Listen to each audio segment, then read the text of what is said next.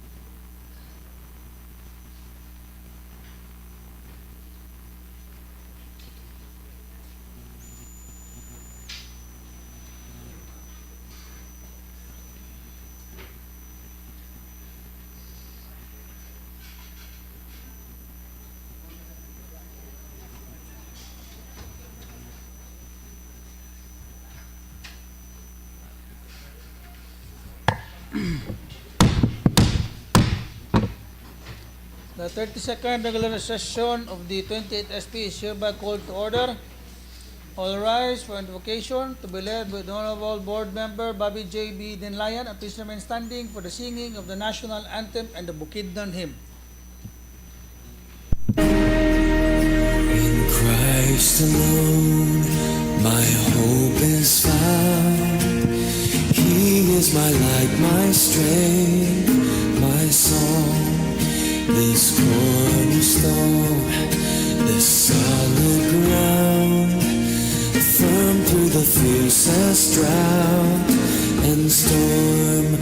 What heights of love, what depths of peace, when fears are stilled, when striving cease. My comforter, my all in all, here in the love of Christ I stand.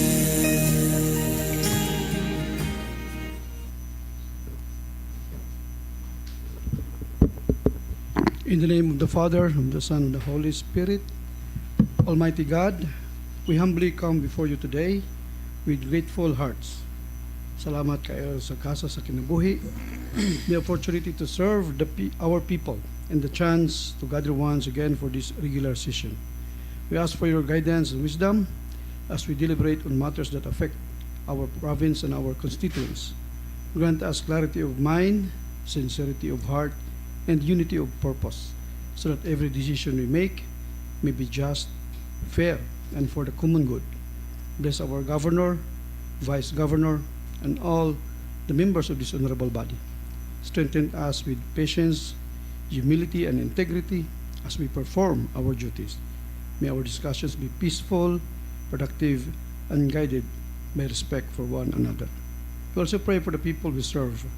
May our actions today bring progress, peace, and hope to every community. This is our prayer. All this we ask in your most holy name. Amen.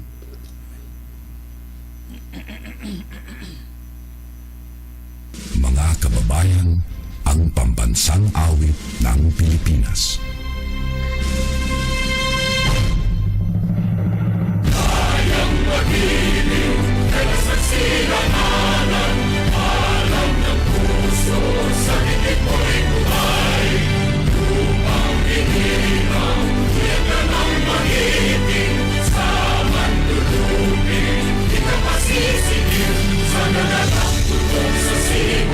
Sa langit mo, ay hinatang tula, awit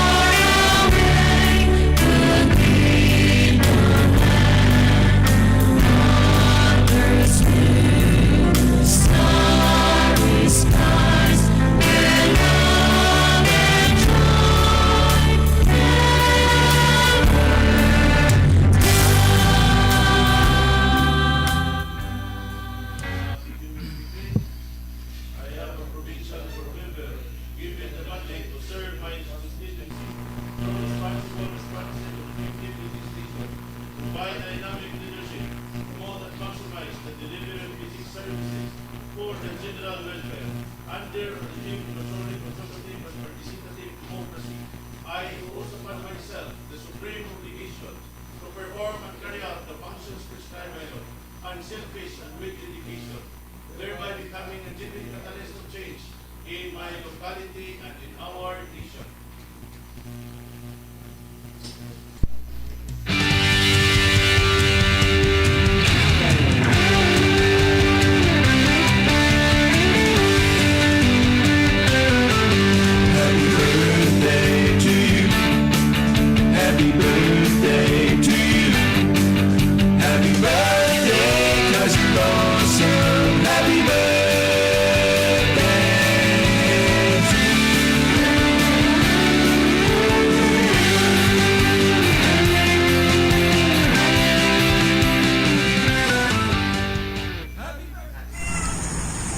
Sir, thank you for the gift of your life and for the way you faithfully serve God's people in your parish, in the diocese, and in the province of Bukidnon. I pray that God may continue to bless you with wisdom, strength, and grace as you carry out your duties. That God guide your decisions and be a voice for the vulnerable and grant success in all efforts that bring good to the people you serve. I pray too for the protection of your family as you surround them with peace and love. May this new year of life bring you abundant blessings, good health, and the satisfaction of knowing that you are making a difference in the world. Happy birthday, sir. In behalf of the Diocesan Synodal Team, Diocese of Balay-Balay, imong mga kaupan, we greet you, everybody, happy birthday! Stay young and loving. Enjoy. Enjoy your day!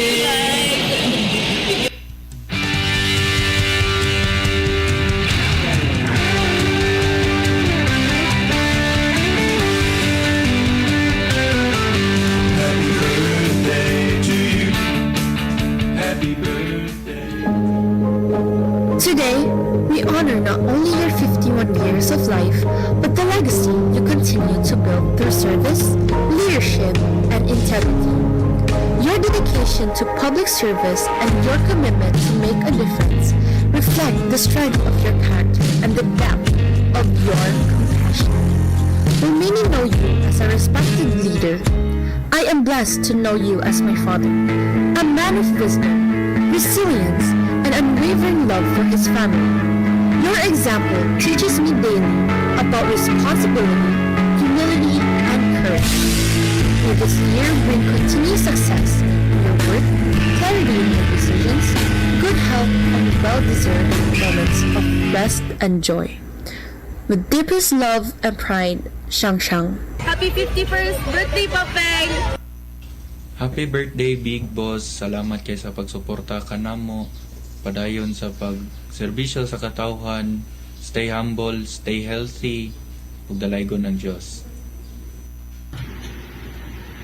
Happy birthday pa. Unta pa ay mo ang adlaw na tawhan na puno sa gugma ug kalipay nga giubanan sa atong labaw nga makagagahom. Wala na ko ilain nga masulti pa kung dili. Daghang salamat sa imong sakripisyo sa tibok nimong pamilya ug sa tibok probinsya sa Bukidnon. Once again, happy birthday.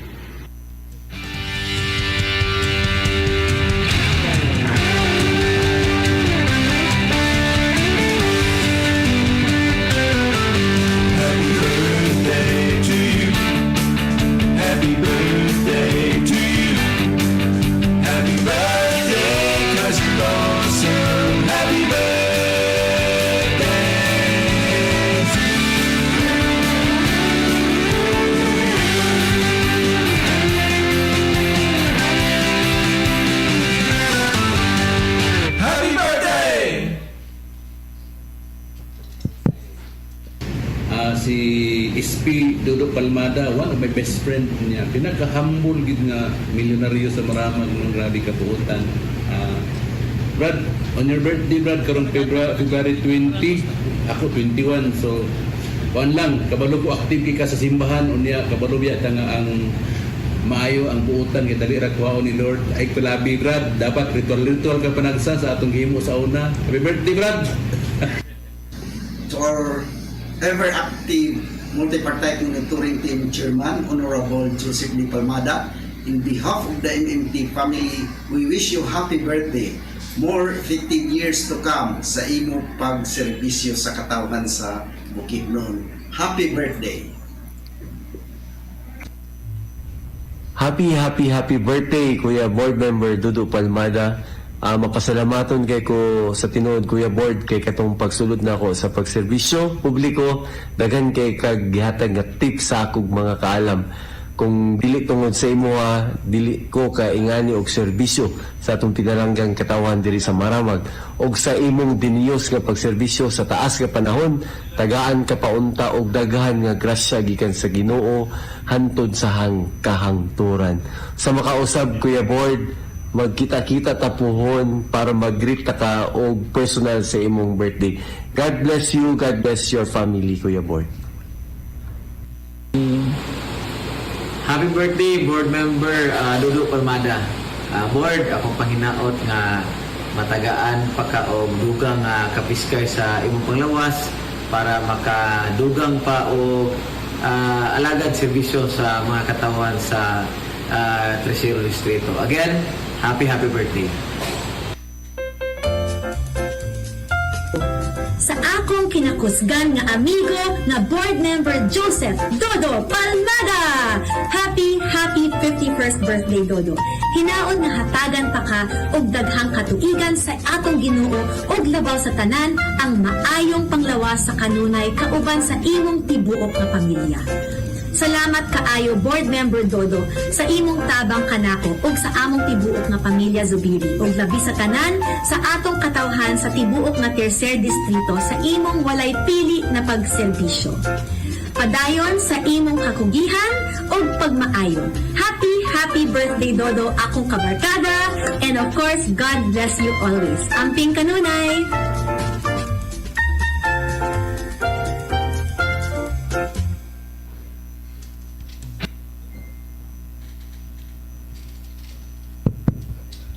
In behalf of the Sangguniang Panlalawigan family, we greet our beloved Majority Floor Leader and Board Member Kuya Dudu Palmada.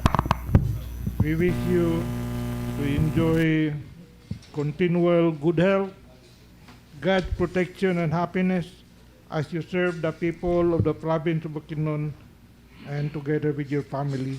Happy birthday. Any words?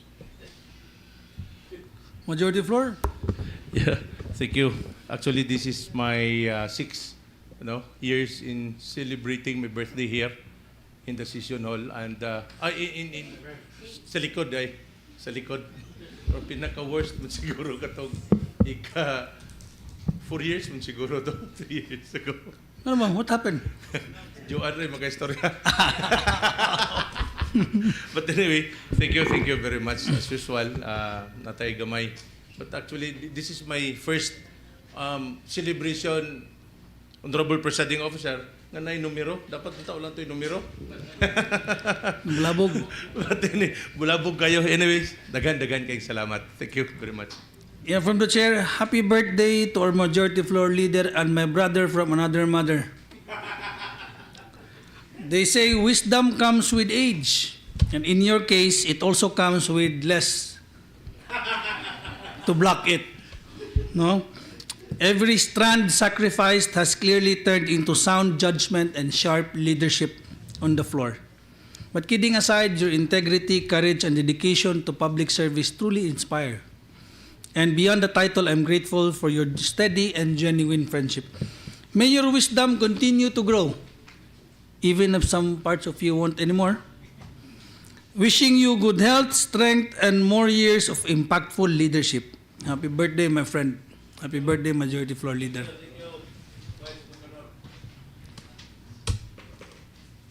Mr. Secretary, can you please call the roll? Yes, Mr. Chair. Roll call. Provincial Vice Governor Clive D. Quino. Here. Board Member Mario Jr. B. Albarezi. Absent. Board Member Godofredo I. Balansag, Board Member Minerva C. Casinabi, Board Member Bobby J. B. Delayan, Board Member Marlon Brando B. Delayan, Board Member Armando Jr. S. Evangelista, Board Member Jose Miguel S. Portich, Board Member Oliver O.N. L. Garcia, Board Member Holy C. Monsanto, Board Member Alicia Resonahon, Board Member Joseph D. Palmada, present. Board Member Ranolfo Jose Jr. G. Pipito, Board Member Christopher Lambert N. Tortola. Mr. Chair, there are 13 out of 14 members of this august body. Well, there is a quorum. Board Member Mario Jr. B. Albarisi. Mr. Chair, there is perfect attendance for this session. Yes. Mr. Chair. 14 out of 14. There being a perfect attendance, the 32nd regular session of the 20th SP is hereby in order. Majority Floor Leader. Good afternoon, Honorable Presiding Officer. May we now proceed for the approval of the calendar of business, and this also includes the approval of the minutes of our previous regular session, Honorable Presiding Officer. For now, we have 46 items for the first reading, 27 items for second reading, 3 items under the question hour, 4 items under the communication, and in our addendum 1, we have 6 items for the first reading. And to include also, Honorable Presiding Officer, for the after na lang, the concern of the Honorable Board Member Onahon, the Chair of the Committee on Public Utilities and Services, and also the concern of the Honorable Minerva Casinabe, Honorable Presiding Officer, to include regarding on our upcoming event of the Northern Mindanao Regional Athletic Association, regarding on the ordinance, to be included in the Chairman of the Committee on Education, Honorable Presiding Officer. So moving for the approval of the calendar of business as presented, Honorable Presiding Officer. Would you like to have the 2 matters included? Yeah. You're still on the approval pa man.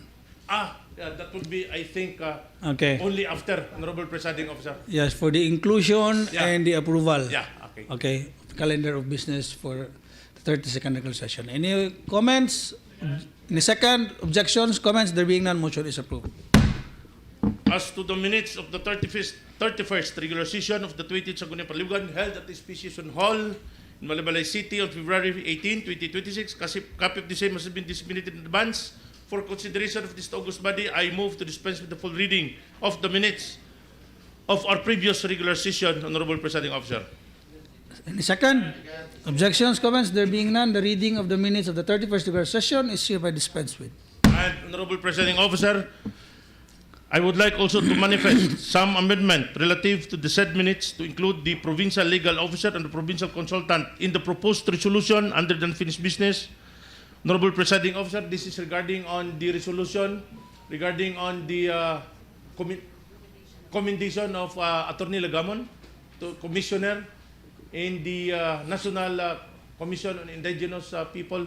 Honorable Presiding Officer, as manifested by Honorable the gentleman from the 4th Legislative District, that to include the legal officer and the provincial consultant in the proposed resolution and the board member, Honorable Presiding Officer. Any second to the amendment? Okay, the amendment is hereby approved. Any second to the approval of the minutes? The minutes of the 31st regular session as amended is approved. Yeah. Thank you, Honorable Presiding Officer. Thank you, Majority Floor. So may we now proceed to the first reading and reference to business. May we now recognize our Secretary, Attorney Apollo Magwali, to read the first item therein. The good secretary is recognized. Go ahead, sir. Thank you, Honorable Presiding Officer. Thank you, Majority Floor Leader. First reading, reference of business, item number 1. Proposed resolution number 138-2026 of the 28th SP, authored by Board Member Bobby J. B. Delayan, 2nd Legislative District, this province, entitled a resolution requesting all local chief executives of every city and municipality in the province of Bukidnon without existing and or active local housing offices to designate the respective focal person who shall serve as a partner of the provincial government of Bukidnon in the implementation, among others, of local housing programs. Thank you, Mr. Secretary. Honorable Presiding Officer, I move for the approval of the following. Item number 1 be transferred to the new business for the day, and this will be marked as item number 28. And items number 2 to 11, this will be referred to the Committees on Appropriation, Rules and Privileges. Items number 12 and 13, this will be referred to the Committee on Barangay and Local Government, Rules and Privileges. For item number 14, this will be referred to the Committee on Beautification, Tourism and on Rules and Privileges. And item number 15, this will be referred to the Committee on Health and on Rules and Privileges. Item number 16, this will be referred to the Committee on Indigenous Cultural Communities, Indigenous People, and on Rules and Privileges. 17 and 18, Honorable Presiding Officer, this will be referred to the Committee on Environmental Protection, Climate Change, Disaster Preparedness, and on Rules and Privileges. For item number 19, this will be referred to the Committee on Labor, Manpower Development, and on Rules and Privileges. For item number 20, this will be referred to the Committee on Laws, Justice, Human Rights, and on Rules and Privileges. For item number 21, this will be referred to the Committee on Ways and Means, Trade and Industry, and on Rules and Privileges. For item number 22, Honorable Presiding Officer, this will be referred to the Committee on Good Government, Public Accountability regarding the quasi-judicial functions, and on Rules and Privileges. For item number 23, this will be referred to the Committee on Public Services, Utilities, Transportation, Rules and Privileges. And item number 24, this will be referred to the Committee on Women, Family Relation, Rules and Privileges. And item number 25, this will be referred to the Committee on Youth, Sports and Development, and on Rules and Privileges. And items number 26 to 46, this will be transferred to the new business for the day, and this will be marked as items number 29 to 49. In our addendum 1, Honorable Presiding Officer, from items number 47 to 52, this will be transferred to the new business for the day, and this will be marked as items number 50 to 55. And also, as manifested, Mr. Honorable Presiding Officer, on the matter that was referred to the chairmanship of Honorable Unahon, and also Honorable Kasinabe, Honorable Presiding Officer, that two items be also marked as item number 56 and 57. So moving for the approval. As enumerated, Mr. Honorable Presiding Officer. Objections, comments? There being none, motion is approved. Honorable Presiding Officer, we will now proceed to our question hour. We have 3 items in the question hour. Item number 1, to receive the various resolutions individually authored by the members of the 28th Sangguniang Panlalawigan of this province. And also item number 2, to update the members of the 28th Sangguniang Panlalawigan relative to the status and access road leading to the Bukidnon Airport. And also to apprise the members of the 28th Sangguniang Panlalawigan to the following constructions within the Bukidnon Airport project in Don Carlos, Bukidnon. And also the status of the power supply, electrification of the first Bukidnon Electric Cooperative to the construction site in our Bukidnon Airport. And lastly, Honorable Presiding Officer, item number 3, to present the members of the 28th Sangguniang Panlalawigan relative to the final presentation of the allocated budget and the theme for the Kamulan Festival 2026. For now, Honorable Presiding Officer, may we now recognize our Secretary to read all the resolutions and recommendations. Our Secretary, Attorney Apollo Magwali, before we will suspend our internal house rule, Honorable Presiding Officer. Yes, Mr. Secretary. Yes, Mr. Presiding Officer. Republic of the Philippines, Province of Bukidnon, Sangguniang Panlalawigan, Resolution number 2026-1106 of the 28th SP during the 27th regular session.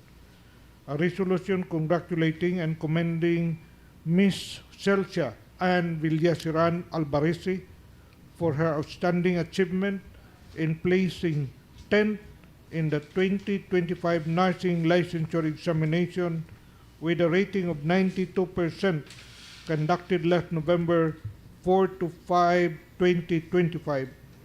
Authored by Honorable Mario Jr. B. Albarisi, Board Member, 1st Legislative District, Province of Bukidnon.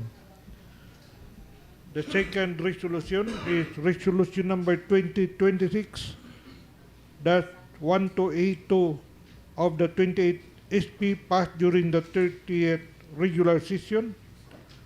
A resolution congratulating and commending Mr. Rocky D. Logroño of Local Government Unit Maramag for winning the silver medal in the shot put F40 category and the bronze medal in the javelin throw F40 category in the recently concluded 30th ASEAN Para Games Thailand held on January 2026 at Nakhon Ratchasima, Korat, Thailand. Authored by Honorable Minerva C. Casinabi, Board Member, 3rd Legislative District, Province of Bukidnon. Majority floor. Thank you, Mr. Secretary. So for now, Honorable Presiding Officer, I move to suspend our internal house rule to accommodate our invited guest for this afternoon. Honorable Presiding Officer. Motion is approved. And we now request the author of the resolution, the gentleman from the 1st District, Honorable Mario Albarisi Jr. The Honorable Alvarez is recognized. Go ahead, sir.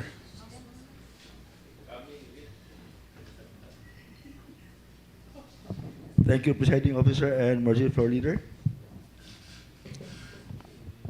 We have here Sangguniang Panlalawigan Resolution number 2026-1106 of 28th SP, authored by yours truly. This province entitled a resolution congratulating and commending Miss Chelsea Ann Villaseran Albarese for her outstanding achievement in placing 10th in the 2025 nursing licensure examination with a rating of 92% conducted last November 4 to 5, 2025. Whereas Miss Chelsea Ann Villaseran Albarese demonstrated exceptional academic excellence by earning the prestigious 10th place with an impressive rating of 92%. Ms. Albarese graduated with a degree of Bachelor of Science in Nursing as magna cum laude at Mindanao State University Iligan Institute Technology, MSU IIT, which also achieved a remarkable milestone as the top performing school in the November 2025 NLE examinations.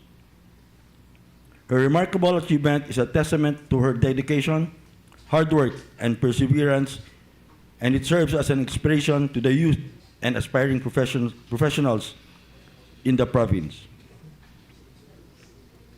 The Sangguniang Panlalawigan of Bukidnon recognizes the importance of acknowledging the achievement of each constituent as a way of motivating others to strive for excellence in their chosen fields.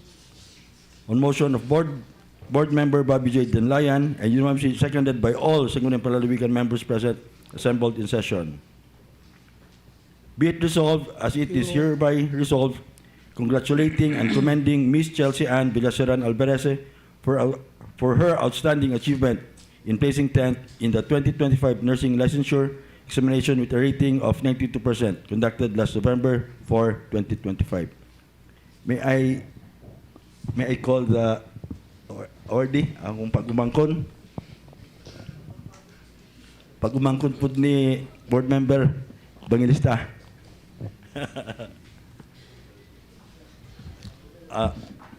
She got 92. How about you?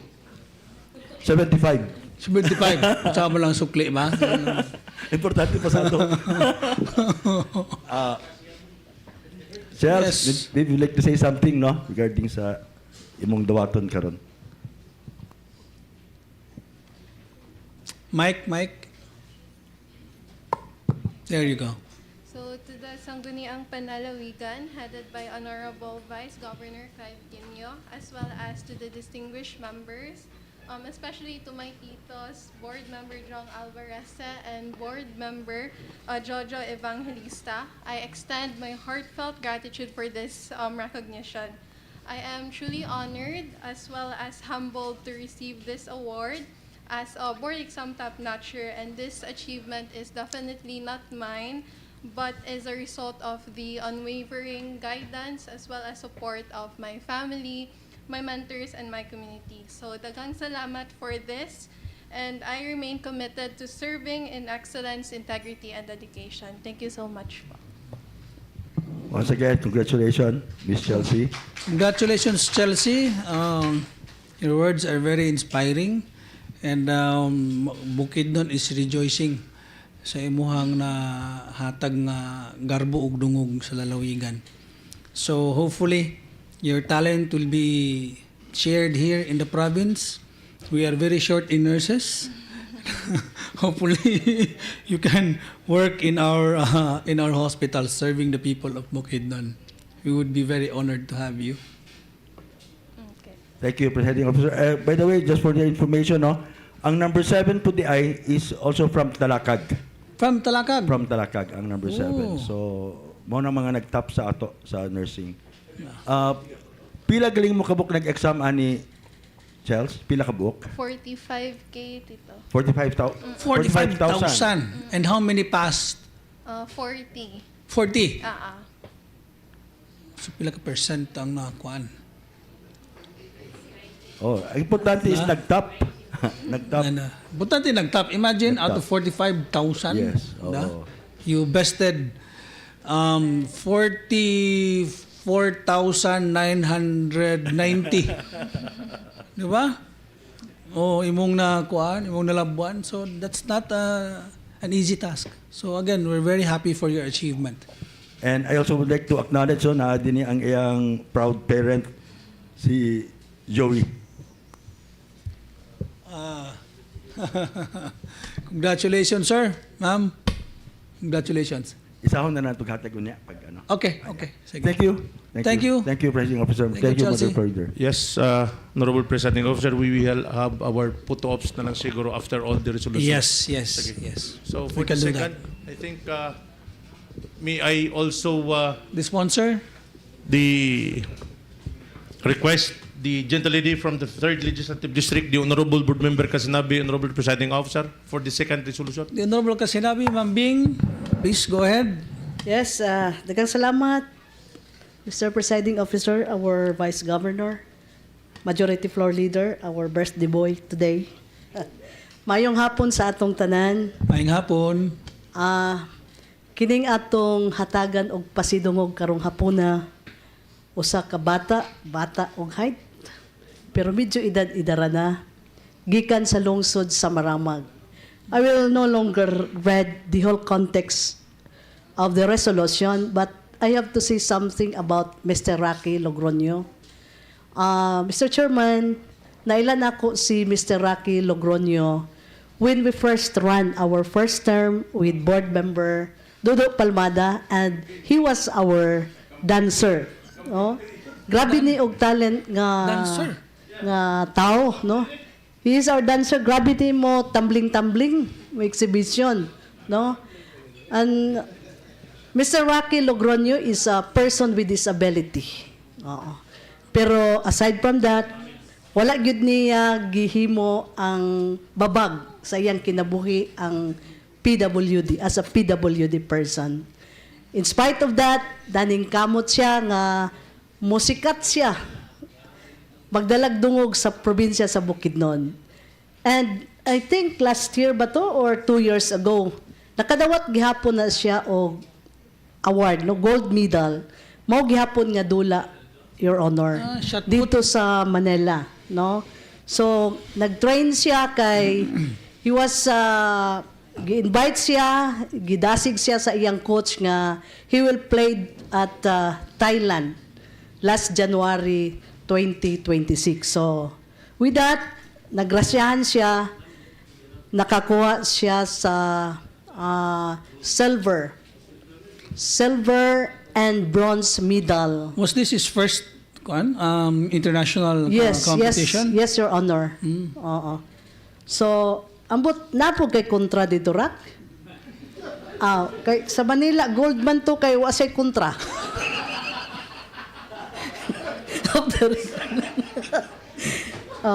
Pero dili lalim kay nakita nako Mr. Chairman murag kuan to kanang metal gyud kanang putha gyud. Shot put, di ba? Yes. Kailangan is a ball.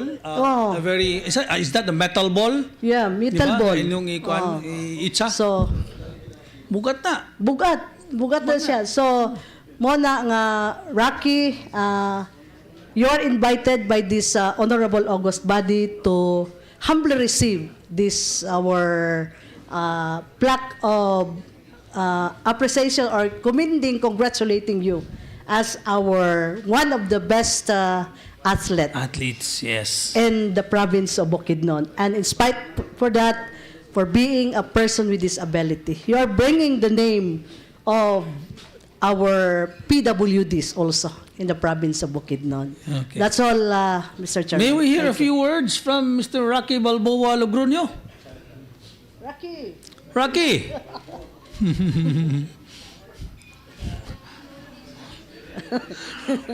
There you go.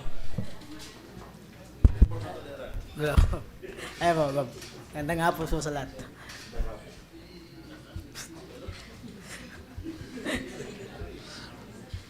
Yes, unsa may imuhang training giagian o then kinsa man imong gusto pa salamatan sa imuhang kalampusan nga naangkon sa natad sa sports.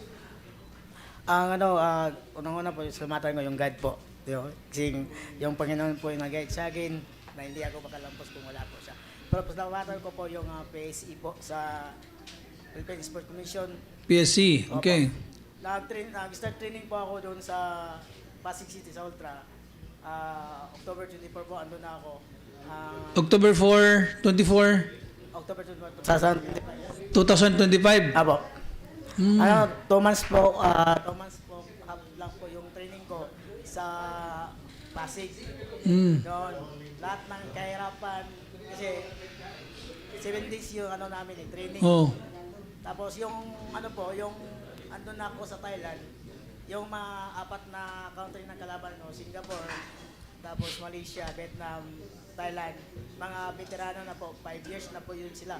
Yung Singapore at Vietnam, yung Olympiad na po yun sila sa athlete. Yung Singapore, new record sa aming category.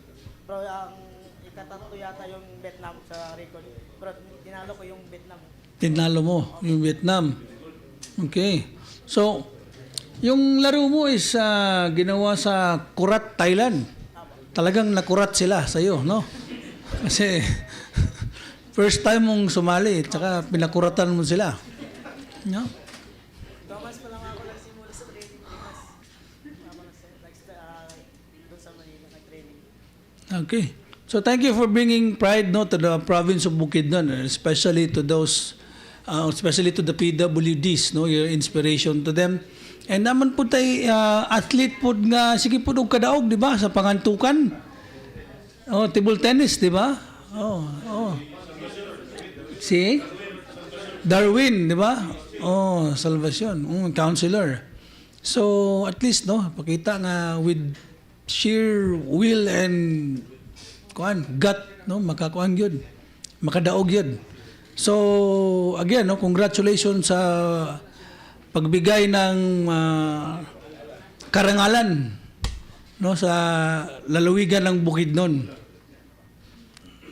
Congratulations. Okay. Yes, Honorable Alvarez, baka may gusto kang may tatanungin lang ako. Mahirap to Tagalog. Baka may gusto kang idugang. 2 months ka lang sa Manila, Tagalog na. So, Rocky, tanungin lang kita, kaano kabigat yung shot put? Sa mga kategory. Ay, Tagalogin mo. Sa mga kategory, 4 kilograms. 4 kilograms. 4 kilo. 4 kilos. Yung javelin, mas matangkad sa'yo yun. Taga 7 feet. 7 feet. Wow. Unsa? Gano'ng kabigat? Oh, gano'n ako naman tinagalogan eh. Sa kabugat. 600 na gramo. 600 grams. Exactly. 600. Wala rin ng kilo. Wala na kilo. Pero taas man kayo. 7 feet. So, okay. Murag daog David and Goliath ana. So once again, maraming salamat Rocky Balboa. Okay. Kano sa imong sunod nga kuan nga event? Sa karon ko next month paabot lang ko kung usa ko pabalik ko sa Pasig kay mag-start ko training karong sunod bulan. Daw mi narpiran na dola sa Morocco. Morocco. Oh. Dabay ko ala kisabay sino mawala ka dito kailan lang kang nakauban.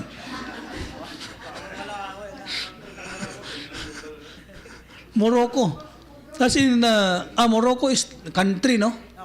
Country siya, Morocco, Casablanca. Andaman daw po na ako sa Mundula. Sa Mundula nimo. Okay. No, curious lang ko. You look normal. What's your disability? Ang height. Dwarfism. Okay.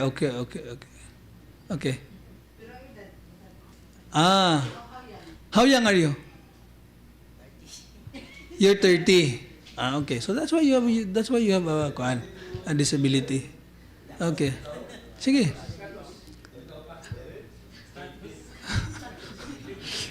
Marites naman. Okay. Maybe you will find your luck in Morocco. Good luck to you. Okay? Sige, okay. Thank you, Rocky. So continue to bring pride to Bukidnon. Okay. One of our sports coaches here, no? Labi na sa boxing puning yan. Oh. Okay. Thank you, Mr. Presiding Officer. Rocky, unsa kalayo ang imong na yes. Ana. Abdan. Sa shot put. Layo na ako 7.40 meters. 7.40 7.40 meters. Okay, mga diha og dito. Sa javelin throw nimo. 24. Okay. Layo Bugat ka na. Ako try ko na sa high school ko pero were the other competitors same sa imuhang disability? Siyempre, kaning dola mangod sa javelin sa puti mo basta din natin mo. Isod ang dola. Pag timing, di ba? Nga mo straight ang imong labay. Ako nag-starting ko sa labay sa javelin December. Sorry? December nag-starting ko training sa javelin. December pa. January. Isa ka bulan. Ay noon saan kung alas 5 pa doon sa alas 8 pa doon sa alas 5 kay initsahan nakaugkuan javelin. Pwede kipon sayon, dili sayon. Sa Rocky, last ako nga question, ang imong mga kontra dito, unsa may ilang mga pre sa imo? Para may kategory pero taas pa sa tingsi sa kamot or height na ako. Okay. Sa kategory, ako ray pinakabugong na kamot sa Pero ikaw po pinakataas dito na yun, kuan labay. Singapore. Okay. Sige. Singapore. Sige, thank you. Okay, thank you, Honorable Anahon. Okay. Anyone else would like to ask? So kung wala na, again, Rocky, salamat kayo no, sa paghatag garbog dungog sa lalawigan sa Bukidnon. May God bless you always and may continue to bring, hopefully next time, gold na gyud. Okay. Thank you. Honorable Presiding Officer, we will have our photo ops. Okay. And we would like to request si Ma'am Chilsa Albarisi and Rocky.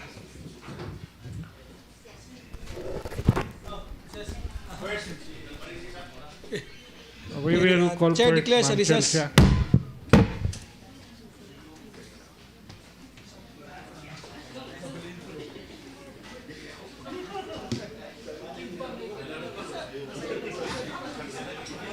Huwag sa'yo magsugod pa. Thank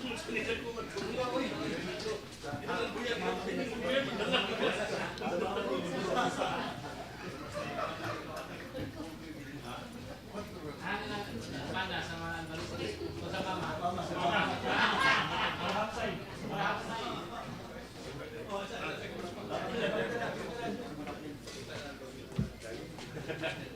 Posisyon.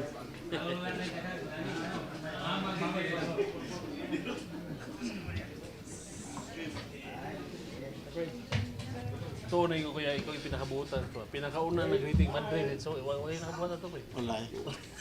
May nakupit. Sa ako ba? Pastor, bro.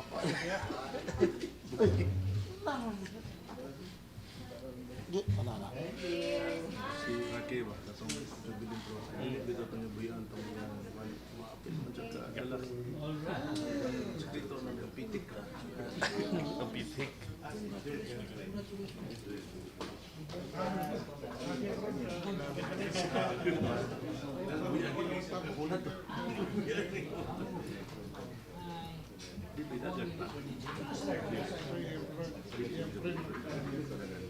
Dagan eh. Dagan yung mga gamay.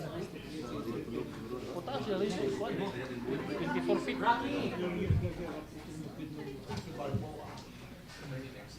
Guwapo sa kaya ngalan o kay Rocky. Di ba i-dagan na yung bubuyan? Oh. Sa Bilitro? Ang dito na di ba ang pitik naman yung dito bubuyan ba? Masalag ka na. Bukod sa ang coach. Hinanglan, mag-gold na sa Morocco ba? Ah, nere. 3 months na training na to, pero 6 months na, gold na. That is small but powerful. Dua-dua na yan. Dua na. Ayo, lagot kay. Kanya to na to.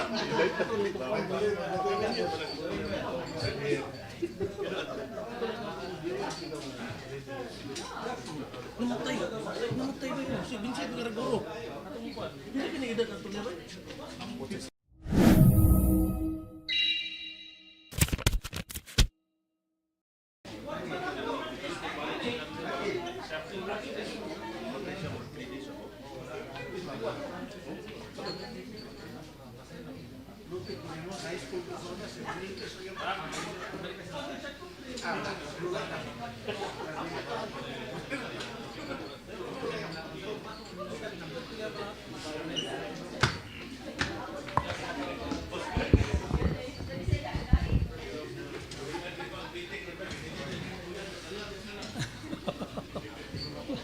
Bully ni birthday boy niyo.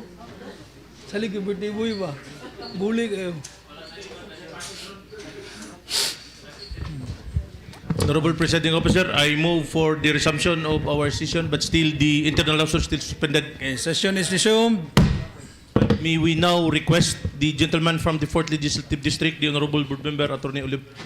The Honorable Garcia is recognized. Go ahead, Garcia, Attorney. For the second item, the question now. Thank you.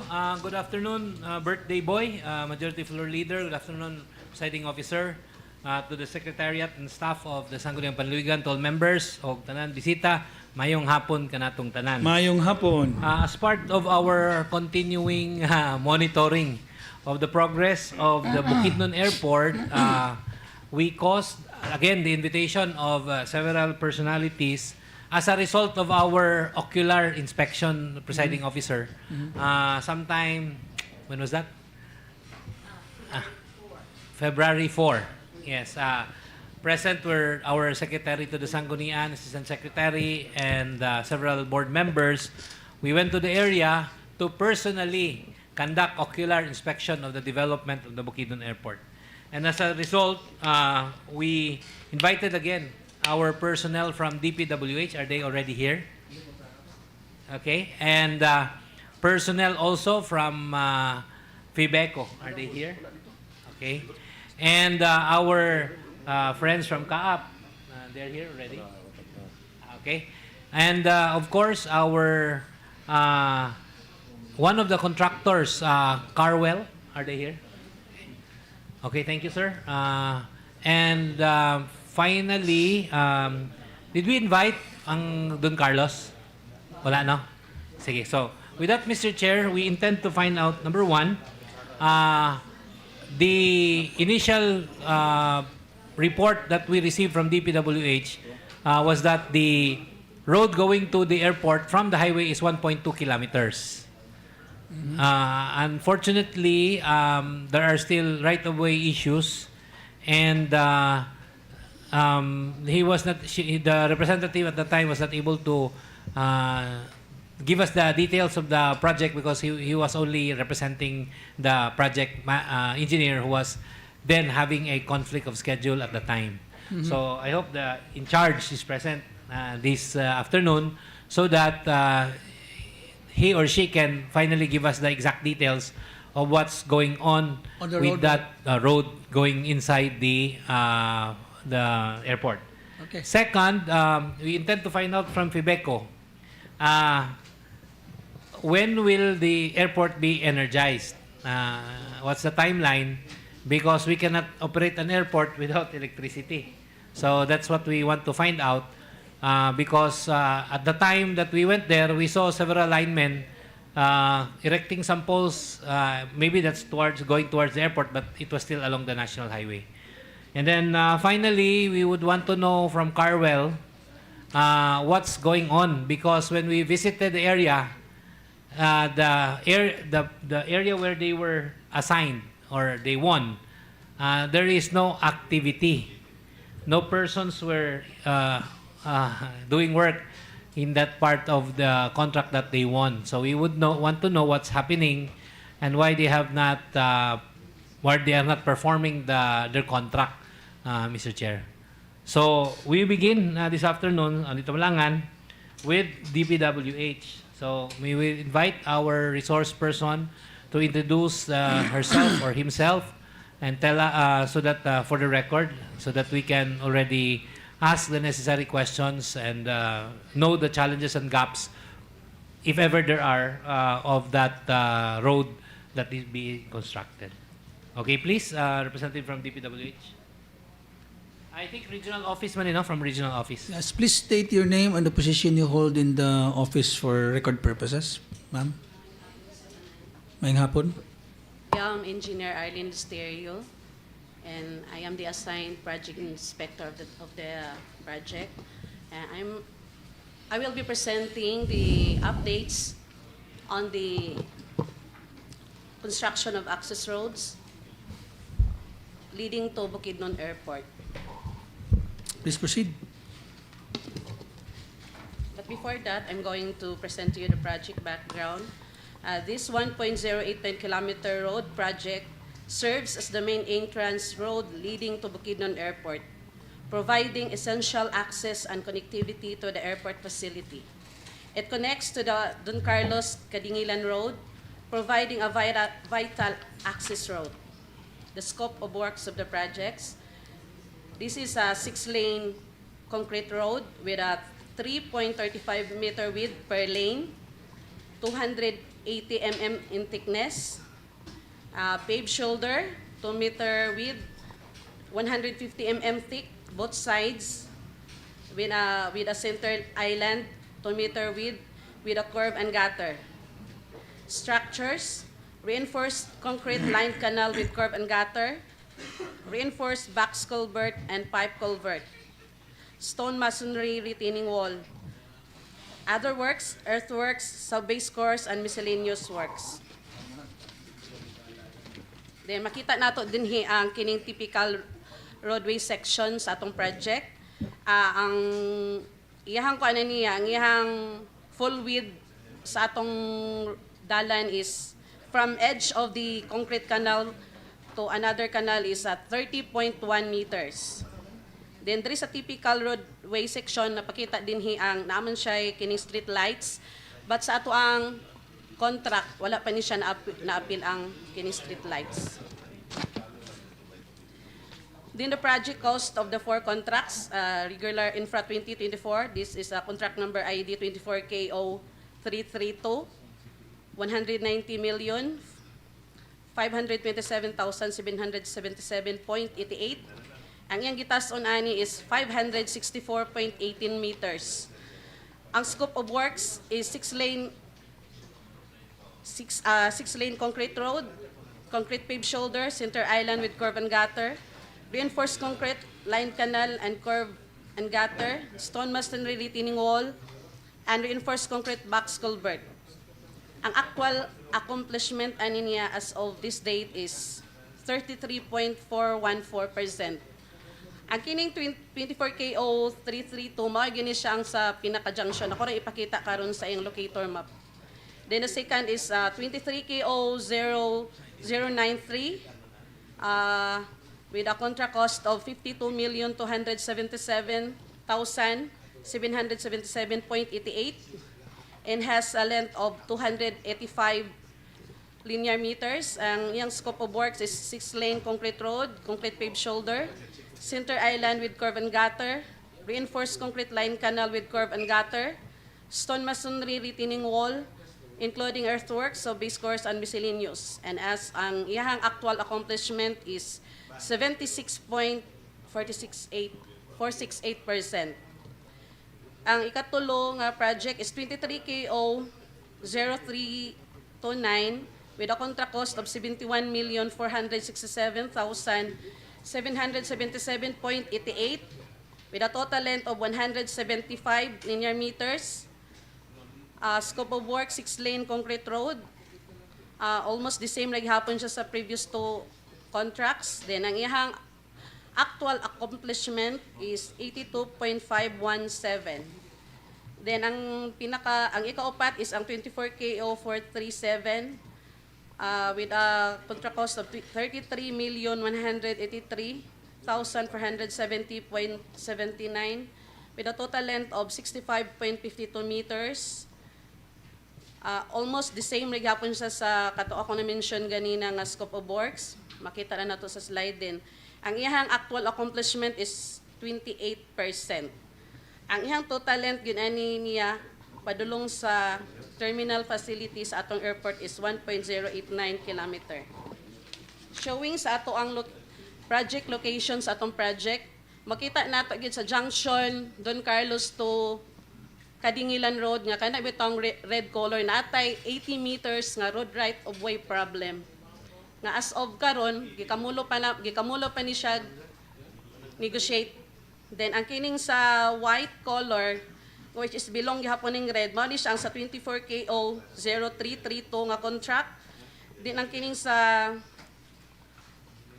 ang next dayon is kini dayong 23KO0039 then 24KO0437.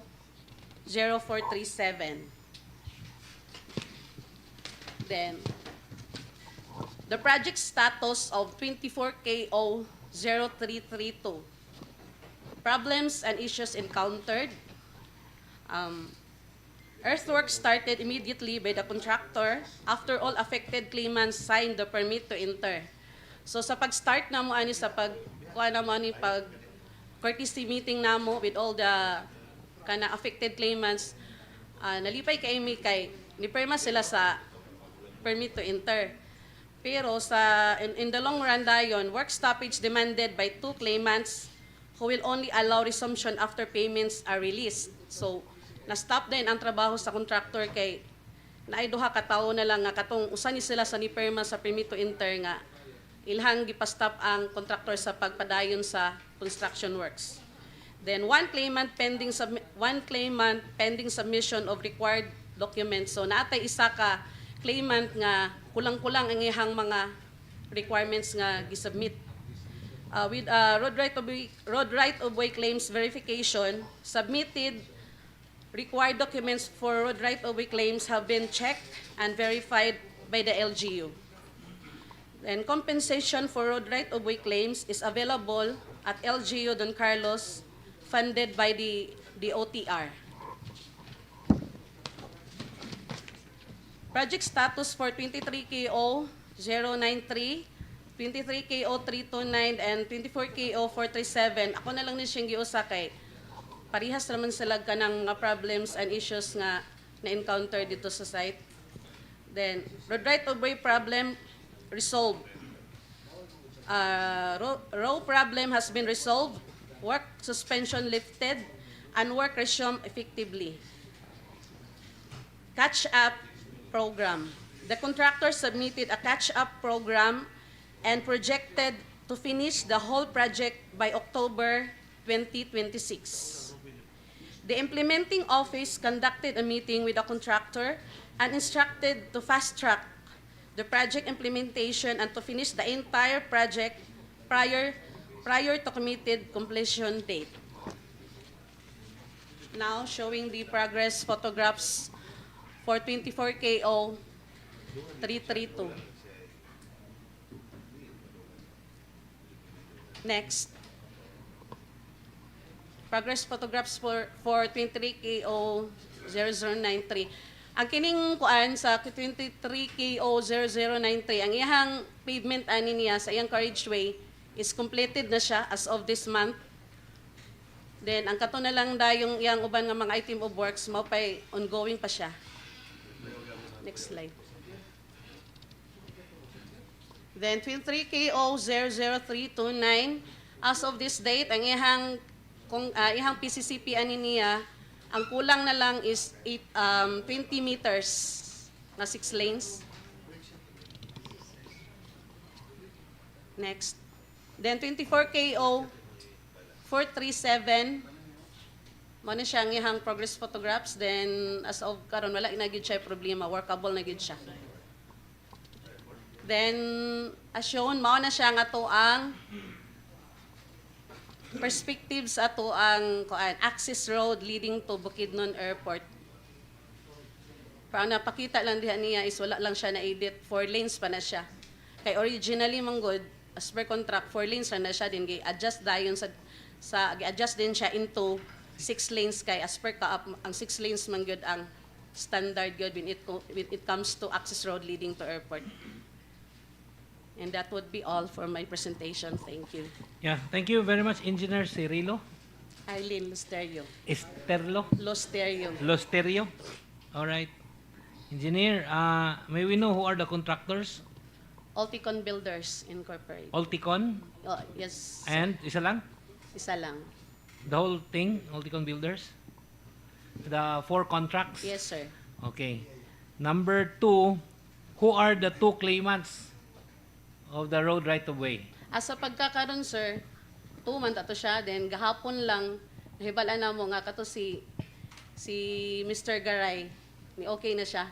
Okay, Garay. Then, ang isa na lang yun nga nagpabilin, wala pa siya. Ang isa si Mrs. Cordero. Oh, ang problema lang manggod ato kang Mrs. Cordero, sir, kay pag-evaluate sa pag-check sa ihang mga dokumento, nagyoy kulang. Oh, mautong wala siya deed of sale. So ang LGU. Why will you stop? By the way, why will you stop? There's a permit signed. And then they don't even have documents to show nga ila. So what is their Maglikay lang pud mi, sir, nga basig na ay kuan dito mahitabo sa site ba unsay ang contractor di pud sila pasali nga unsay nalakatisting na mungod mi ana nga naay mga lihok ba nga. Oh, you know, is Mrs. Cordero a killer? Gani. I mean do that. Ihangyo lang gyud si Mrs. Cordero nga miskin na lang gyud untag 1/4 sa iyang compensation ma-advance ug hatag sa iya ha.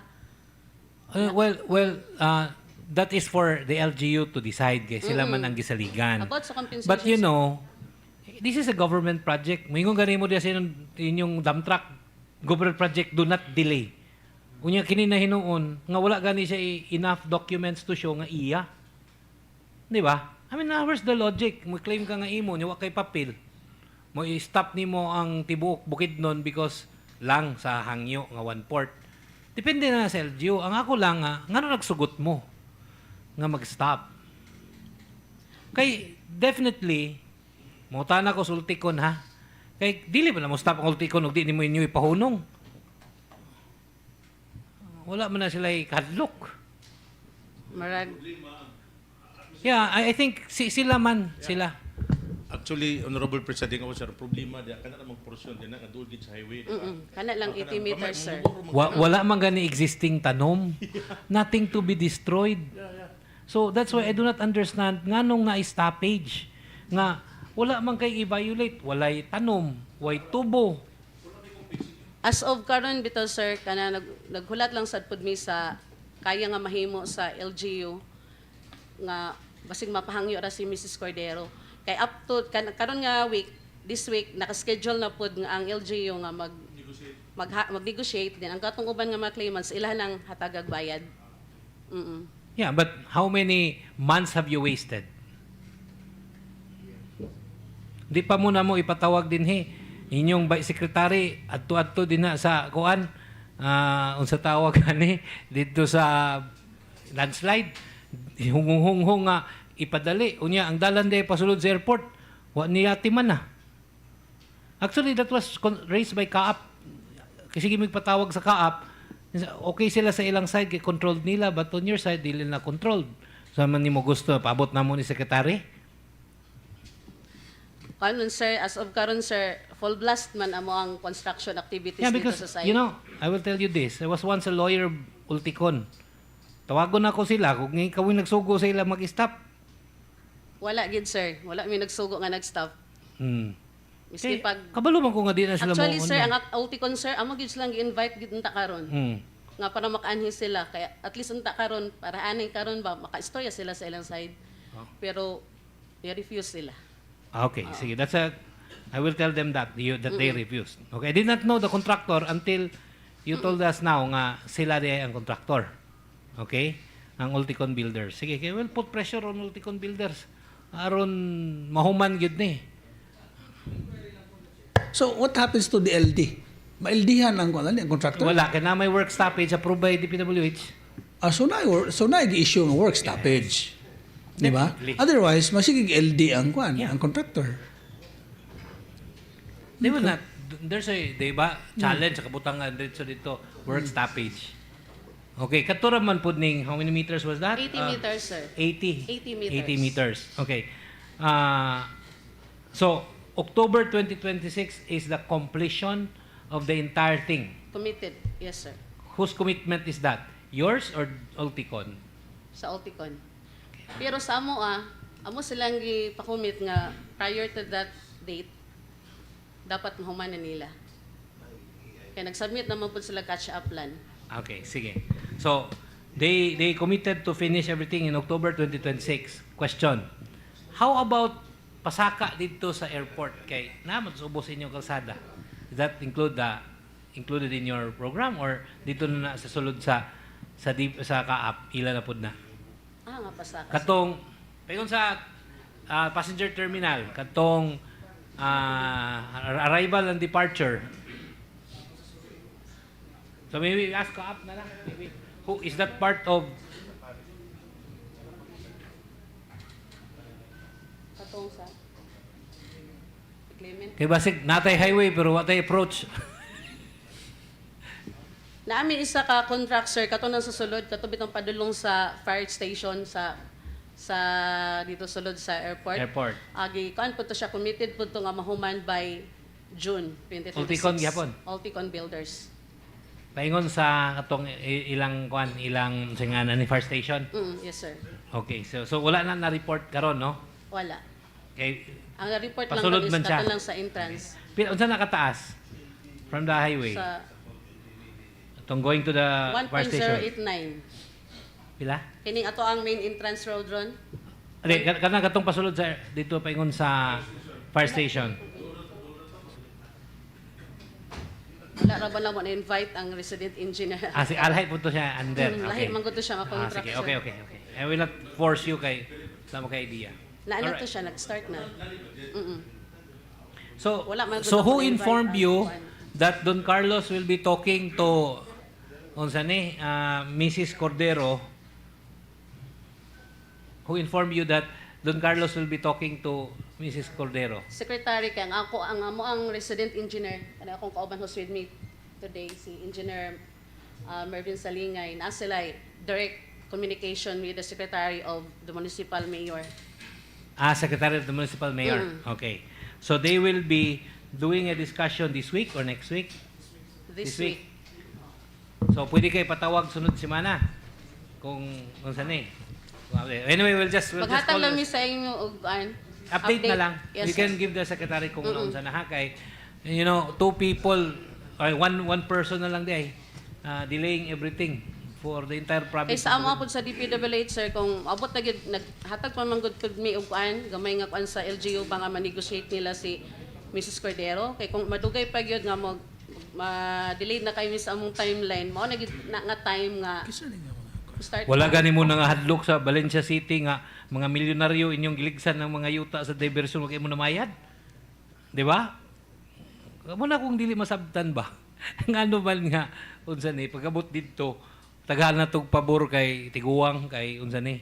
Dis magunsa ha. But daghan ming claimants din ha. Daghan mga kliyente na ko nga mo pailay pag-claim sa inyo right away.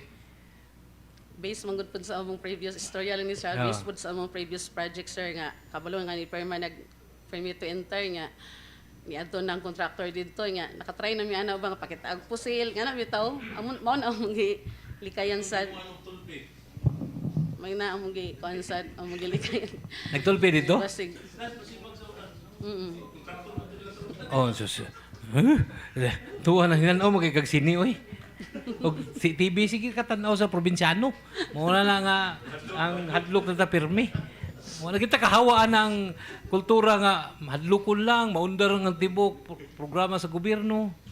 Well, anyway, sige na lang. Okay, so at least that will be next week.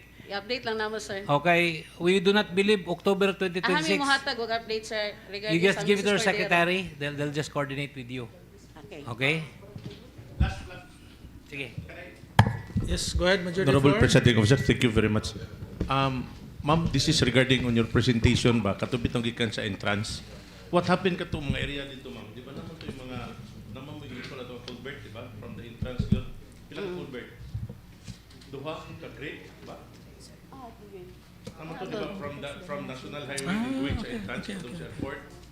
Di ba naman may Naman mi ana reinforce ang kanang the whole stretch of the project gid sir gikan gid sa entrance padulong sa natay reinforced concrete line canal yes sir. Then aning tay dito nga nag-cross di ba? napud tay box culvert. Box culvert lang. Duha nay isa ka box culvert din ang next dayon sa sa precast contract natay RC pipe culvert. RC pipe lang. Mas gamay to dito, ba? Pero ako pangutana, what happened sa kato mga area sa kilid? Natay service road dito nga gigahin? Kuan sir, ang katong amo nang gi-present dito kang mayor dito sa Don Carlos. Lagi tay service road ana siya nga sa both sides pero wala pa na siya na-appeal mong good sa budget ninyo. Budget good Now, karon. what happened man kung magbutang og service road, kinsa may mag-compensate na sad kay another na sad na makuha ng area, di ba? Kaya dili man pwede nga from the farm, mudritso sila dito tunog sa atong gi-concrete. Di naman say balaod dakpon sila, manghugas sa sila ilang ligid. That's why what happened na sad sa katong ilhang katong both sides gyud magbutang og service road. Muna akong pangutana karon. You know, daghan na kay tagbalaod, Sa dalimdan na pagkakaroon, gan sir, dili pa gyud may makatubag-ana. Kaya butang na to ay consider na to na, di ba? Siyempre, magbutang na mo din na concrete na mo. Siyempre, napamunta yung mga sugar cane, considering ang ilang classification sa ilang area is still agricultural land. So magtanong din na sila tubo din na. Now, what happened? Ako, for me, pwede sila mo agi sa dalan na to sa airport. Okay. Pero limpyo ilang ligid. Na may balaod na dugay na kayo. So, enforce lang na dayon sa LGU. Samtang wala pa nakahimo og service road. Service road. Okay. So, Kaya for the meantime, ang service road pwede man concrete, pwede dili. 'Di ba? Kung gusto sila nga di sila mahasol, mag-setback sila sa ilang mga farm. 'Di ba? That's right. Agi-agian nila rough road lang para sa man og exit. Pero kung gulat sa gobyerno, it will take time. Now, kung di sad sila, agi man sila pirmi sa National Highway kanang atong kuan. Pero limpyo lang lagi ilang ligid. Okay. Sige. Pero at least na-discussan na dito kang mayor about sa service road. Oo. Sige. So, thank you. Okay.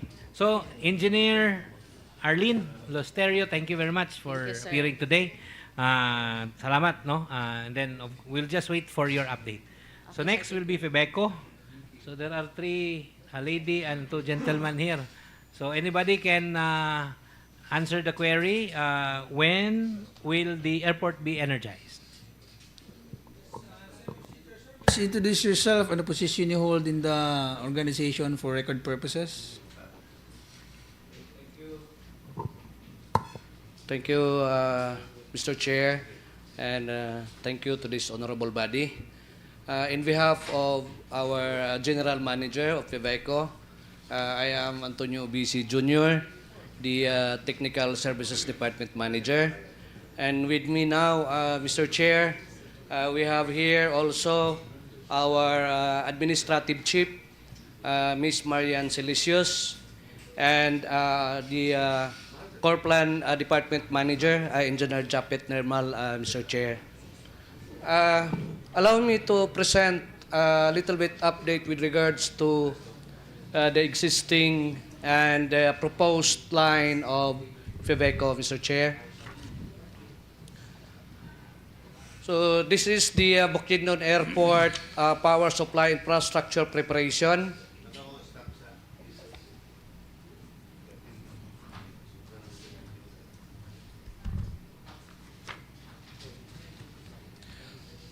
So FEVECO, in coordination with the CAAP, LGU, and other concerned agencies, developed distribution line network initiative to ensure high reliability and meet the operational standard, demand, and timeline of the Bukidnon Airport. The technical framework focuses on the establishing a robust, redundant connection through the construction of new substation in Don Carlos and dedicated and alternate feeder lines for the airport, Mr. Chair. So this is the map, Mr. Chair. This is our franchise area. So just an update, Mr. Chair. So this is the existing sub-transmission line, Mr. Chair, supplying our existing substations. This is our single line diagram in our coverage area, Mr. Chair. So overview of FEVECO franchise area and Maray-Maray Don Carlos Airport location. So this is the bird's eye view, Mr. Chair. So the airport and Don Carlos, an existing substation, Mr. Chair. So if you can see the color, Mr. Chair,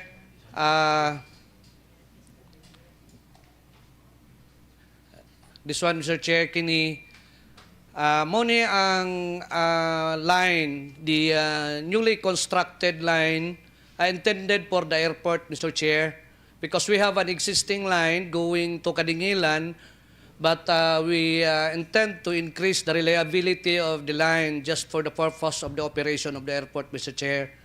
So this project, Mr. Chair, amounting to 12 million, almost 13 million, Mr. Chair, we requested funds from the office of the good Senator Mig Subiri, and we allocated 20 million from the GAA 2025, Mr. Chair. So this project, Mr. Chair, is already existing and ready for energization.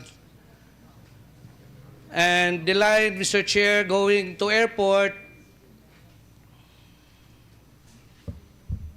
So this one, Mr. Chair, the blue color, kini siya, Mr. Chair, this connection line going to airport, this is funded by the CAAP, Mr. Chair, almost more than 5 million, Mr. Chair. And this is already existing and ready for energization. So gahulat na lang ni Mr. Chair kung kanusa mag-request si CAAP for the energization sa ilahang system. But on FEVECO distribution line, Mr. Chair, ready na si FEVECO. We will use the existing substation and the newly constructed line, Mr. Chair, from Poblacion Don Carlos. And to continue, Mr. Chair, to update this color, Mr. Chair, kining yellow color, mo ni siya ang atong existing line connecting Don Carlos to our existing Camp 1 substation. So mo ni ang gigamit karon nga mo'y ga-supply sa Don Carlos, going to Kadingilan, and also supplying power to the construction of the airport, Mr. Chair.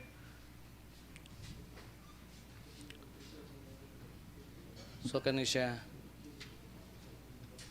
And also, Mr. Chair, to provide more reliable connection, since we have existing 10 MVA substation in Maramag, so para at least na ay redundant supply for the airport, so we requested again funds from the office of the good Senator Migs. So naa na siya 20 million, Mr. Chair, to construct a connecting line from base camp Maramag to San Nicolas, Don Carlos. So dito siya moagi sa likod. If in case na ay problema ang linya from Don Carlos, so we can still supply power to the airport, getting power from Maramag. So muna siya Mr. Chair. So the red line. Okay. So to give also update with regards to our existing substation, kung kaya pa ba niya supplyan si airport. So this is our existing substation, Mr. Chair. We have 6 substation with a total capacity of 100 megawatt. So this is the actual loading. So 64 pa lang ang load sa ato ang 100. So kaya pa kayo niya supplyan, Mr. Chair. So on the red font, Mr. Chair, M1 Campuan Substation, M3 Anahaon Substation, and M4 Palma Substation. Mo ni siya ang musupply sa power sa airport. So if in case na ay mag-failed ng substation, we can still deliver supply power to the airport, Mr. Chair.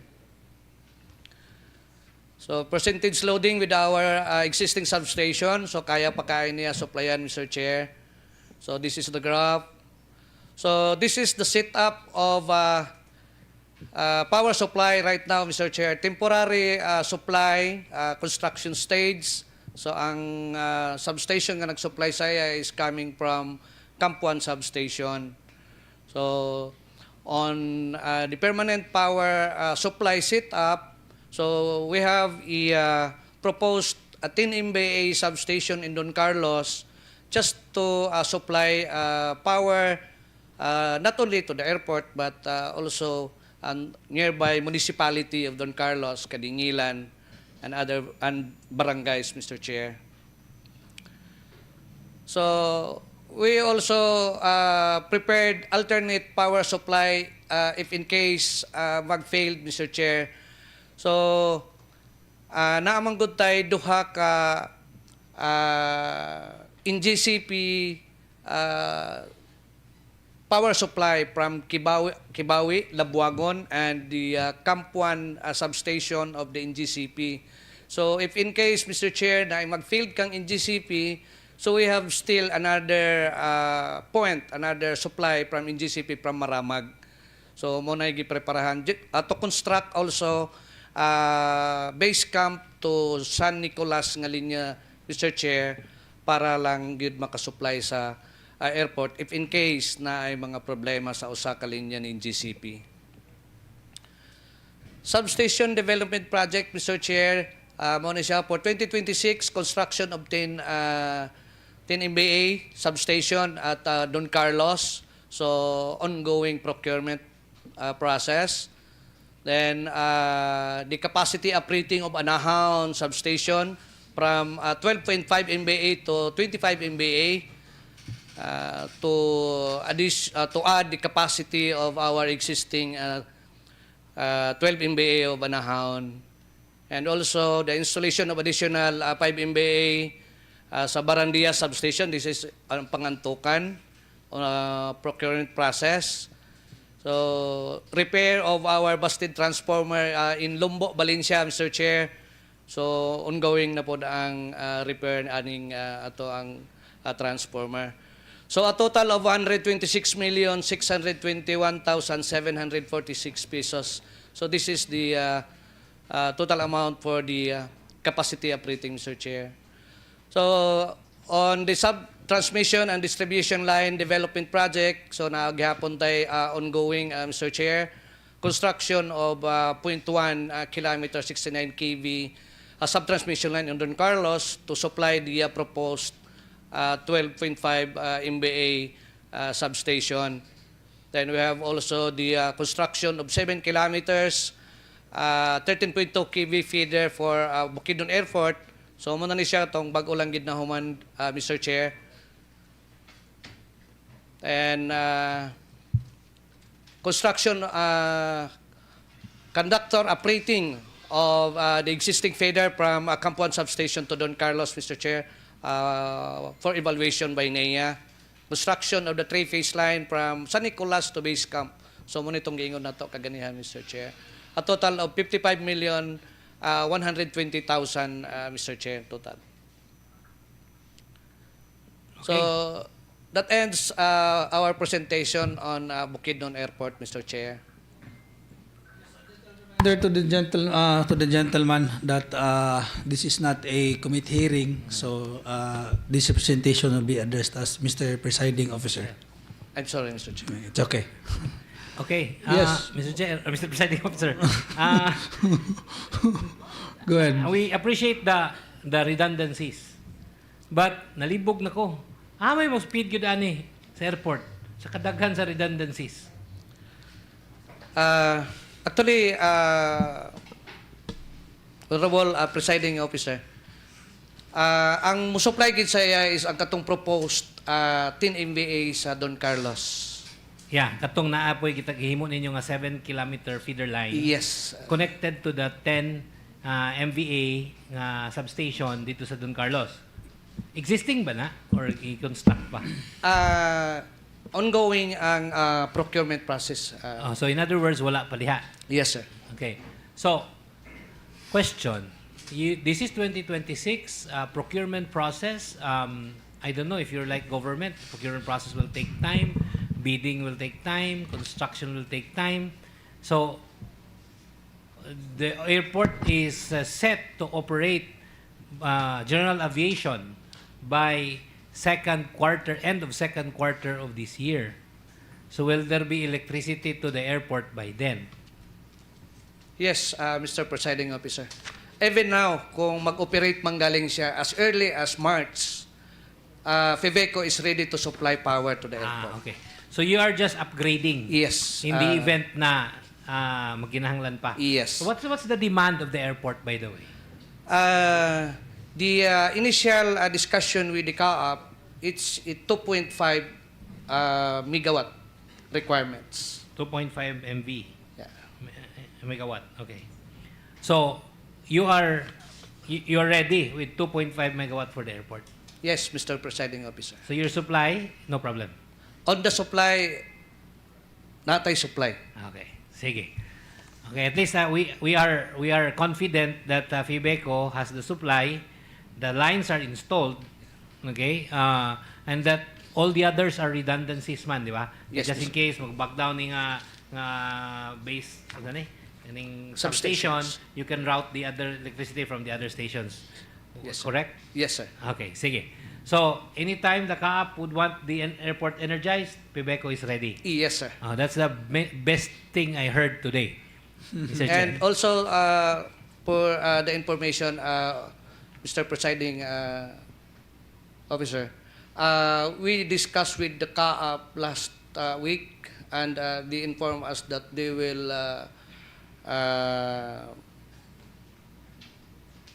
conduct testing on their equipment the end of March, Mr. Chair. Okay. So then by then you are ready to give them the power. Yeah. Okay. So Engineer Antonio Obisid, sir, salamat kayo, no, for that information. Yield to my colleague, the Honorable Rosado. I just like to be clarified. Lines were already installed. Yes, Mr. Presiding. Okay. Is it? Yeah, Nana. Nana, complete na, sir. Is it an underground installation or dili dito sa Lubao? Ang gibutang ni FEVECO is up to the metering only. Metering dito sa CAAP. Because on the airport side, wala sila mag-allow nga overhead, okay. the underground. And that is part of the activity of the CAAP. Ang sa sulod. Gawas lang ang gipakwan nila kang FEVECO. Okay. So wala pa sa sulod, wala pa gyud. As of now, during our last discussion with the CAAP, wala pa sila connection from the metering point paingon gyud dito sa ilahang substation because they have their own substation sa sulod. So mungutana ta sa CAAP kung unsa na ba ang status sa installation sa atong lines within The airport? Okay. So I think our the gentle lady is here from Kaap, no? Kids na ba? Yeah, and we hear from Kaap. Thank you, engineer. Thank no? you. Thank I think Thank you, sir. the question will be most referred to the Kaap.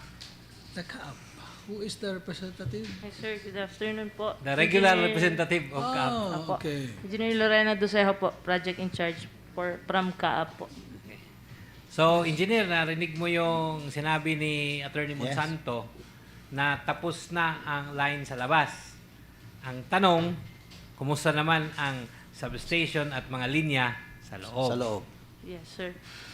With regards to that sir, since we have expecting or we are anticipating on the second quarter po na makapag-operate for Gen-Ab and completion ng passenger terminal building natin, ang power supply po sa loob ng Kaap is under din ni Phase 4 car wheel. So as of now po, ang kanilang status is ongoing po ang kanilang application for temporary power po. Temporary po ang tawag namin since hindi pa naman niya po isusupplyan lahat ng buong facility since ongoing pa po yung iba. Pero yung mga ikakabit po naming mga metering RMU, yung transformer yard po is permanent naman na po. So ongoing po ang application nila. And they committed to provide it this March din po by Carwil po. Yun po ang target nila. Maniwala sana ako sa iyo, engineer, kung nakita ko si Carwil na trabaho doon. Wala naman trabaho, wala man tao. So anyway, they are here to answer that question. Kasi sabi mo, i-separate contracts ito, they can continue. Pero pagdating namin doon, wala naman tao, baka hindi nyo binayaran. Sa ngayon, sir, we're confident wala naman kaming pending payments with them. Sige, tingnan natin. Kasi all the board members who were there that conducted the ocular inspection saw nothing from Carwell. No? Nakaparada yung kanilang vehicle. May isang gwardiya ata doon. Gwardiya ba yun? Anyway, nobody was there. No? So, sabi, they have not been working. Sabi nung mga taga-Kaap mo doon sa baba. So, kaya nga, pinatawag namin sila dahil concerned kami sa sinasabi mo na biniripay namin. Baka kayo lang nagkakaintindihan pero wala naman talaga nangyayari sa baba. Okay, so sige, ongoing ang answer niya. I heard the word application.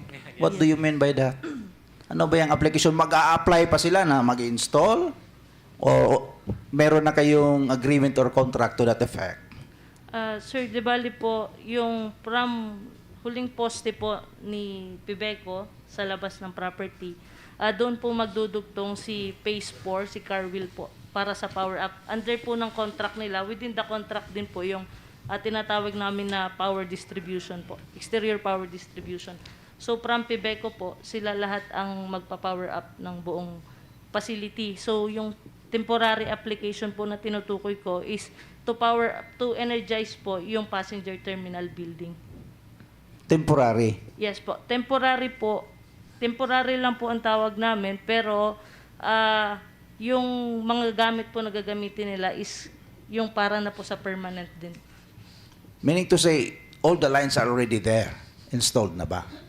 Yun kasi ang tanong ko eh. Yung lines are already installed na ba or hindi pa? Ano ba yun? Sa ngayon, sir, wala pa po. Parallel nilang pinoprocure. Internal po sa Carwil po, ongoing nilang pinoprocure yung mga kailangan to energize po yung facility while they are applying din po.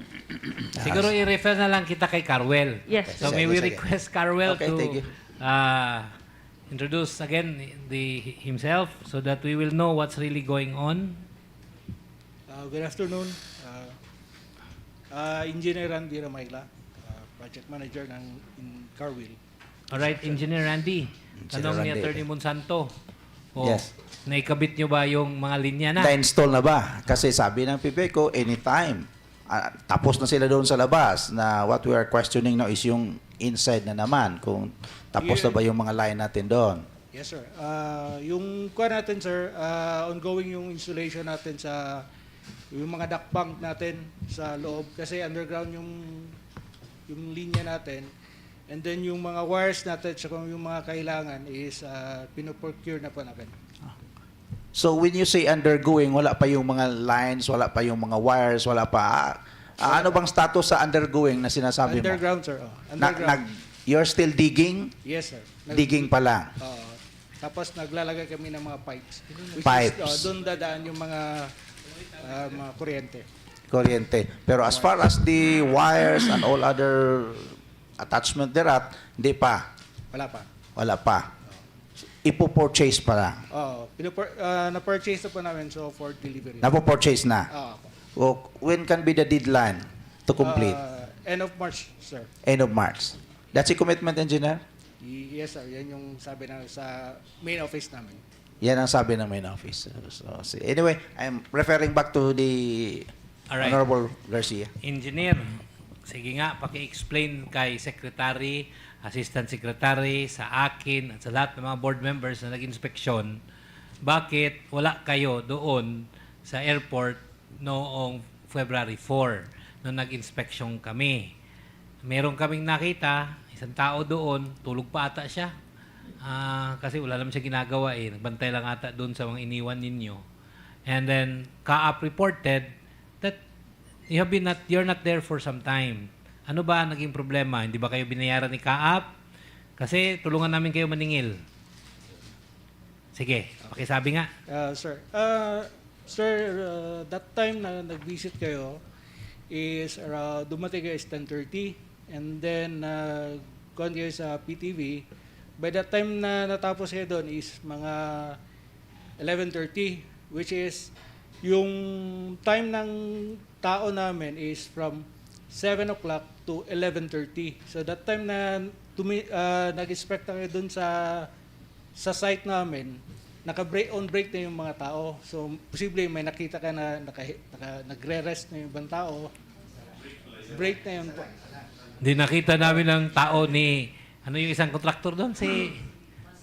Ang dami nila eh. Tapos sa inyo, kahit na nag-break siguro, wala mang kainan doon. Nagkain lang siguro doon. No? Maintindihan namin, pero isa lang talaga nakita ko eh.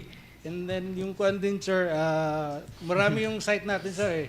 So yung iba nasa powerhouse, nasa cargo, nasa control tower. Yung iba naman doon sa fire. Nandun kami sa cargo at control tower, walang tao eh. Nandun siguro sa powerhouse lahat. Tawa si Assistant Secretary kasi nandun kami. Actually, sir, you have to tell us the truth. Yes. Kasi kung hindi kayo binayaran ni Kaap, sulatan namin si Secretary na bayaran kayo. Okay po, sir. Okay. Kasi baka kasama ba sa investigation sa flood control, hindi kayo mabayaran at madelay tayo. So, yun lang naman ang alam mo naman, this is not your first time here. Yes. So, we're putting that pressure on you kasi may commitment naman ang dalawang secretary, Secretary Vince Dizon at saka si Secretary Lopez, na tapusin yan. Now, kami naman, we're just doing our share na inspeksyonin din kayo kung ginagawa niyo yung trabaho ninyo. So, wala ka doon nung pumunta kami. Ikaw ba talaga, ikaw ang di ba, project manager? Yes, sir. So, dapat nandun ka. Nasa Manila ka? Andun ako sa office, may ginagawa sa akin. Okay, so, sige. Andun man yung taga-Kaap na on-site. Oo nga, sabi nila walang tao eh. Kaya nga, patawag ka daw namin. Kaya kasi wala ka daw doon. So ngayon, walang gumagawa doon sa cargo. Walang gumagawa doon sa tower. Pati yung approaches to the passenger terminal building sa inyo daw yon. So wala ding nagko-construct. Malaki pang gagawin doon. So ano ngayon ang mangyayari? Kaya ba? Sir, may isang konting ko lang kami, sir, na yung tawag nito, yung finances kasi namin na buhos doon sa yung sa procure ng electrical.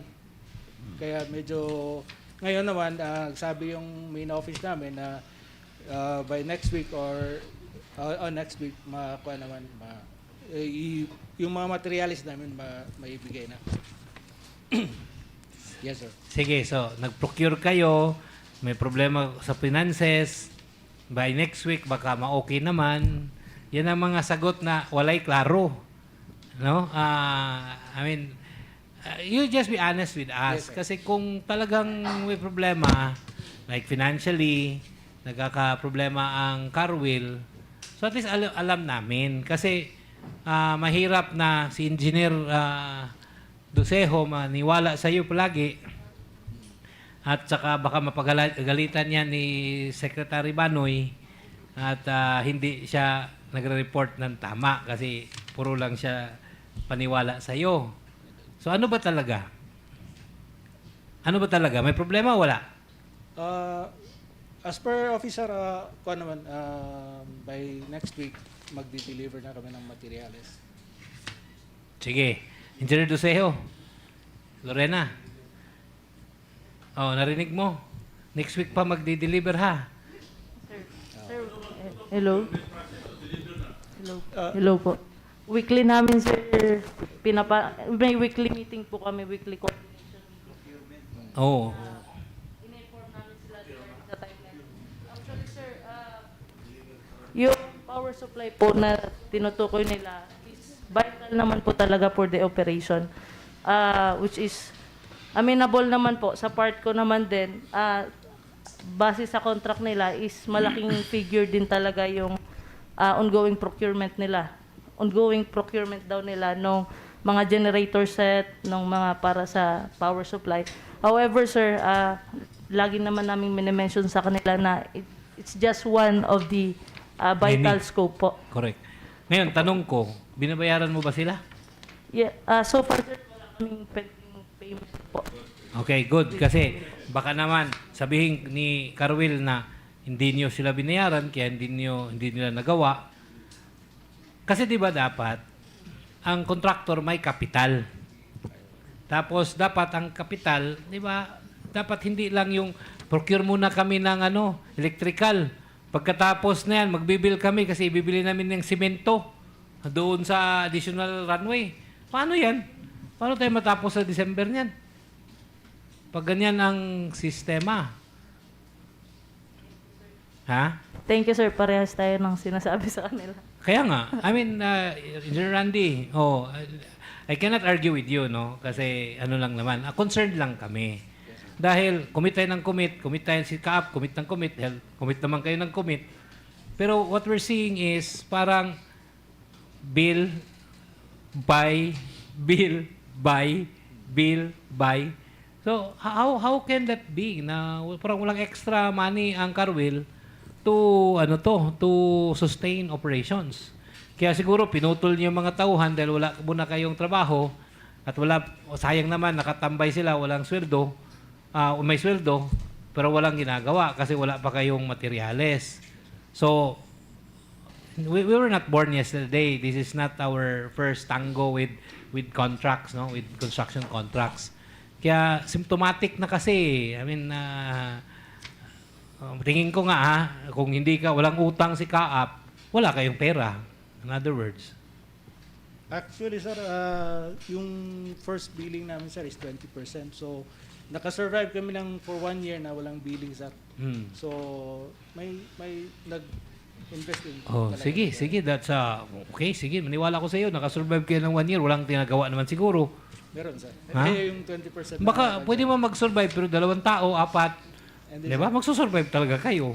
Yun yung, sir, 20% na hinabol namin. Na-accomplish nyo? Yes, sir. So, ikaw, Engineer Lorena, tingin mo, matatapos nila yung cargo at saka yung tower as promised? Sinulat ko yun dito, nandun lang sa paper ko. Hello. Sir, actually, ang contract po nila is, ang completion date is on 2027 pa po.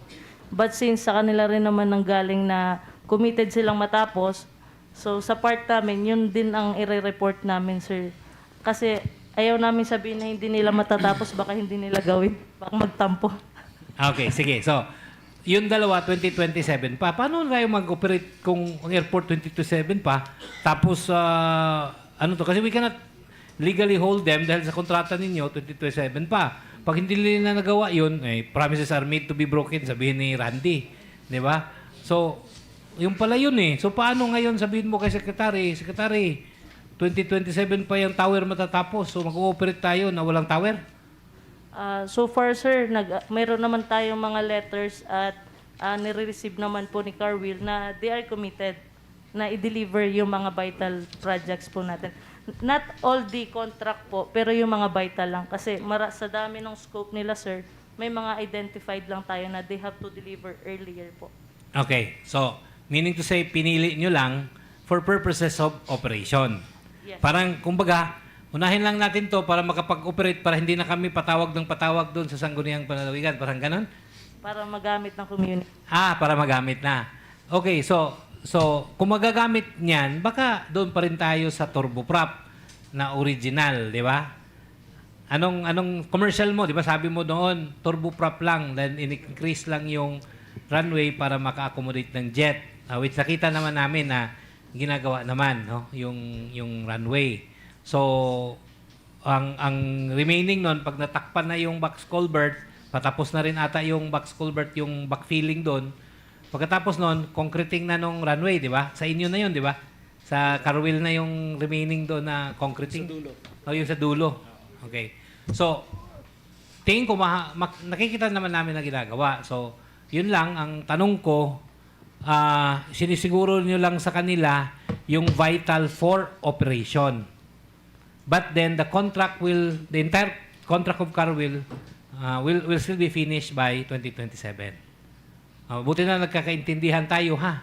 So, ang cargo, meaning, wala tayong cargo terminal until 2027. Presentation kung ano yung mga vital facilities natin. Sige. Can you have a seat, Randy? Engineer Lorena, please. Ano yung mga vital?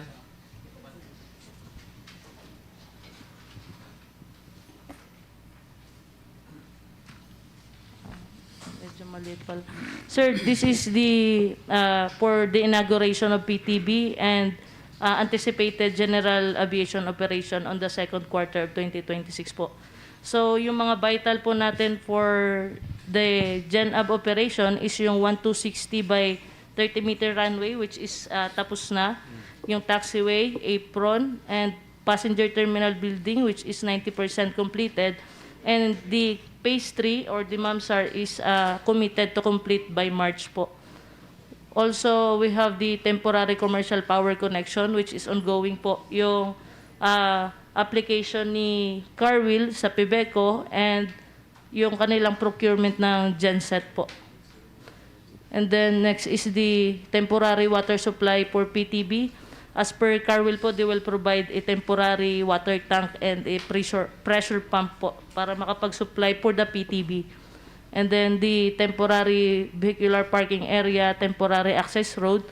So sa land side, sir, maglalagay sila, magpo-propose sila nung access papunta po sa PTB. For temporary po, means at least aggregate sa base course lang po muna. And the GSA road po. GSA road is yung sa pagitan po nung parking ng aeroplano and the PTB. So yan, sir, yung mga vital natin for the second quarter. So sa ngayon, sir,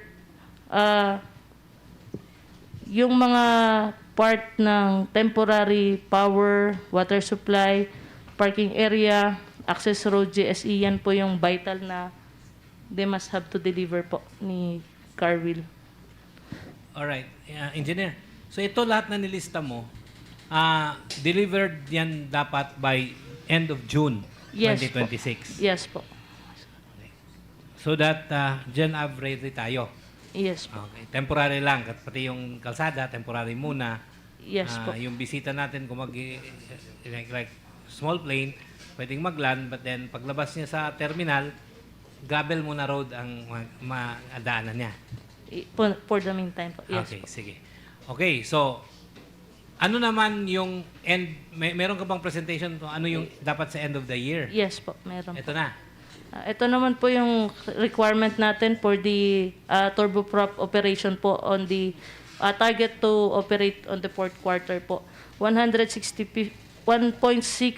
kilometer by 30 meter runway, which is ongoing ngayon si phase 3. Remaining is 129 kilometers po para may 129 pagdugtong. meters. 129 meters, I'm sorry. 129 meters po, which is ongoing ni phase 3. And as per them, committed sila na matapos din by March as possible po. Weather permitted, sir. Kasi actually, medyo ilang araw na po kaming hindi makapagtrabaho dahil po sa panahon.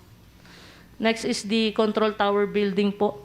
Ayan, sir. Control tower building, 50% completed. Then as per discussion with Carwell po, they have to deliver that on the fourth quarter, at least November, para magamit po by December. Control tower, fire station building. Fire station building in partnership na rin with the DPWH yung access road nila, sir. And then powerhouse building, transformer yard, cargo terminal, access road, BPA, admin building, 10,000 gallon water tank, pump house, and the staff house building po. Yan po naman yung mga deliverables for December po. Okay. Yan po, sir. So, at least we will keep this this presentation kay ito yung magiging checklist namin, ha? Yes. Sige. So that the next upgrade, tingnan na natin kung ano na natapos. Okay, sige. So, water, Carwell pa rin. Carwell, diba? sir. Yes. Electricity, Carwell din. Okay na naman kasi tapos sa si Bebeco, sila na lang, no? Once dumating na yung mga pinocure ni Randy, pwede na silang mag-start ulit. May tao ba doon, Randy, ngayon? Ilan? 87. Ilan ang heavy equipment nyo doon?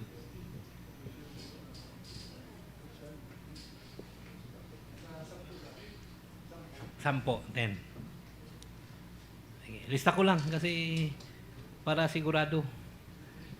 Okay, so Mr. Chair, Mr. Presiding Officer, I think I am already satisfied with the update that Carwell and the CAAP has provided. I am now satisfied, so we can already excuse unless other members of the board would want to ask questions. No more questions from the members? So with that, we'd like to thank you, Ibeco, CAAP, DPWH, and Carwell for shedding light on this issue.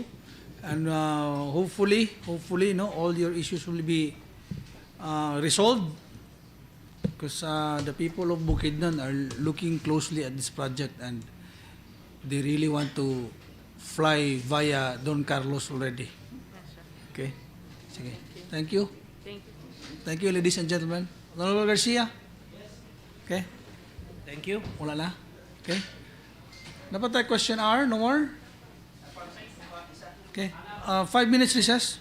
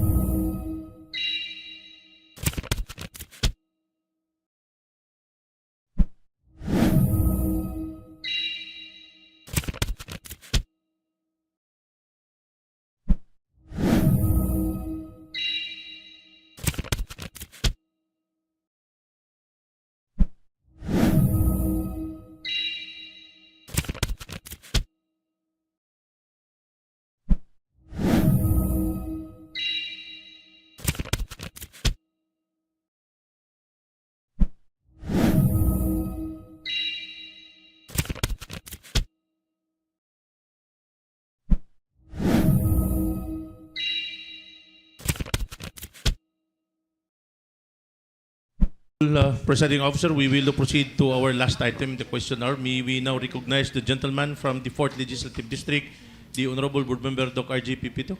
The Honorable Doc R.G. Pipito is recognized. Go ahead, sir. Thank you, Mr. Presiding Officer.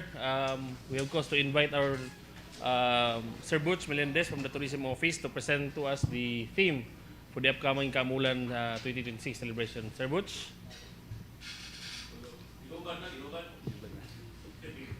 Thank you, Board, and good afternoon, especially to our Presiding Officer, Vice Gov.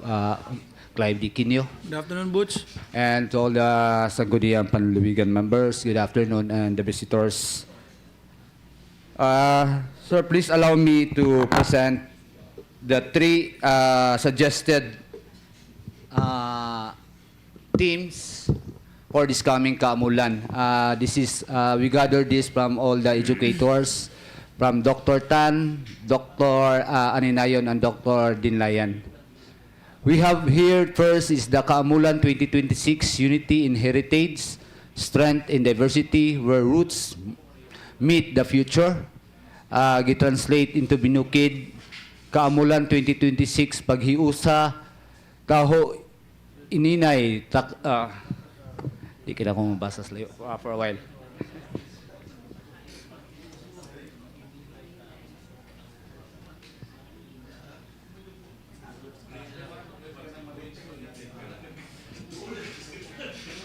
Sorry, Board. Gagamit na ganti para, Board.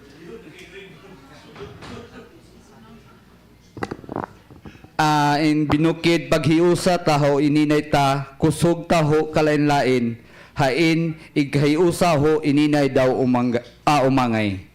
And the second one is from Doc Aninayon, Amulta, Roots to Harvest, Heritage to Hope. In Binukid, Amulta, gikan sa gamot ngadto sa ani, gikan sa kaugalingon ngadto sa paglaom. And the last one suggested themes is from Doc Dinlayan, rooted in tradition, guided by magbabaya, rising as one beyond challenges. Within Binukid term, nakagamot ho kag kinaraan, giniyahan hi magbabaya, nakatiyarig kag nagsabuwa bisan ino kalagan. Mora ng tulong suggested theme. So it's up for the body kung unsay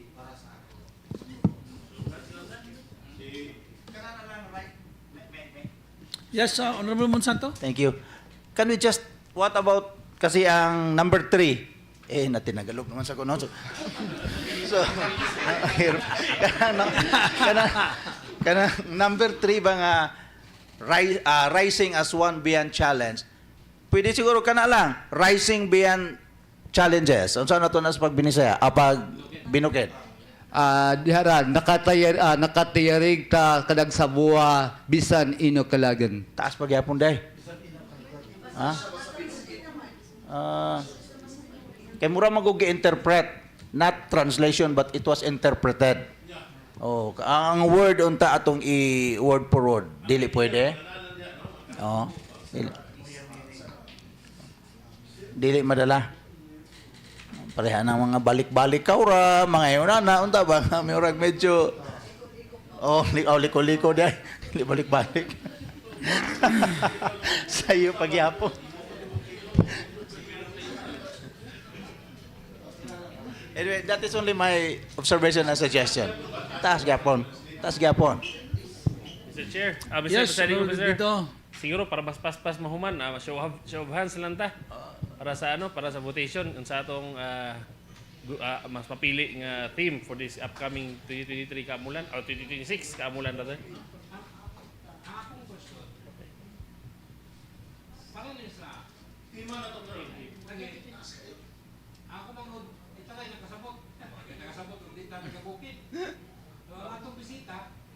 Ibutang man gyapon ang Ibutang nato ang okay. ang English ang translated. Okay. Sabtan gyapon. Gentlemen, use the podium so that your opinions will be captured by the audio recording. Good afternoon, Presiding Officer, and good afternoon to the afternoon. August body. So, last session, Mr. Presiding Officer, natakal man gud ni siya nga ibutang lang gyapon ang binukid kay as na practice man gud nato gay English nato, which is dapat ang kamulan in celebration man sa atong tribe. So imura siya kibali sa kung naa siya sa tarpaulin na English, ang ubos din is ang binukid. For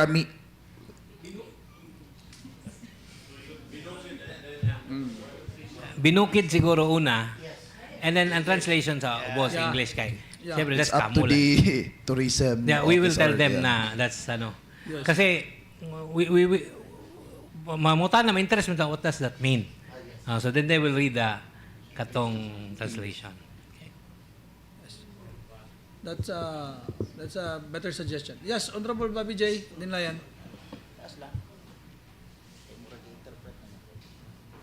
Okay, thank you, Mr. Presiding Officer. Sir Boots, who translated this binukid? Meaning number 1. Number 1 is, I think, from Bukso, Doktan together with Doksol, Miras Doksol. Murag nagpakuan siya. Okay, I'm not too sure. When we say ininay, that is the root word comes from inay, a mother. When we say ininay, is an elder mother. So, sa akong nakita diha, dili siya haom sa iyang gi-translate.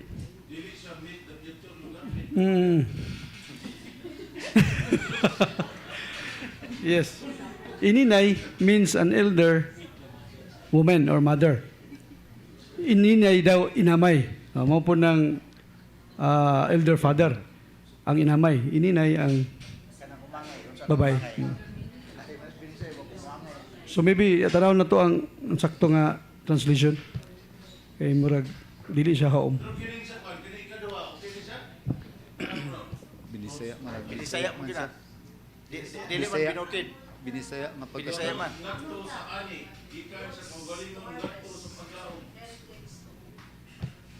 Binisaya siya. So maybe Mr. Chair, Mr. Presiding Officer, magbutar na lang tawa para madali. Yes. Wa? Ato pang i-discuss good? Ano na lang? Okay, the pleasure of the body. Thank you, Mr. Presiding Officer. 1, 2, 3, 4, 5, 6, 7, 8, 9, 10, 11, 12, 13, 14. Boy. Yes, Honorable Onahon is raising his hand. You're not raising your hand? Okay.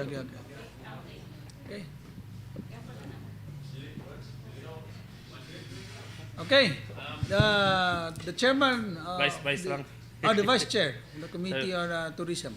Vice, Honorable Presiding Officer, siguro mag-show of hands na lang ta sa ahan niya itong papilian para mahimong team sa ito ang Kamulan 2026. So, Tapa, nag-break pa. Nag-break pa? Nag-oxygen pa. Oxygen. Nag-advance break, ha? Nag-oxygen pa. Para tuloy. Mr. Secretary, could you please call the other two? Because this is a very important matter which has to be settled right now. Okay.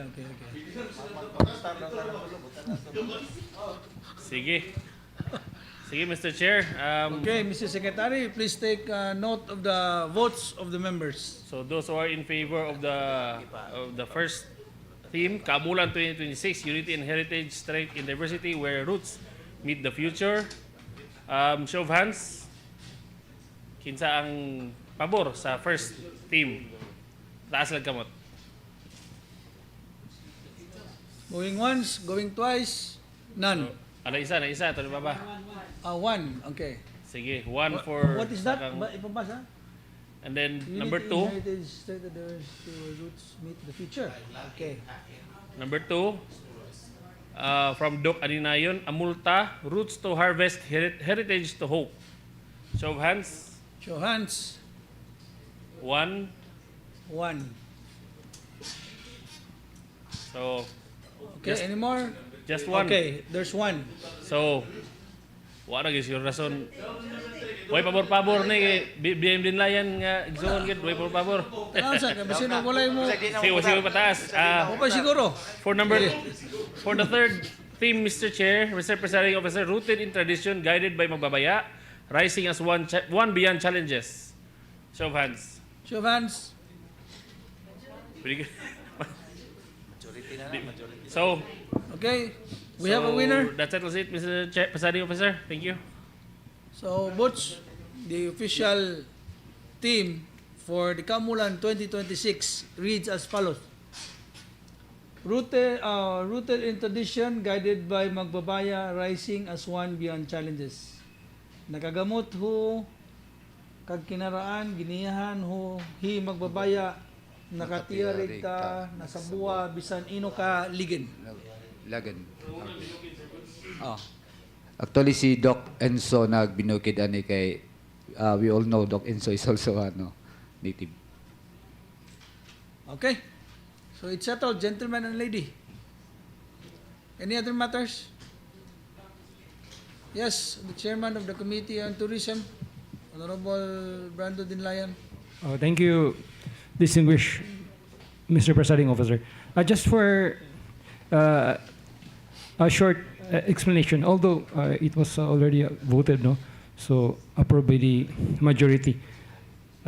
With regard to the theme presented and passed by Doc Dinlayan, rooted in tradition, guided by Magbabaya. Magbabaya is of course our Almighty God, rising as one beyond challenges. So I just want to manifest. This reflects the identity and spirit of Kamulan Festival as a gathering of the indigenous peoples and all communities of Bukidnon. It affirms that the strength of the people come from their ancestral traditions and cultural heritage, while recognizing Magbabaya as the source of wisdom, unity, and moral guidance. Amid social, economic, and national challenges, the theme calls for solidarity, resilience, and collective responsibility, encouraging everyone to remain grounded in values and culture as they work together toward a hopeful and inclusive future for Bukidnon. So, thank you, distinguished Mr. Presiding Officer. Thank you, Honorable Brando Dinlayan. Okay, so that's the explanation. Any other comments? Okay, if there are none, so kindly present the team also to the good governor.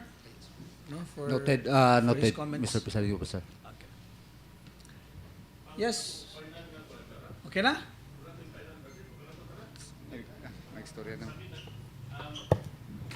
Mag-submit na sa written nga, no? Regarding the budget per events. Mag-submit lang report per board member and Vice Governor Clive Code. Kay napay ko nila klaro na sa budget officer regarding sa mga updates sa mga events kung ano appeal. So mag-submit na sila, Mr. Chair, sa ilahang katong breakdown sa tanan budgets daw ko, no? Sa mga events. Okay. Anyway, that's all, Mr. Chair, Presiding Officer. Nabiwi na excuse our good tourism officer. Thank you. Last question. The artist that we will be hiring is Bamboo? Bamboo? Yes, sir. Hopefully maklaro sa kontrata kung pila ka songs iyang i-perform so that Actually, there is a PO na to, Mr. Presiding Officer. Say, Bamboo is 1 hour show ang nasa yaha. 1 hour show? 1 hour show. Si Laika Gayranod is 5 songs. Michelle Bito is 3 songs. Inso Pineda is 2 to 3 songs. So there are 4 artists na perform during that night. So 1 hour sila tanan? Kambambo is 1 hour show ang yaha. Separate siya, 1 hour gid ang yaha. 1 hour show, yeah. Yaha. So that's how many songs?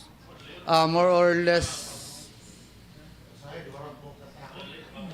Yes, kay one song is consume 3 to 4 minutes.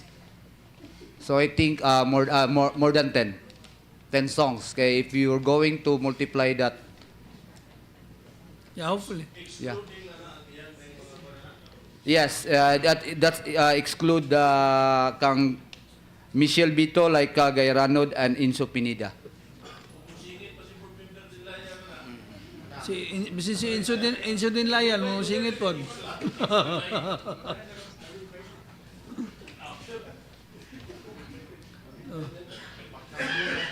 Bisin mo kanta si Gwapong Bantilis.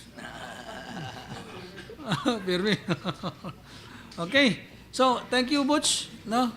Welcome. And then we once the final plan is can you present the final plans for the final activities? Noted po. Thank you. Officer. Thank you. Yeah, including the program and the budget. Yeah, the final program. Okay, noted. Possible, we'll try that. Possible next week ma-provide na mo, board. Yes po. By the way, nabay subsidy gihatag sa mga LGUs who will be Mr. Presiding Officer, 1.3 each for 1.3. Yes. Mayo. Then I think I'm not too sure the two cities also receive 1M 1M. Okay. munisipyo. And then the prices for the gi-increasean ba? Gi-increasean na to siya Mr. Presiding Officer to and also we have give them a consolation prize. Consolation prize of how much? I think 100 each consolation prize. Okay. For that only for the grounds. For the ground. Yeah, ground presentation. Okay. Mr. That's good enough. Mr. Presiding Yes. Officer. Okay. Honorable Monsanto. Thank you. There was a budget the last time na nagbisita ka mo, there was a mention about 100,000 budget for our IPs. Yes, board. Asa mo na to i-download ang amount? Actually, that honorarium siya mahitabo board. So ang mga IPs nga moanha diha is tanan sila i-honorarium sila idahatag to sila dito. Naka-payroll siya bali. Honorarium. Yes, honorarium. So when we speak of honorarium, katurang mga dunay mga possession. No, katong nag-appeal diri sa kanang activity. Like katong 7 tribes. Okay. Non-contestant nga IPs na to sila ang matagaan. Those are for the participants. Yes po. Oh, so walay labot kibali katong mga IPs nato nga interested to come over and watch the event while appeal Wala na. po. Lagi. I'm just asking that questions because I already received some solicitations for their presence, foods, gasoline, for them to join and participate in Kamulan. Okay, thank you very much for that information. Thank you, Mr. Presiding Officer. Thank you, Honorable Monsanto. Anything else? It's okay. Okay, thank you everybody.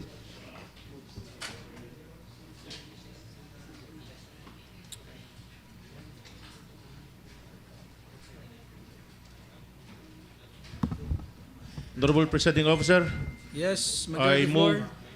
for the restoration of our internal House rule. House rules are restored. And may we now proceed, Honorable Presiding Officer, to the business for the day. Since we have no item tabled in the unfinished business, for items 1 to 4 by this presentation, item number 5 by Honorable Board Member Balansag, 5 to 8, Honorable Board Member to RGPP 2, 9 to 17 by Honorable Board Member Monsanto, 18 to 23, Honorable Board Member Attorney Garcia, item number 24, Honorable Board Member Onahon, 25 and 26 by Honorable Board Member Marlon Brando Dinlayan, and item 27 by Honorable Board Member Kasnabi. We now proceed to items 1 to 4, Honorable Presiding Officer. Please proceed. Majority Floor.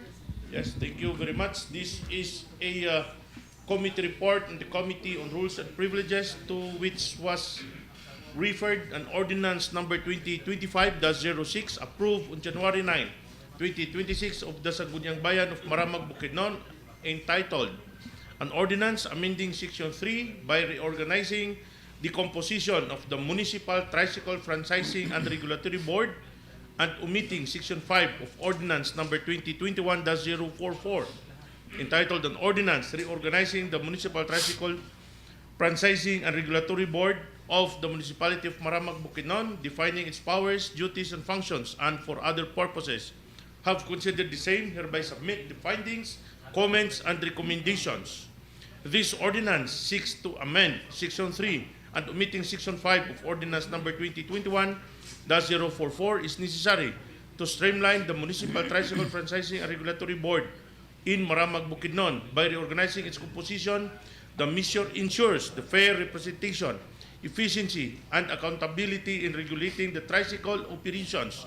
Omitting outdated provisions avoids redundancy and clarifies the responsibilities, strengthening the governance. Ultimately, this amendment promotes better public services, enhances transportation management, aligns the MTFRB structures with the municipality involving needs and priorities. Enshrined in Republic Act 7160, also known as the Local Government Code of 1991, it authorized the local government units to regulate the issue of the franchises for tricycles for hire from the National Land Transportation Franchising Regulatory Board. Additionally, under Section 447 of the Local Government Code, authorizes the municipalities to regulate the operation of tricycles within their territorial jurisdiction. The committees determined that the Maramag Municipal Ordinance, as enacted by the Sangguniang Bayan, adheres completely to all the relevant laws, rules, and regulations. Recommendation of the committee, Honorable Presiding Officer, after careful review, hereby recommend for the approval of Ordinance Number 2025-06, approved on January 9, 2026 of Sangguniang Bayan, Maramag, Bukidnon, for being proper, in order, and within the scope of the Sanggunian to enact. So recommended for the adoption and approval of this committee report, Honorable Presiding Officer. Objections, comments? If there are none, motion is approved. Committee report on number 2, Honorable Presiding Officer, this is joint committee report, the Committees on Environmental Protection, Climate Change, Disaster Preparedness, and Rules of Privileges, to which was referred Ordinance Number 49-2025, Series of 2025, approved on January 9, 2026 of the Sangguniang Bayan of Cabanglasan, Bukidnon, entitled an Ordinance Institutionalizing the Incident Command System as an unseen disaster response tool in the municipality of Cabanglasan, providing the guidelines for its implementation and for other purposes. Have considered the same, hereby submit the findings, comments, and recommendations. This ordinance seeks to institutionalize the incident command system in Cabanglasan, is essential to strengthen disaster preparedness and response. The ICS provides standardized on-scene management, the structures that ensures coordinations among responders, the clear communication and efficient resource allocation during emergencies. By establishing the guidelines for its implementation, the municipality can minimize the confusion, reduce the risk, and protect the lives and property. Institutionalizing the ICS also aligns the local disaster response with the national frameworks, fostering the resilience and accountability. Furthermore, this ordinance empowers Cabanglasan to respond swiftly and effective to disasters. Enshrined in Republic Act 7160, also known as the Local Government Code of the 1991, the local government units are mandated to ensure the promotion of the general welfare, including the disaster preparedness, response, and recovery. The committees determined that the Cabanglasan Municipal Ordinance was enacted by the Sangguniang Bayan, adheres completely to all relevant laws, rules, and regulations. The recommendation of the committee, after careful review and study, hereby recommend for the approval of the Ordinance Number 49-2025, Series of 2025, approved on January 9, 2025 of the Sangguniang Bayan of Cabanglasan, Bukidnon, for being proper, in order, and within the scope of the Sanggunian to enact. So recommended for the approval and adoption of this committee report, Mr. Chair. Objections, comments? There being none, motion is approved. For item number 4, Honorable Presiding Officer, 3 pa?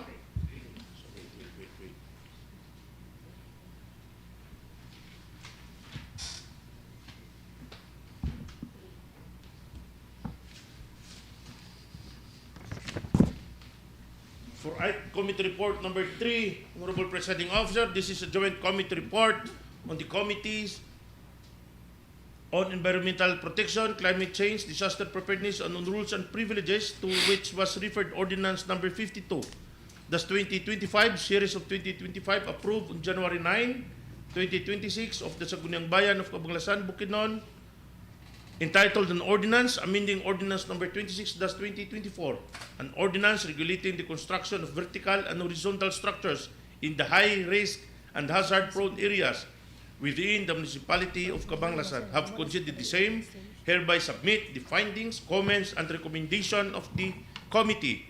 This ordinance seeks to amend Ordinance Number 26-2024 in Cabanglasan is necessary to strengthen regulations on construction in the high-risk and hazard-prone areas. Updating measures ensures that safety standards remain responsive to evolving environmental conditions and disaster risk. By refining the provisions, the municipality can better protect the lives, property, and public infrastructure from potential hazards.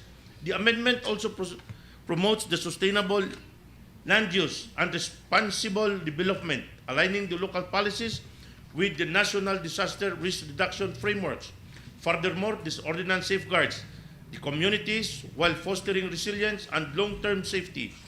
Enshrined in the Local Government Code of 1991, it empowers the municipality to regulate the land use, zoning, and constructions within their jurisdiction. Specifically, Section 447 authorizes the municipal councils to enact ordinances to protect public safety, promote general welfare. In addition, the Philippine Disaster Risk Reduction Management Act of 2010 mandates that local government units also adopt measures that reduce vulnerabilities in hazard-prone area. Thus, amending the ordinance ensures compliance with the national laws, strengthens disaster resilience, and safeguards communities from risk associated with unsafe construction practices. The committee is determined that Cabanglasan Municipal Ordinance, as enacted by the Sangguniang Bayan, adheres completely to all the relevant laws, rules, and regulations. Thus, the committee, after careful review, hereby recommend for the approval of Ordinance Number 52-2025, Series of 2025, approved on January 9, 2026, of the Sangguniang Bayan of Cabanglasan, Bukidnon, for being proper in order and within the scope of the Sanggunian to enact. So recommended for the approval and adoption of this committee report, Mr. Honorable Presiding Officer. Objections, comments? There being none, motion is approved.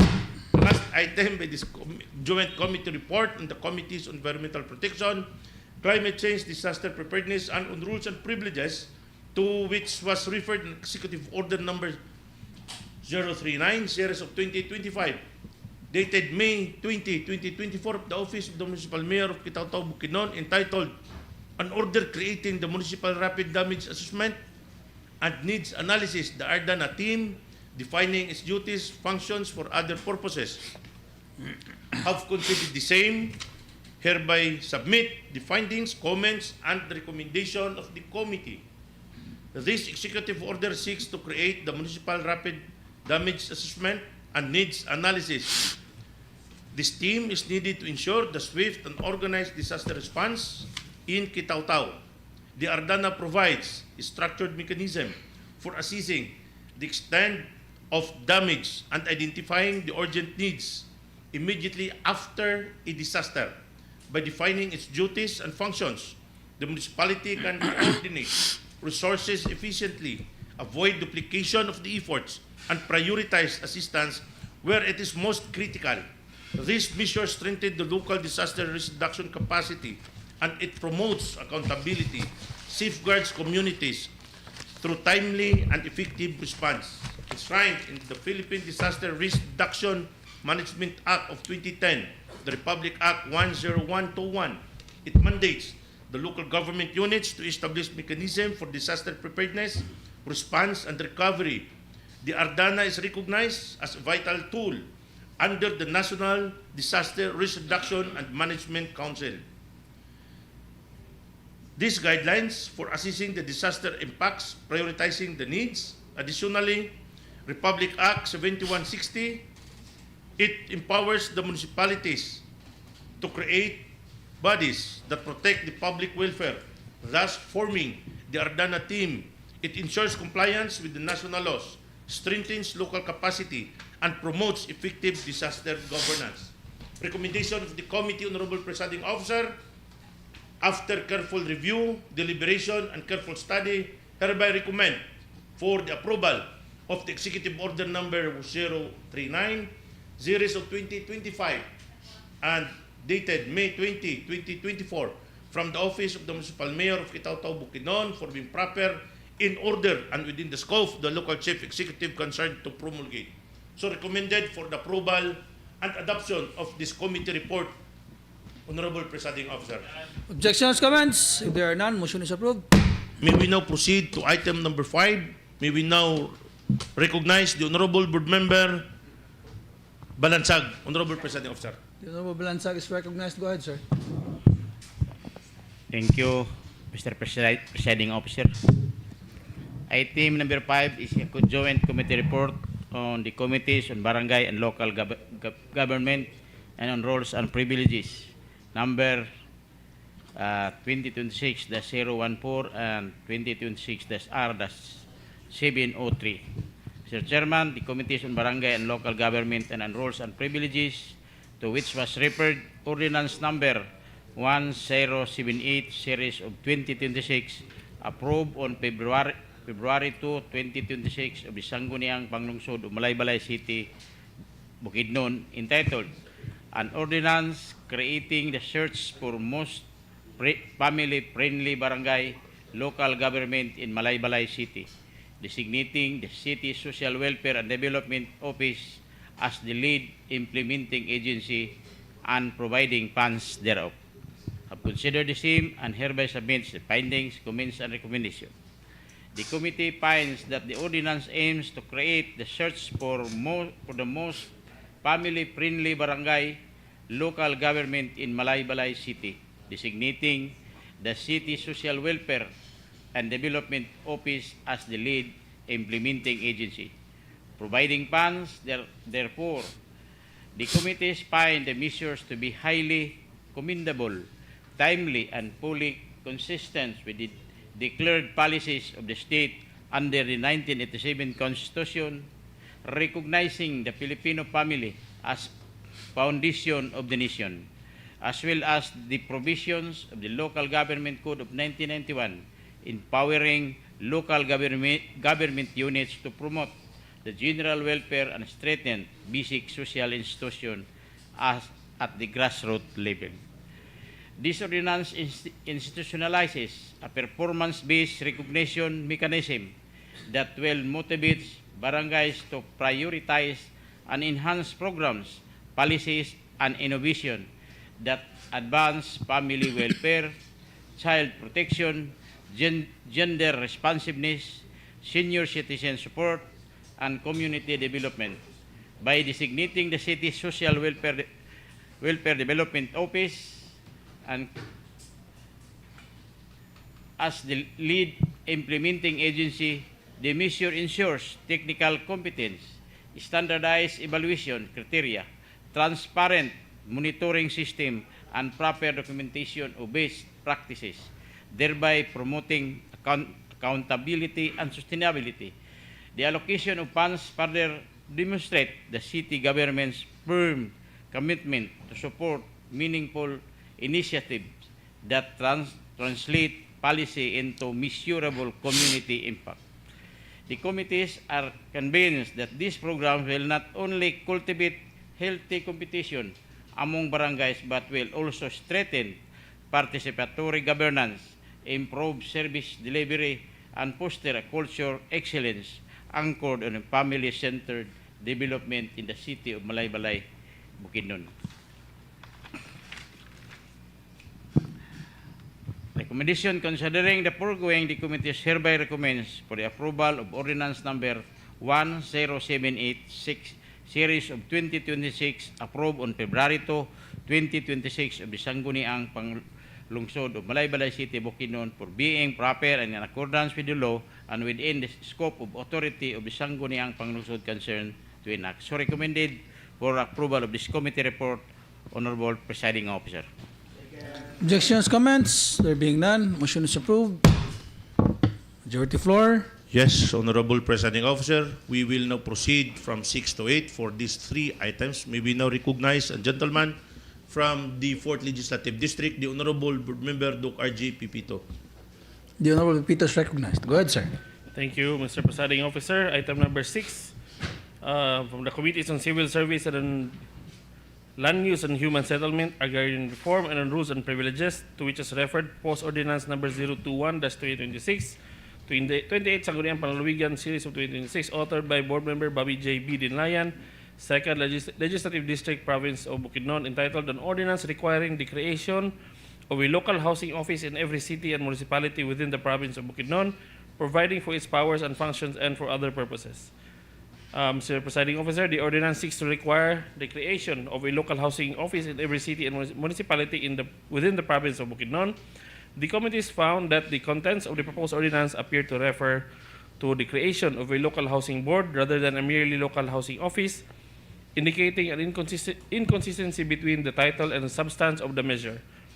Next, the Sangguniang Panlalawigan requiring the creation of a local housing office may be beyond its authority, as Republic Act number 7160 or the Local Government Code of 1991 does not expressly grant the SP power to create offices for component LGUs. The creation of such offices is based on the necessity and the discretion of the respective LGUs. Next, there is a potential risk of backlash from LGUs since the provincial government of Bukidnon exercises only supervisory power and not control over component LGUs. Instead of creating a separate office, LGUs may designate a focal person to serve as a secretariat of the local housing board.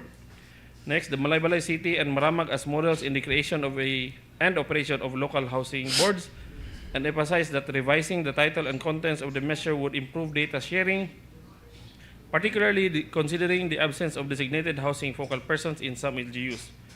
The measure should merely advise or encourage local chief executives to establish local housing offices or designate housing focal persons, recognizing the supervisory authority of the provincial government of Bukidnon, and uphold the discipline of local autonomy. The provincial government should strictly monitor housing policies and data compliance. The creation of housing offices is long overdue but must depend on the availability of funds. Further, the committees found that the local housing boards are present in 11 LGUs, although comprehensive and updated data remain lacking, and specific data identifying which LGUs are active, unresponsive, or experiencing operational challenges, including updated contact persons. Delays in the implementation may be attributed to the lack of monitoring pressure from the provincial government. Moreover, the Provincial Local Housing Office was requested to present updated, specific, and comprehensive data in the next committee meeting, particularly identifying the status of the local housing boards in all LGUs and their respective focal persons. Mr. Presiding Officer, the committees after review, the proposed ordinance number 021-2026, 28 SP series of 2026 appears to be inconsistent to the mandate of Local Government Code of 1991, upholding the principle of local autonomy. Therefore, adoption by resolution would be procedurally appropriate, more efficient, and consistent with standard legislative practice. The same resolution, Mr. Presiding Officer, is included in the new business of the day for the day under item number 28.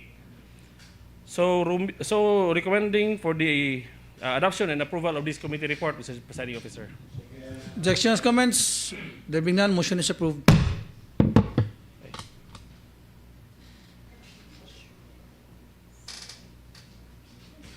Next item, item number 7, from the Committees on Health and on Rules and Privileges, to which is referred, Executive Order number 036, series of 2025, dated on December 22, 2025, from the Office of the Municipal Mayor of Kitaw-Taw, Bukidnon, entitled, An Order Recognizing the Composition of Municipal Nutrition Council of the Municipality of Kitaw-Taw and defining its functions thereof.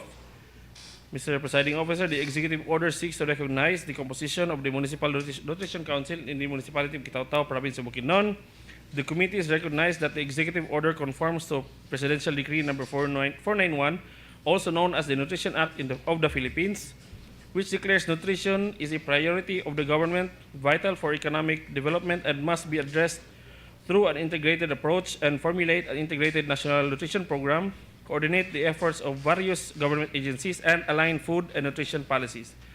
Thus, the committees, after review, hereby recommend for the approval of Executive Order number 036, series of 2025, from the Office of the Municipal Mayor of Kitaw-Taw, Bukidnon, for being proper, in order, and within the scope of authority of the local chief executive to promulgate. So recommended, Mr. Chair. Presiding Officer.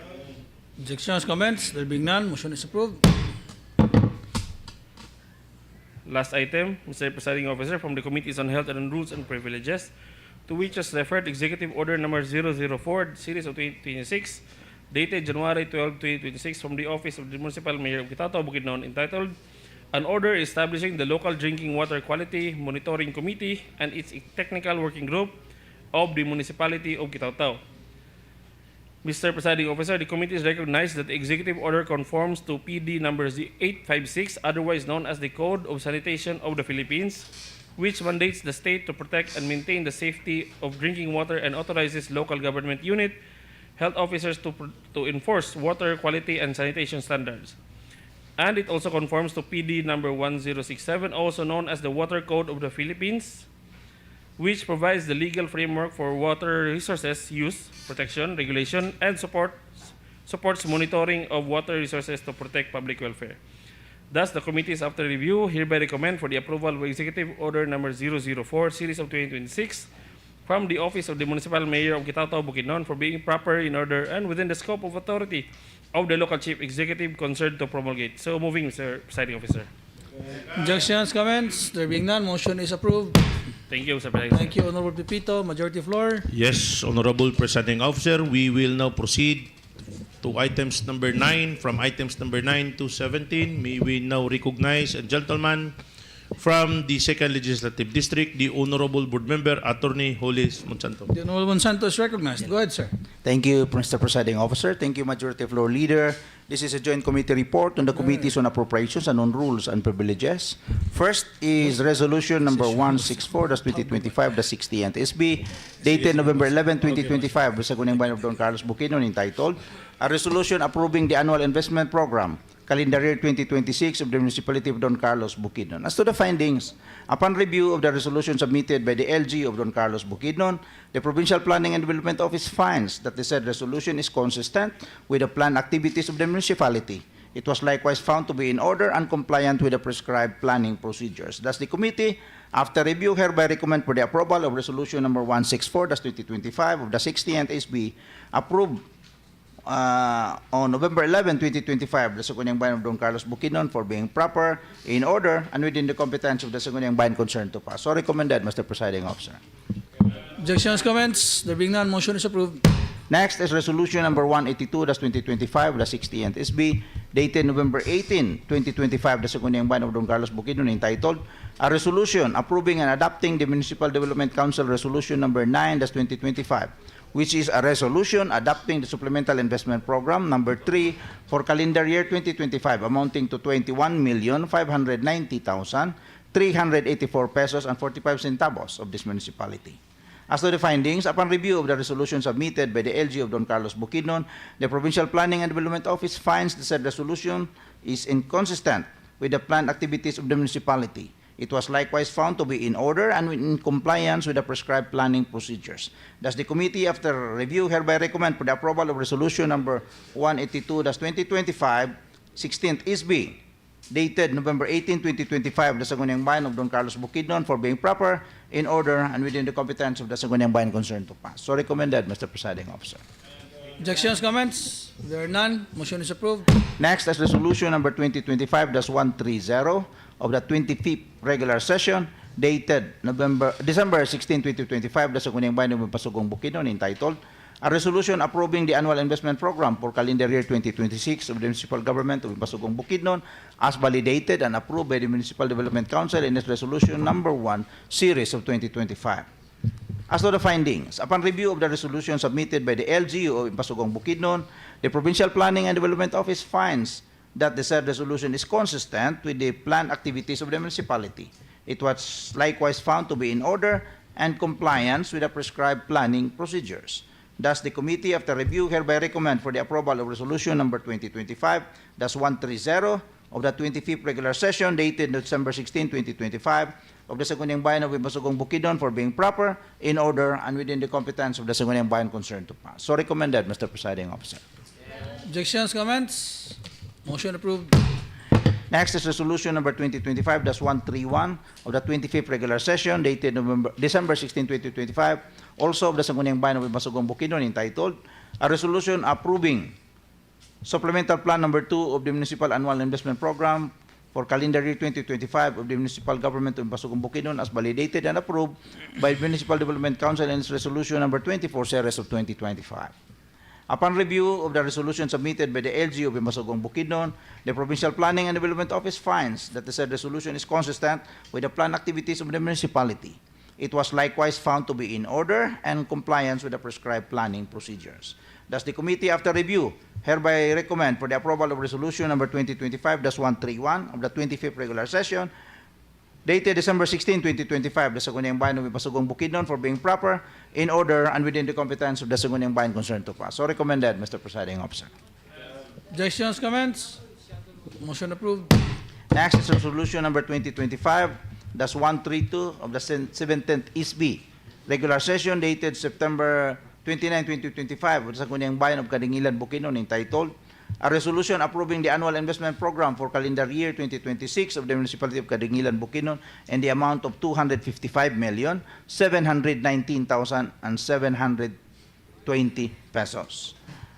Upon review of the resolution submitted by the LGU of Kadingilan, Bukidnon, the Provincial Planning and Development Office finds that said resolution is consistent with the planned activities of the municipality. It was likewise found to be in order and in compliance with the prescribed planning procedures. Thus, the committees, after her review, hereby recommend for the approval of resolution number 2025-132 of the 17th East B 13th regular session dated September 29, 2025 of the Sangguniang Bayan of Kadingilan, Bukidnon for being proper, in order, and within the competence of the Sangguniang Bayan concerned to pass. So recommended, Mr. Presiding Officer. Objections, comments? There being none, motion is approved.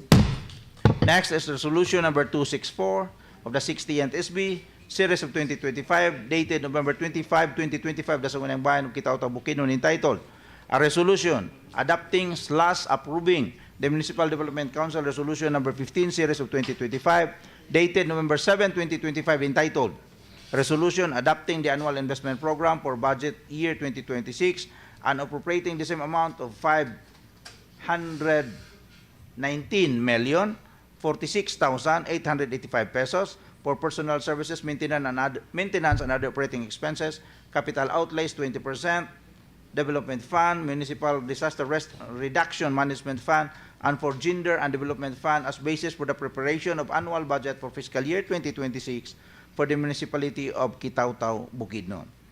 As to the findings, upon review of the resolution submitted by the LG of Kitao-Tao, Bukidnon, the Provincial Planning and Development Office finds that resolution number 264, 16th SB, series of 2025, is consistent with the planned activities of the municipality. It was likewise found to be in order and in compliance with the prescribed planning procedures. Thus, the committees, after review, hereby recommend for the approval of resolution number 164-2025, the 60th SB, series of 2025, dated November 25, 2025, of the Sangguniang Bayan of Kitao-Tao, Bukidnon for being proper, in order, and within the competence of the Sangguniang Bayan concerned to pass. So recommended, Mr. Presiding Officer. Objections, comments?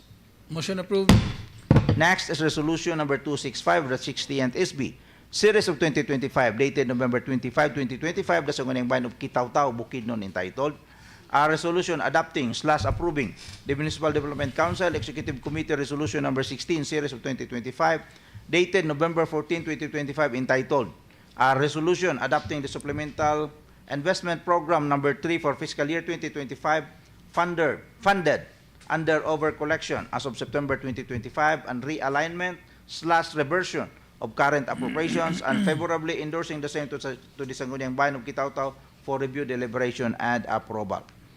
As to the findings, upon review of the resolution submitted by the LG of Kitao-Tao, Bukidnon, the Provincial Planning and Development Office finds the said resolution is inconsistent with the planned activities of the municipality.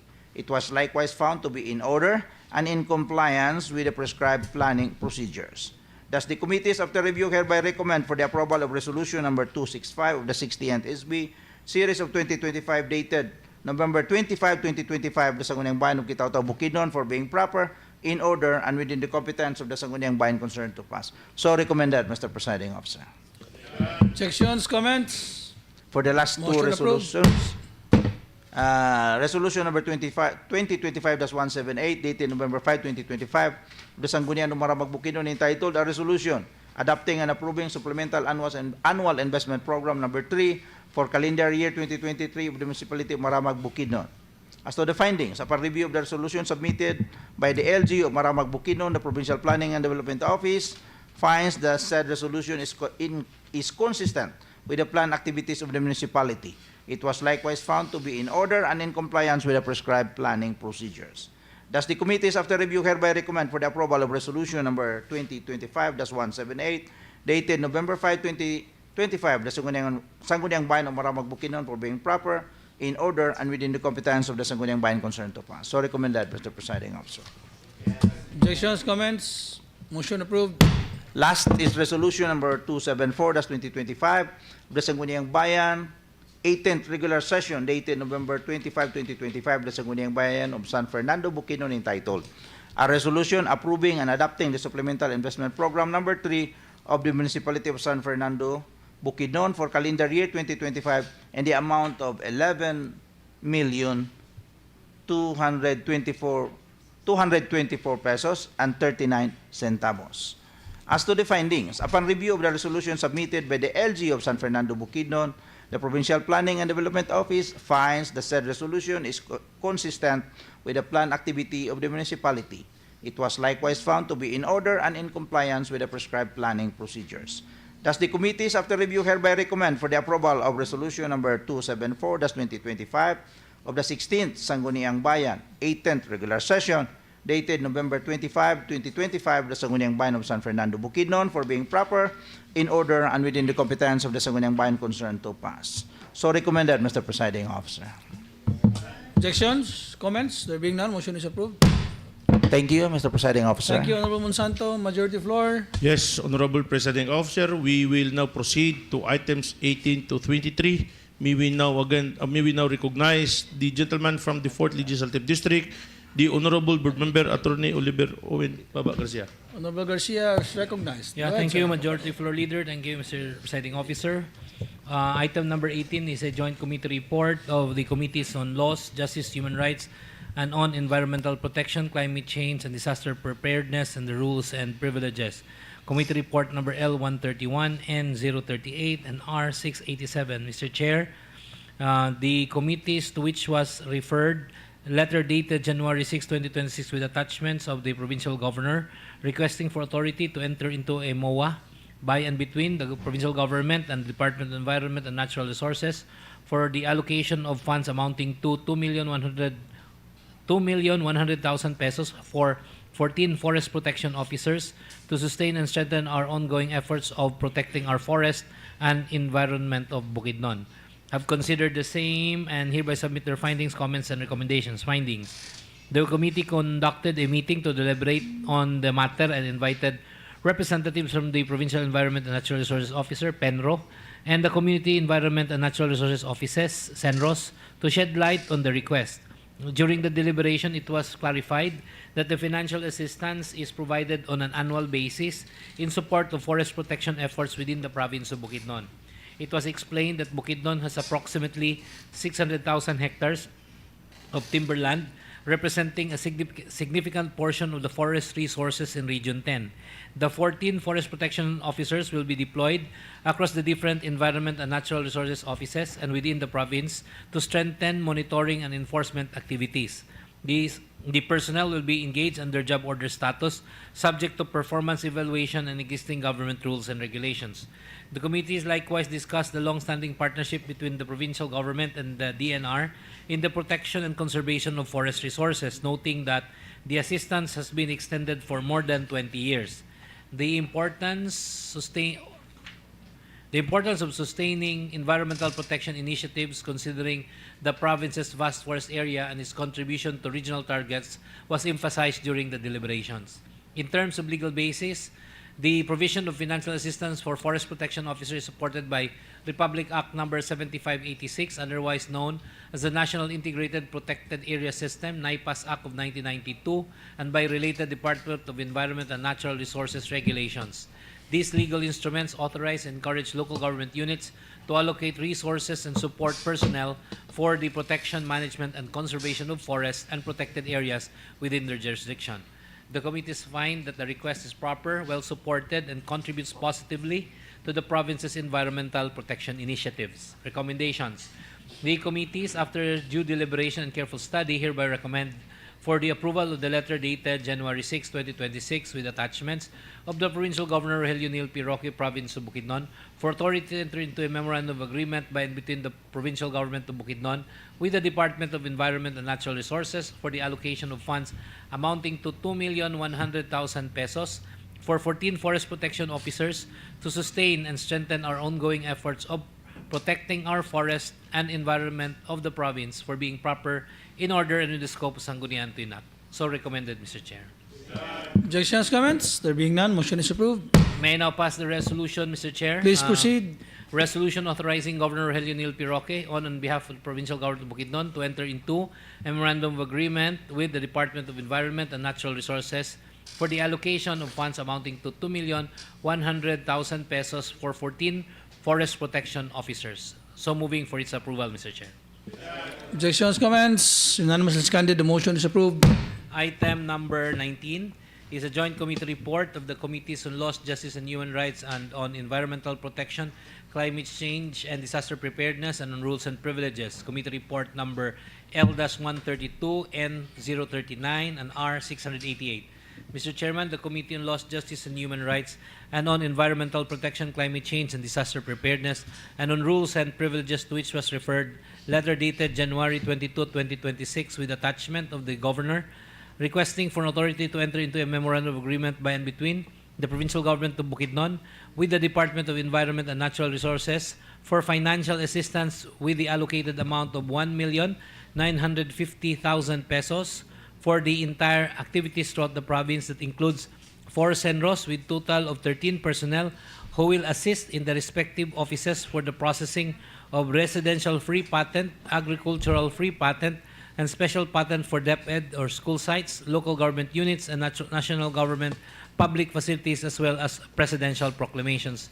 Have considered the same and hereby submit their findings and recommendations. Findings. The committee conducted a meeting to deliberate on the request of the provincial governor for authority to enter into a MOA between the PGB and the DNR for financial assistance in the amount of 1,950,000 pesos. During the deliberation, it was clarified that the assistance is intended to cover the deployment of 13 personnel across 4 Community Environment and Natural Resource Office to assist in the processing of residential free patents, agricultural free patents, special patents for DepEd school sites, local government units, and national government public facilities, as well as presidential proclamations. It was explained that the 13 personnel will support the Land Management Division in expediting the processing of public land applications. Inventory of public land is ongoing in coordination with the Provincial Assessor's Office, and recent streamlining efforts have significantly reduced processing time for special patents, particularly for government properties such as schools and other public facilities. The committee likewise discussed the importance of land titling in promoting development and investment and noted the potential creation of a task force to address titling concerns affecting public properties, including schools, barangay health centers, and other government facilities. The need for a focused proposal on public sector component was also emphasized during the deliberation. In terms of legal basis, the authority for the provincial government to enter into a MOA with the ENR is supported by Republic Act 7160, otherwise known as the Local Government Code 1991, which authorizes local government units to enter into agreements with national government agencies for programs and projects beneficial to the public. The committees find that the request is proper, well supported, contributes positively to the province's environmental protection initiatives. Recommendation. The committees, after due deliberation and careful study, hereby recommend for the approval of the letter dated January 22, 2026 with attachments of the Provincial Governor Rogelio Neil P. Roque, Province of Bukidnon, requesting for authority to enter into a memorandum of agreement between the Department of Environment and Natural Resources for financial assistance with the allocated amount of 1,950,000 pesos for the entire activities throughout the province of Bukidnon. That includes 4 senros with a total of 13 personnel who will assist in the respective offices for the processing of residential free patent, agricultural free patent, special patent for DepEd, local government units, and national government public facilities, as well as presidential proclamations in order, and within the scope of Sangguniang to enact. So recommended, Mr. Chair. Objections, comments? There being none, motion is approved. We now pass a resolution, Mr. Chair. Please proceed. A resolution authorizing Governor Rogelio Neil Roque to enter into a memorandum of agreement by and between the provincial government of Bukidnon and the Department of Environment and Natural Resources for financial assistance with the allocated amount of 1,950,000 pesos for the entire activities throughout the province of Bukidnon. That includes 4 Senros with a total of 13 personnel. So moving for the approval of said resolution, Mr. Chair. Second. Unanimously seconded. Motion approved. Item number 20 is a joint committee report of the Committee on Laws, Justice and Human Rights and Rules and Privileges, Committee Report number L133 and R689. The committees to which was referred Ordinance number 2025-2295, 23rd regular session approved on January 13, 2026 of the Sangguniang Bayan of Manolo Fortich, Bukidnon, entitled An Ordinance Mandating the Live Streaming of the Preliminary Examination and the Opening of Bidding Documents by the Bids and Awards Committee of the Municipality of Manolo Fortich, Bukidnon, in accordance with Republic Act number 12009 or the new Government Procurement Act of 2024, have considered the same and hereby submit their findings, comments, and recommendations. Findings.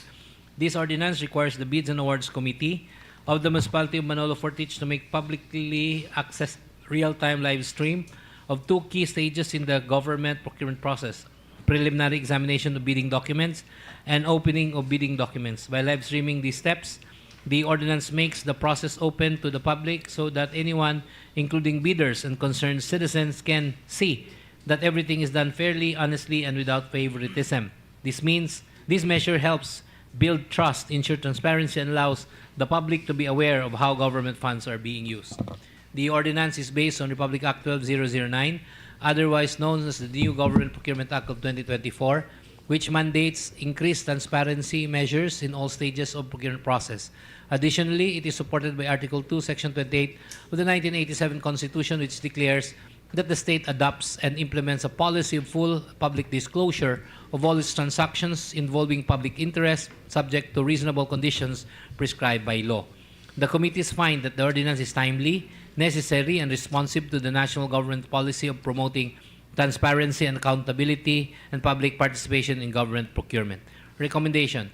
The committee, after careful study, hereby recommend for the approval of Ordinance number 2025-2295, 23rd regular session, approved on January 13, 2026 of the Sangguniang Bayan of Manolo Fortich, for being proper, in order, and within the scope of the Sangguniang to enact. So recommended.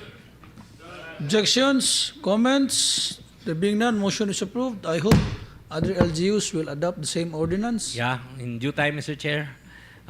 Committee report, item number 21, joint committee report of the Committee on Laws, Justice and Human Rights and Rules and Privileges, committee report number L134 and R690. Mr. Chairman, Mr. Presiding Officer, the committees to which was referred ordinance number 23-2025, 10th SP of the 21st regular session approved on January 13, 2026 of the Sangguniang Panlalawigan of Valencia City, Bukidnon, entitled An Ordinance Updating the Provisions on the Availment of Assistance for Incident/Disaster Victims, amending for the purpose Ordinance number 21-2020 and 148-2025, have considered the same and hereby submit their findings, comments, and recommendations.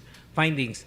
The committees note that the ordinance seeks to update and refine existing policies under Ordinance number 21-2020 and Ordinance number 148-2025 in order to address gaps, clarify procedure, and ensure that assistance mechanism remain relevant in the light of current conditions and emerging challenges in disaster and incident response. Further, the amendments aim to strengthen the local government's capacity to deliver prompt and appropriate aid to affected individuals and families while promoting transparency, accountability, and consistency in the availment of assistance.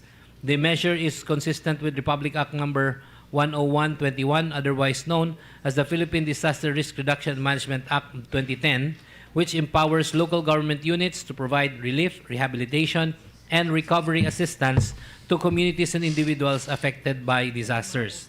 Committee finds that the measure is timely, necessary, and responsive to the continuing need to provide effective, efficient, and equitable assistance to victims of incidents and disasters.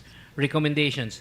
The committees, after careful study, hereby recommend for the approval of Ordinance number 23-2025, 10th SP, 21st Regular Session, approved on January 13, 2026 of the Sangguniang Panlungsod of Valencia City, Bukidnon for being proper, in order, and within the scope of the Sanggunian to enact. So recommended, Mr. Chair. Objections, comments? There being none, motion is approved. Thank you. Item number 22 is a joint committee report of the Committee on Laws, Justice and Human Rights and Rules and Privileges, Committee Report L-135 and R-691. Mr. Presiding Officer, the committee to which was referred Municipal Ordinance Number 2025-540, approved on July 9, 2025, the Sangguniang Bayan of Baongon, Bukidnon, entitled An Ordinance for the Control and Management of Stray Dogs, Roaming and Loitering Within Municipal Offices and departmental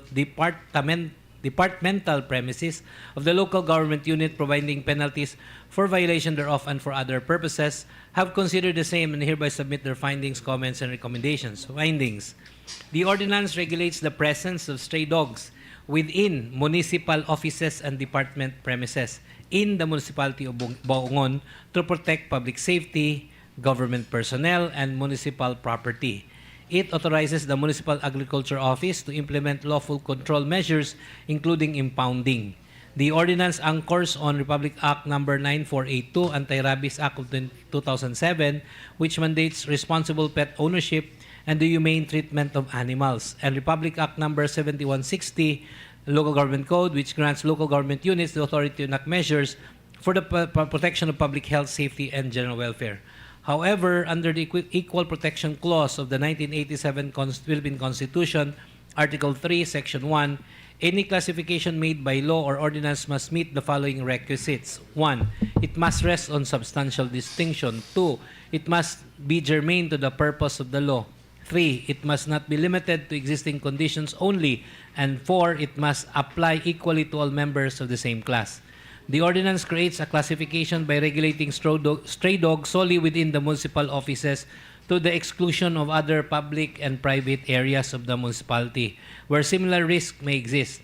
In the absence of a clear and substantial distinction justifying this limitation, the measure may be considered under inclusive and unsupported by sufficient legal basis.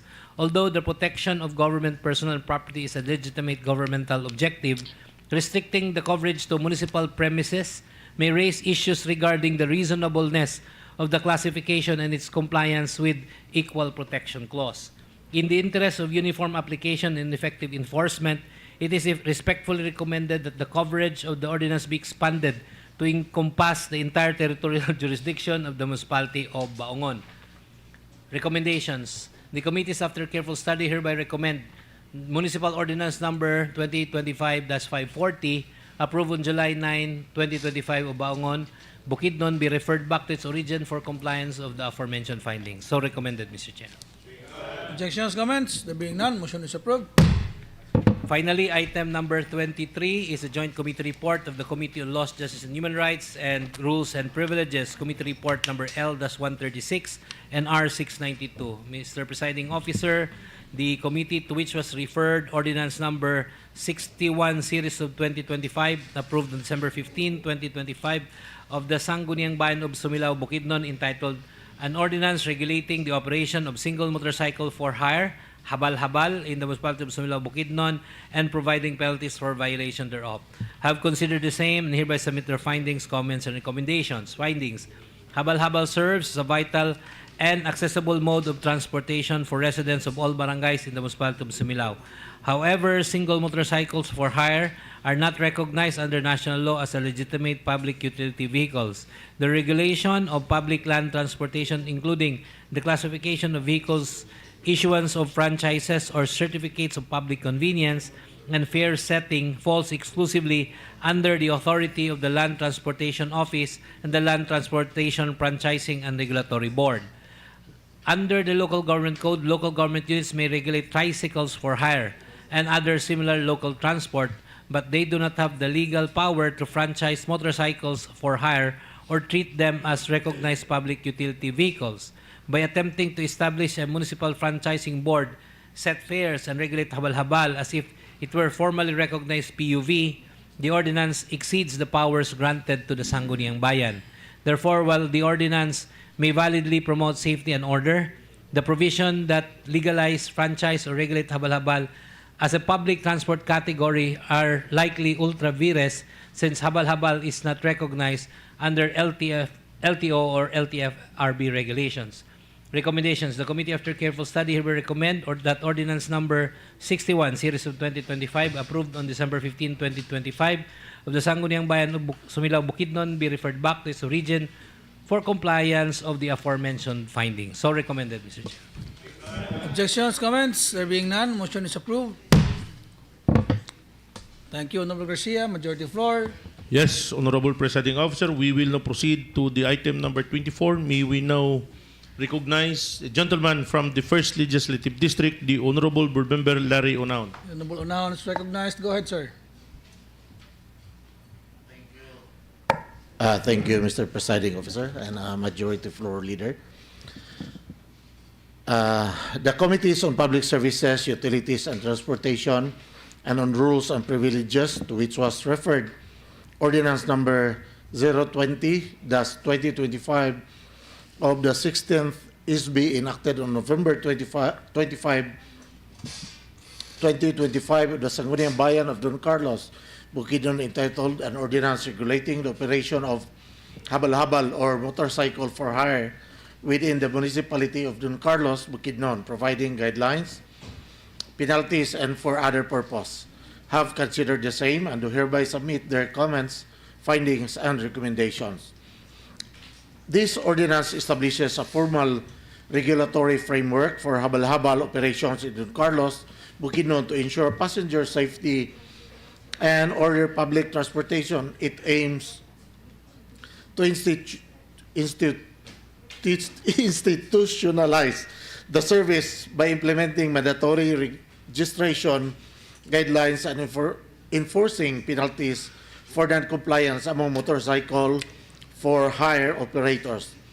The committees found that the ordinance is pursuant to Section 16 of Republic Act 7160, otherwise known as the Local Government Code of 1991, which provides that every local government unit shall exercise the powers expressly granted, those necessarily implied therefrom, as well as powers necessary appropriate of accidental for its efficient and effective governance, and those which are essential to the promotion of the general welfare. However, Article 114 of the Implementing Rules and Regulations of Republic Act 7160 provides that posting and publication of ordinance with penal sanctions, paragraph A, ordinances with penal sanctions shall be posted at conspicuous places in the provincial capital or city, municipal, or barangay hall, as the case may be, for a minimum period of 3 consecutive weeks. Such ordinance shall also be published in newspaper of general circulation where available within the territorial jurisdiction of the LGU concerned, except in the case of barangay ordinance, unless otherwise provided therein. Although the Sangguniang Bayan of Don Carlos attached a certification of posting as proof of their posting, it is not sufficient to comply with the publication requirement, there being newspaper of general circulation within the territorial jurisdiction of the local government unit concerned. The ordinance must be first published. Recommendations. The committee, after due deliberation and careful study, hereby recommend that the ordinance number 020-2025 of the 16th ISB enacted on November 25, 2025, the Sangguniang Bayan of Don Carlos, Bukidnon, be referred back to its origin for compliance with the publication requirements. So recommended, Your Honor. Objections, comments? There being none, motion is approved. Comment from the Honorable Garcia. Mr. Chair, if you noticed, it's good that the Committee on Transport also reported out this committee report involving the same subject matter, regulation of habal-habal. One was referred to the Committee on Transport. The other one was referred to my committee. Now, while we have the same findings to refer it back, but different ang basis. Now, mahimo niya tang katawanan ani sa LGUs, Mr. Chair ba? Because we have different findings. So maybe next time around, we'll be careful. Nga ma-refer ni sa the same committees para consistent ang findings sa Sangguniang Panlalawigan. Yes, Kaya yes. while it was returned by the Transport Committee for lack of publication, we returned it for no basis in law. So, saon taman before I proceed, Mr. Chair, may I just, before we release this, because this has been reported out, wa ko kahibalo, Mr. Chair, until nadunggan ako si board member unahon that they're reporting the same. Sa kadaghan sa trabaho nato, no, wala na ako nabantayan. And so, maybe before we release these committee reports today, there should be a reconciliation. Kasi mag-exchange notes ang mga secretary, Yeah. mahimo na tang katawanan. Yeah, so what is the suggestion of the Honorable Garcia that the committee report be withdrawn? Both committee reports be withdrawn from today's committee hearing, Mr. Chair, and we'll do a reconciliation. And consolidated in the committee on Transportation. public utilities Yes. and Transpo. And loss. Loss ba? O sa atong duha? Loss. Okay. So, no, it's joined with rules. That's why I also wonder why it all has to be joined with the rules. Yeah, tulo naman good dayon. So I don't understand why it's always paired with rules. Now, anyway, I agree. It does not have to always be paired with rules. Yes. Ang loss. Yeah. Yes, say matingala ko nganong dapat sa rules ay butang niya nasa ako. Yes. Dapat sa loss. Yes. Kaysa ordinance. Yes. Rules only applies to our internal rules here. So, Mr. Chair, may I formally move that the committee report number 20, item number 24 and item number 23 be withdrawn this afternoon. Okay. And then referred back as expunged from the records. Yeah. And referred back to the committees for the joint committee on loss and public utilities. Transportation. Okay. Thank you, Mr. Chair. Okay. Motion is approved.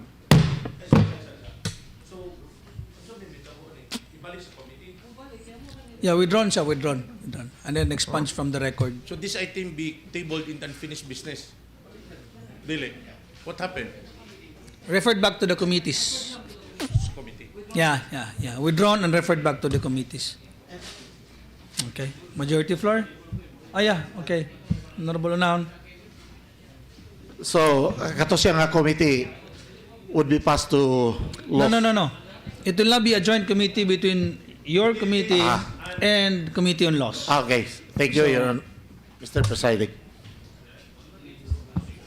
Yes, Majority Floor? Thank you, Honorable Presiding Officer. We will now proceed to item number 25 and 26 for these two items. May we now recognize the gentleman from the second Mr. legislative Chair, district. Mr. Presiding Officer. Yes, Honorable Mansan. One more clarification before proceeding.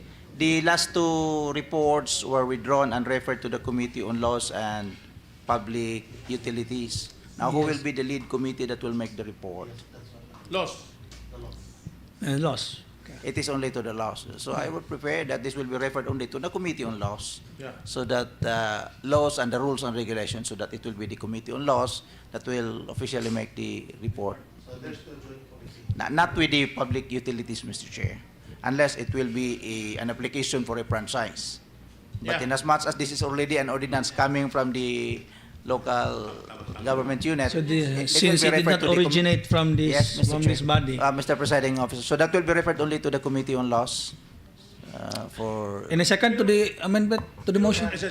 Honorable Presiding Officer. Okay. Still, the findings of the committee is still referred back those Yes. ordinance. So I think This is a different town, yeah. But I think both ordinance will be referred back.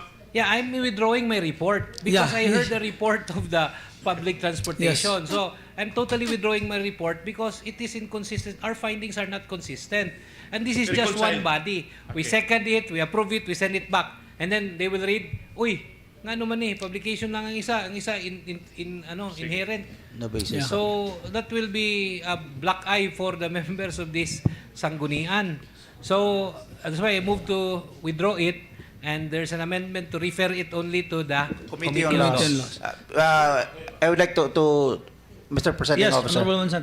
if what was being referred to us are pure ordinance coming from the local government unit, it should always be referred to the Committee on Laws, not on the, because it has been my experience also that there are rules and ordinance with respect to a quasi-judicial in the LGU.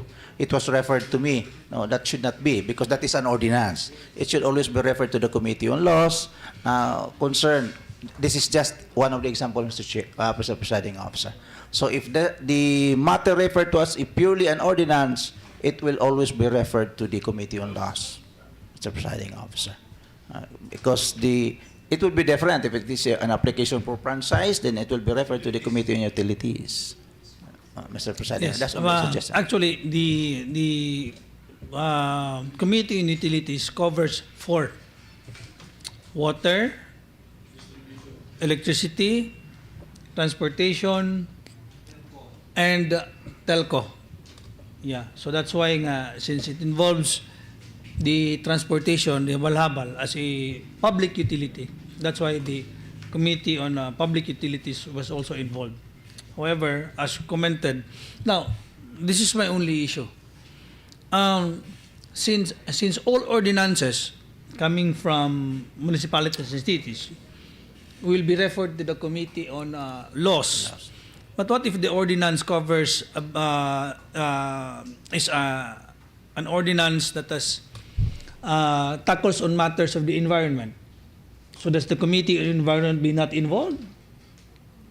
Or what if the ordinance tackles Committee on Labor and Manpower? That's the time, Mr. Chair, that is referred to a dual committee. Yeah. The laws may be the lead, joint committee on environment, so that we can discuss. They can do the substantial. We can do the review on the form. That is usually what is done now.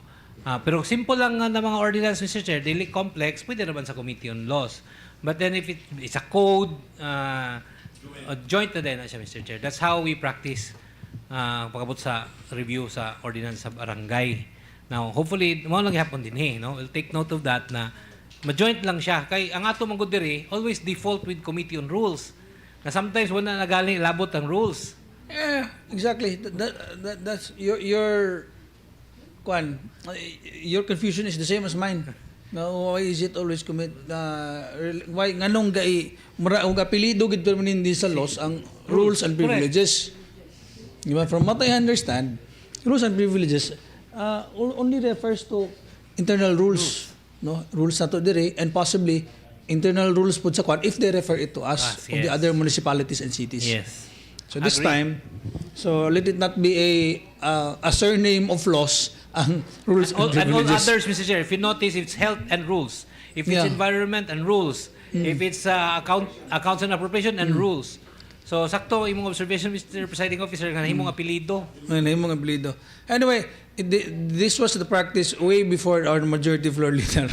No? So, this was in the previous sa Sanggunians, no, na pernintigit sa kabay. Anyway, so at least ato na discuss karon. So next time dili na necessary nga ato nang i-include permanente sa laws ang rules and privileges. Okay? Okay, separate gid siya. Okay. So let's proceed. Majority floor. Honorable Presiding Officer, we will now proceed to item number 25 and 26 for these two items. Again, may we now recognize a gentleman from the 2nd Legislative District, the Honorable Board Member Marlon Brando Dinlayan. The Honorable Marlon Brando Dinlayan is recognized. Go ahead, sir. Thank you, our distinguished Majority Floor Leader. Good afternoon, distinguished Presiding Officer. I have only two items of the Joint Committee report of the Committees on Ways and Means, Trade and Industry, and on Rules and Privileges. The first item, number 25, Mr. Chairman, the Committees on Ways and Means, Trade and Industry, and on Rules and Privileges, to which was referred Executive Order number 018, Series of 2025, dated November 25, 2025 from the Office of the Municipal Mayor of Kitaw-Taw, Bukidnon, entitled An Order Designating Mr. Emmanuel C. Canoy as Negosyo Center Manager of the Municipality of Kitaw-Taw, Bukidnon, have been considered the same and hereby submit its findings, comments, and recommendations. Findings: Republic Act Number 10644, an act promoting job generation and inclusive growth through the development of micro, small, and medium enterprises, otherwise known as the Go Negosyo Act, seeks to strengthen micro, small, and medium enterprises, MSME, to create more job opportunities in the country. Section 3 of Republic Act Number 10644 states that there shall be established under the supervision of the Micro, Small, and Medium Enterprise Development MSMED Council a negosyo center in all provinces, cities, and municipalities, which shall be responsible for promoting ease of doing business and facilitating access to services for MSMEs within its jurisdiction. It is the declared policy of the state to foster national development, promote inclusive growth, and reduce poverty by encouraging the establishment of micro, small, and medium enterprises, MSMEs, that facilitate local job creation, production, and trade in the country.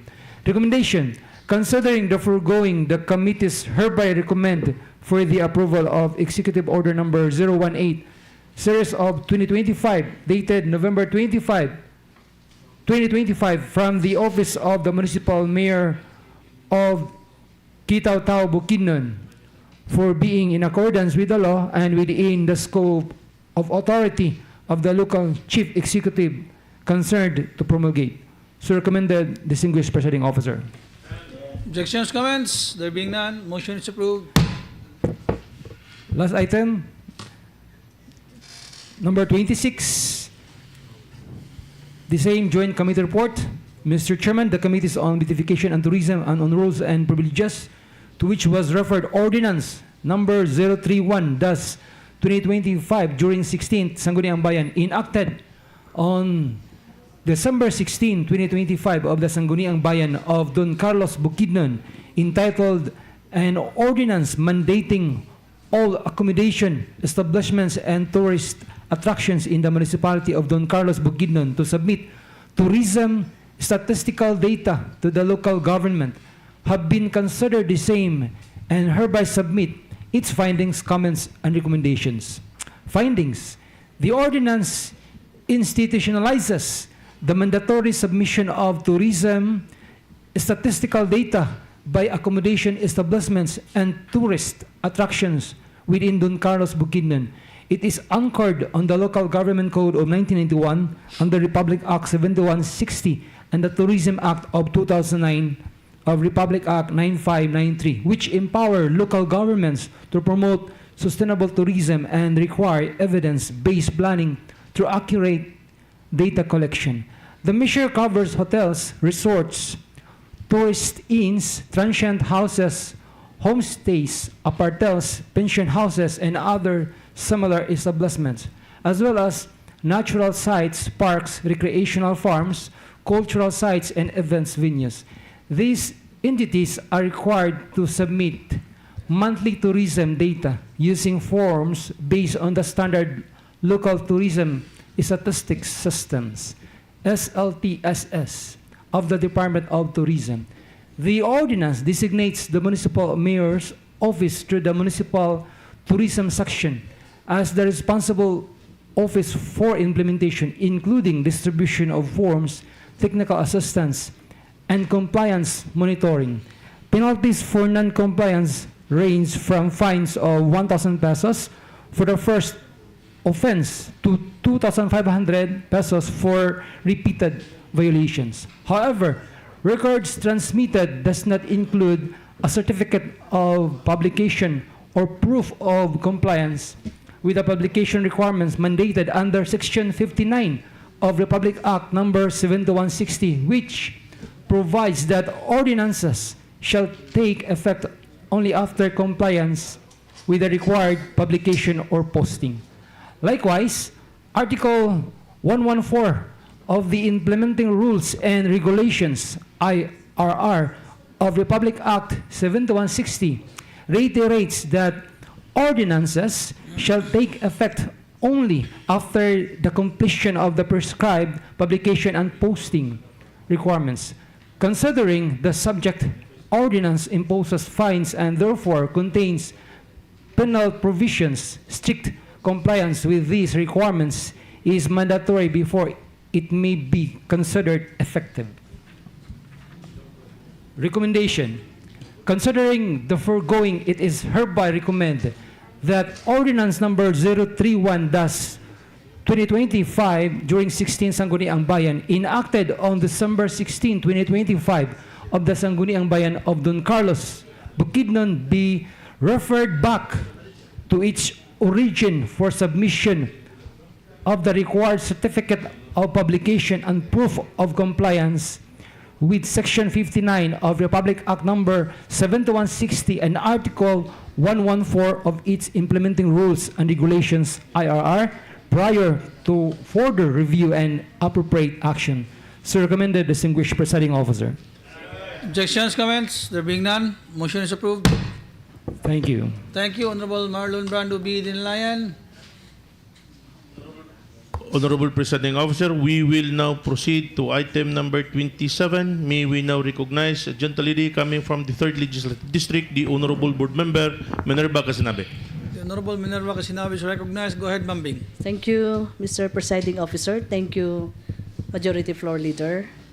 Mr. Chairman, the Committees on Women and Family Relations and on Rules and Privileges, to which was referred Ordinance Number 54-2025, Series of 2025, approved on January 27, 2026, of the Sangguniang Bayan of Cabanglasan, Bukidnon, entitled An Ordinance Institutionalizing the Protection of Children and the Youth Against Abuse, Self-Harm, and Teenage Pregnancy, and providing implementing guidelines for prevention, reporting, intervention, and rehabilitation, have considered the same and hereby submit their findings, comments, and recommendations. The committee finds that the ordinance responds to the pressing necessity of the safeguard the children and the youth from abuse, self-inflicted harm, and early pregnancy. However, upon review, the committees found procedural and substantive issues relating to the penal provision and publication requirement that must first be addressed to ensure conformity with governing law. Republic Act Number 7160, otherwise known as the Local Government Code of 1991, expressly provides under Section 447, the authority of the Sangguniang Bayan to prescribe penalties is limited to the imposition of fines, imprisonment, or both within statutory limits. Furthermore, under Section 511, ordinances with penal sanctions shall take effect only after compliance with the prescribed publication requirement, which includes publishing in a newspaper of general circulation, in addition to posting in conspicuous places. While posting in 3 conspicuous places was undertaken, the absence of publication in a newspaper of general circulation renders the penal provisions invalid and prevents the ordinance from attaining enforceability. Moreover, any penalty clause must strictly adhere to the statutory ceiling imposed by law. Recommendations. The committees, after due deliberation, hereby recommend that Ordinance Number 54-2025, Series of 2025, approved on January 27, 2026 by the Sangguniang Bayan of Cabanglasan, Bukidnon, be referred back to its origin for the purpose of undertaking the necessary corrective revisions to ensure conformity with existing laws and regulations. So recommended, Your Honor. Objections, comments? There being none, motion is approved. Thank you. Thank you, Honorable Kasinabe. Majority floor. Yes, Honorable Presiding Officer, we will now proceed to the new business for the day. For this item number 28, may we now recognize the gentleman from the Second Legislative District, the Honorable Board Member, Bobby J. Dinlayan. Honorable Bobby J. Dinlayan, go ahead, sir. Thank you, Mr. Presiding Officer. Thank you, Bertie Boy, Majority Floor Leader. A resolution requesting all local chief executives, resolution number 138-2026 of the 28th SP series of 2026. A resolution requesting all local chief executives of every city and municipality in the province of Bukidnon without existing and or active local housing offices to designate the respective focal person who shall serve as a partner of the provincial government of Bukidnon in the implementation, among others, of local housing programs authored by this representation.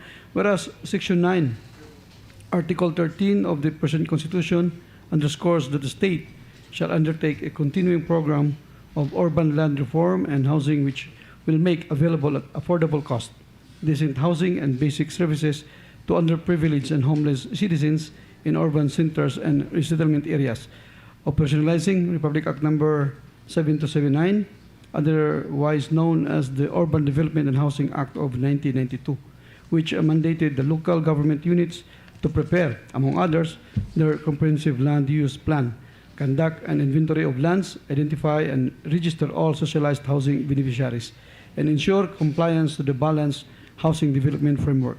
Whereas Section 16 of Republic Act Number 7160 or the Local Government Code of 1991 expressly grants and mandates LGU's powers and functions necessary, appropriate, or incidental to efficient and effective governance, and those essential to the promotion of the general welfare goals, specifically outline the promotion of health and safety, enhancement of economic prosperity and social justice, and preservation of comfort and convenience of their inhabitants, among others. Whereas the ALG Memorandum Circular Number 2008-143, Series of 2008, as amended by Memorandum Circular Number 2009-5, has long provided guidelines for the creation of local housing boards or similar bodies for the LGUs. Whereas consistent to the foregoing mandates, the provincial government of Bukidnon recognized the need to provide for a more responsive and local government structure by highly encouraging the creation of local housing offices and their corresponding local housing boards responsible for the coordination, planning, and implementation of a uniform and effective housing programs within the province that align with the national goals, highlighting the role of LGUs as frontline actors in pursuing inclusive, resilient, and right-based urban development. Whereas only 2 active housing offices exist in the province, particularly in Maleblay and Amaramag, Bukidnon, and at least 12 identified local housing board created, constituting only half of the total number of LGUs in the province. A clear gap at the local level in the form of a mechanism to hasten delivery of shelter services to Bukidnon.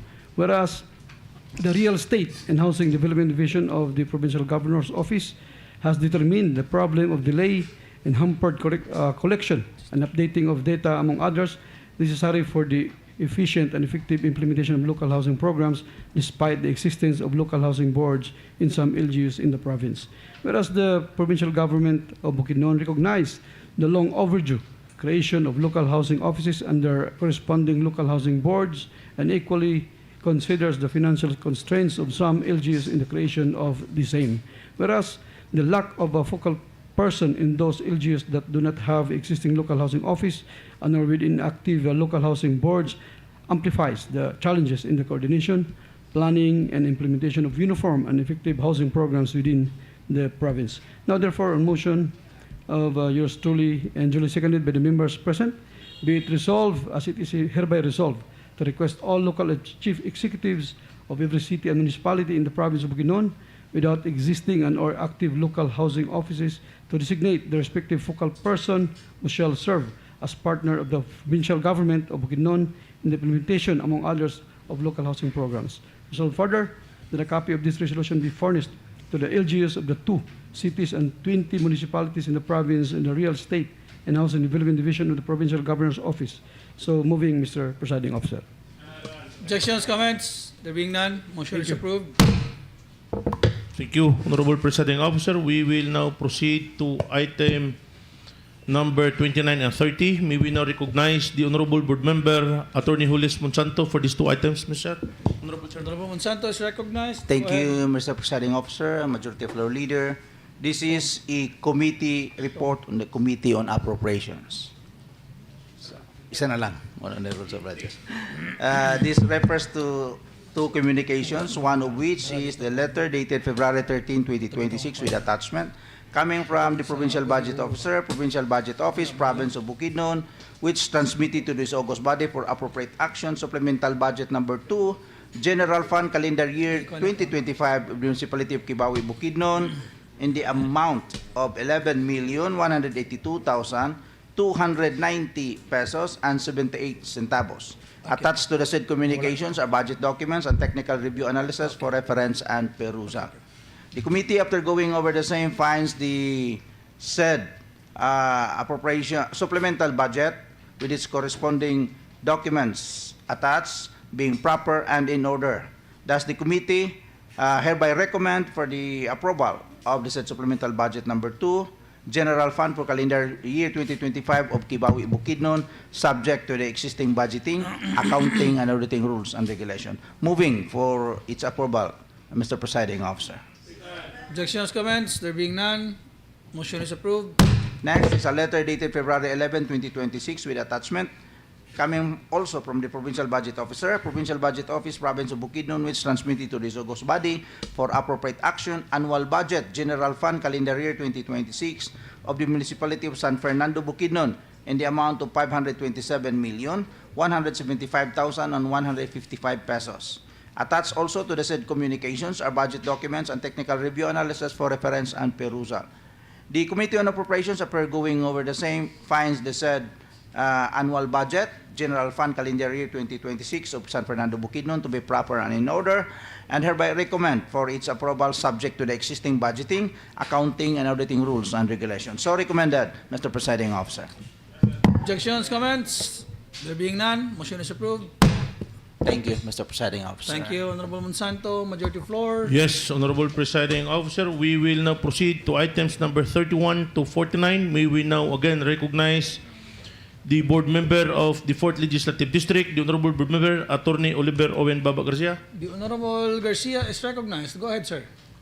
Mr. Chair, item number 31 is a request for authority to open a bank account with the Land Bank of the Philippines, Malaybalay branch for the trust funds under the DLF and RWMHEF for Bukidnon Power Corporation and Northern Bukidnon Power Corporation from the Governor.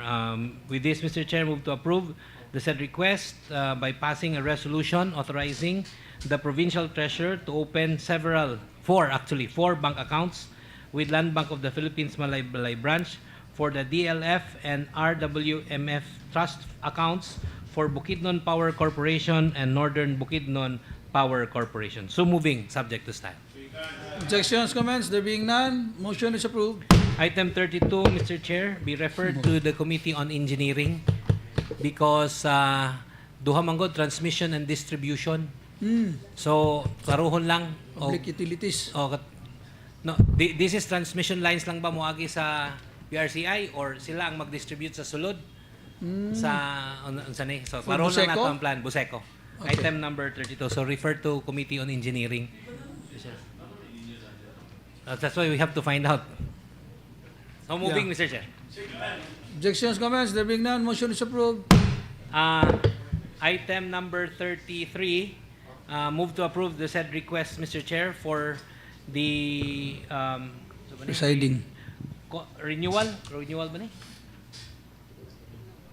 To enter into a contract of lease So pass a resolution granting the governor authority to sign a contract of lease with Jimmy Benilizo because we will rent his property for 2 years at 3,000 pesos per month to be used by our Benro as a checkpoint. This is located at Salulong, San Fernando, Bukidnon. So moving for the approval of said resolution, Mr. Chair, subject to style. Objections? Yeah, dito, Salulong Kalagangan. Comments? There being none, motion is approved. Item number 34, Mr. Chair, is a letter dated February 9 requesting this body for authority for a deed of donation over a parcel of land located at Lourdes, Valencia City, Bukidnon, to be donated to the DPWH to be utilized as their office of the Bukidnon 4th District, 4th Engineering District Office. So with that, Mr. Chair, move to approve the request and pass a resolution granting authority to the governor to sign a deed of donation over one parcel of land located at Barangay Lourdes, Valencia City, Bukidnon, owned by the provincial government of Bukidnon and covered by OCT number P59577 in favor of the Department of Public Works and Highways 4th Engineering Office of Bukidnon. So moving, Mr. Chair. Sure man ka ni nga kuan lang kasi may press na po ni nga paguba lang to ang tulay di man ato. Ato na gini, Mr. Chair, kay palit na ato ni. Ah. Kay nagsugod na ang construction dito sa ila building sa okay. DPWH. Motion is approved. Item number 35 is a request for authority to sign the deed of donation over the 67 PTV that we turned over last Monday. So the other week, so Monday. So Mr. Chair, move to approve the request and pass a resolution subject to style. Kopyahan lang ninyo ang previous resolutions to be consistent. So moving, Mr. Chair. Objections, comments, there being none, motion is approved. Item number 36 is a request for authority to sign a deed of donation over 4 units of gas range. So, Mr. Chair, may I move to approve the request of the governor and pass a resolution granting authority to the governor to sign a deed of donation over 4 units of gas range to be used in livelihood programs, disaster relief, skills training, and feeding program in favor of the Liga ng mga Barangay of Malaybalay City, Bukidnon. So moving, Mr. Chair. Objections, comments, there being none, motion is Subject approved. to style. Item number 37 is a letter dated January 2026 with attachment from the governor requesting this august body to enter into a MOA with the Philippine National Red Cross for financial assistance covering 500,000 pesos and the other one 2,110,000 pesos, item 38, Mr. Chair. So may I now pass an omnibus motion granting authority to the governor to sign the MOA with the Philippine Red Cross for financial assistance in the amount of 500,000 pesos and 2,110,000 pesos for financial assistance, subject to style. So moving, Mr. Chair. Objections, comments, there being none, motion is approved. Item number 39 is a letter dated February 16 with back resolution number 2026-124 from the governor requesting this august body for authority to sign the purchase order for the project supply and delivery of one lot drugs and medicines for saan ang PLO? Provincial Legal Office? For the with one supplier, Pink 24/7 Pharmacorp for the contract cost of 198,590. Can you check the endorsement, please? Masig nasayop lang ni-translate din sa atong ano. The back resolution, supply rate. Pacific Pharmacy, provincial legal. Hatod Servicio. Hatod serbisyo sa provincial legal. Wala day special sa legal. Okay. So the Hatod Serbisyo program. Okay, so I think that answers all your questions. So Mr. Chair, may now move to approve the request of the governor, pass a resolution granting authority to Governor Rogelio Nil Roque to sign the purchase order contract of agreement with Pink 24/7 Pharmacy Corporation for the supply and delivery of one lot drugs and medicines with a contract cost of 1,998,590 pesos, subject to style. So moving, Mr. Chair. Objections, comments, there being none, motion is approved.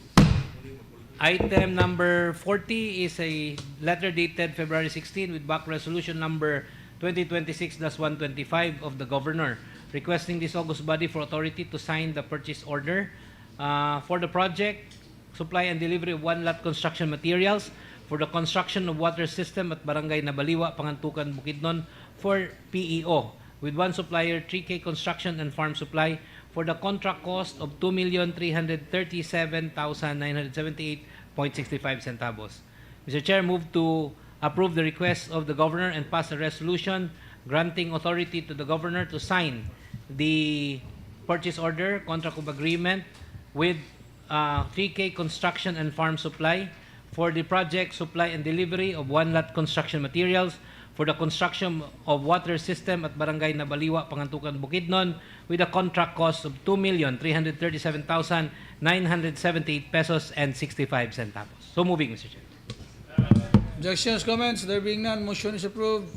Item number 41 is also a request from the Governor with attached back resolution number 2026-126, requesting this august body for authority to sign the purchase order, contract of agreement for the project, supply and delivery of one lot construction material for construction water system at Barangay Silai, Malaybalay City, Bukidnon, with one supplier, AMR Trading, for the contract cost of 2,375,422 pesos and 11 centavos. Mr. Chair, I move to approve the request of the Governor and pass a resolution granting authority to the Governor to sign the purchase order contract of agreement with one supplier, AMR Trading, for the project, supply and delivery of one lot construction materials for the construction of water system at Barangay Silae, Malaybalay City, Bukidnon, with a contract cost of 2,375,422 pesos and 11 centavos.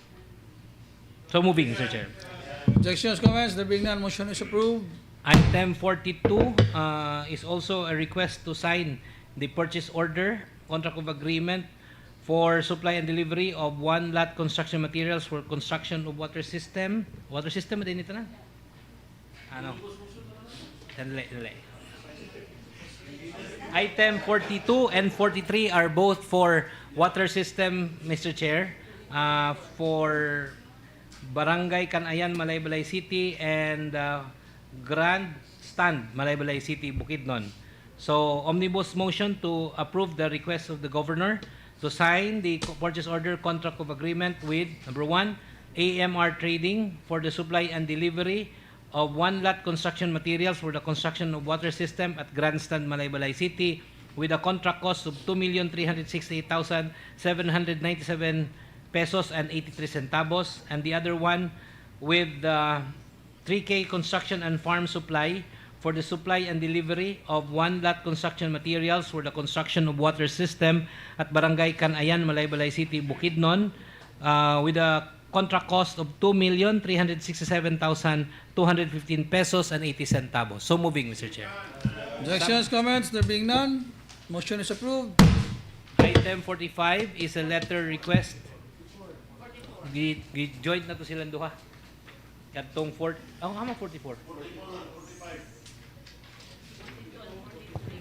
Nasayo pog number akong sakop. Asa maning 40 tugop? 44 lagi ni. Di na siya 45. For a while, Mr. Chair. Okay, nasayo pang number.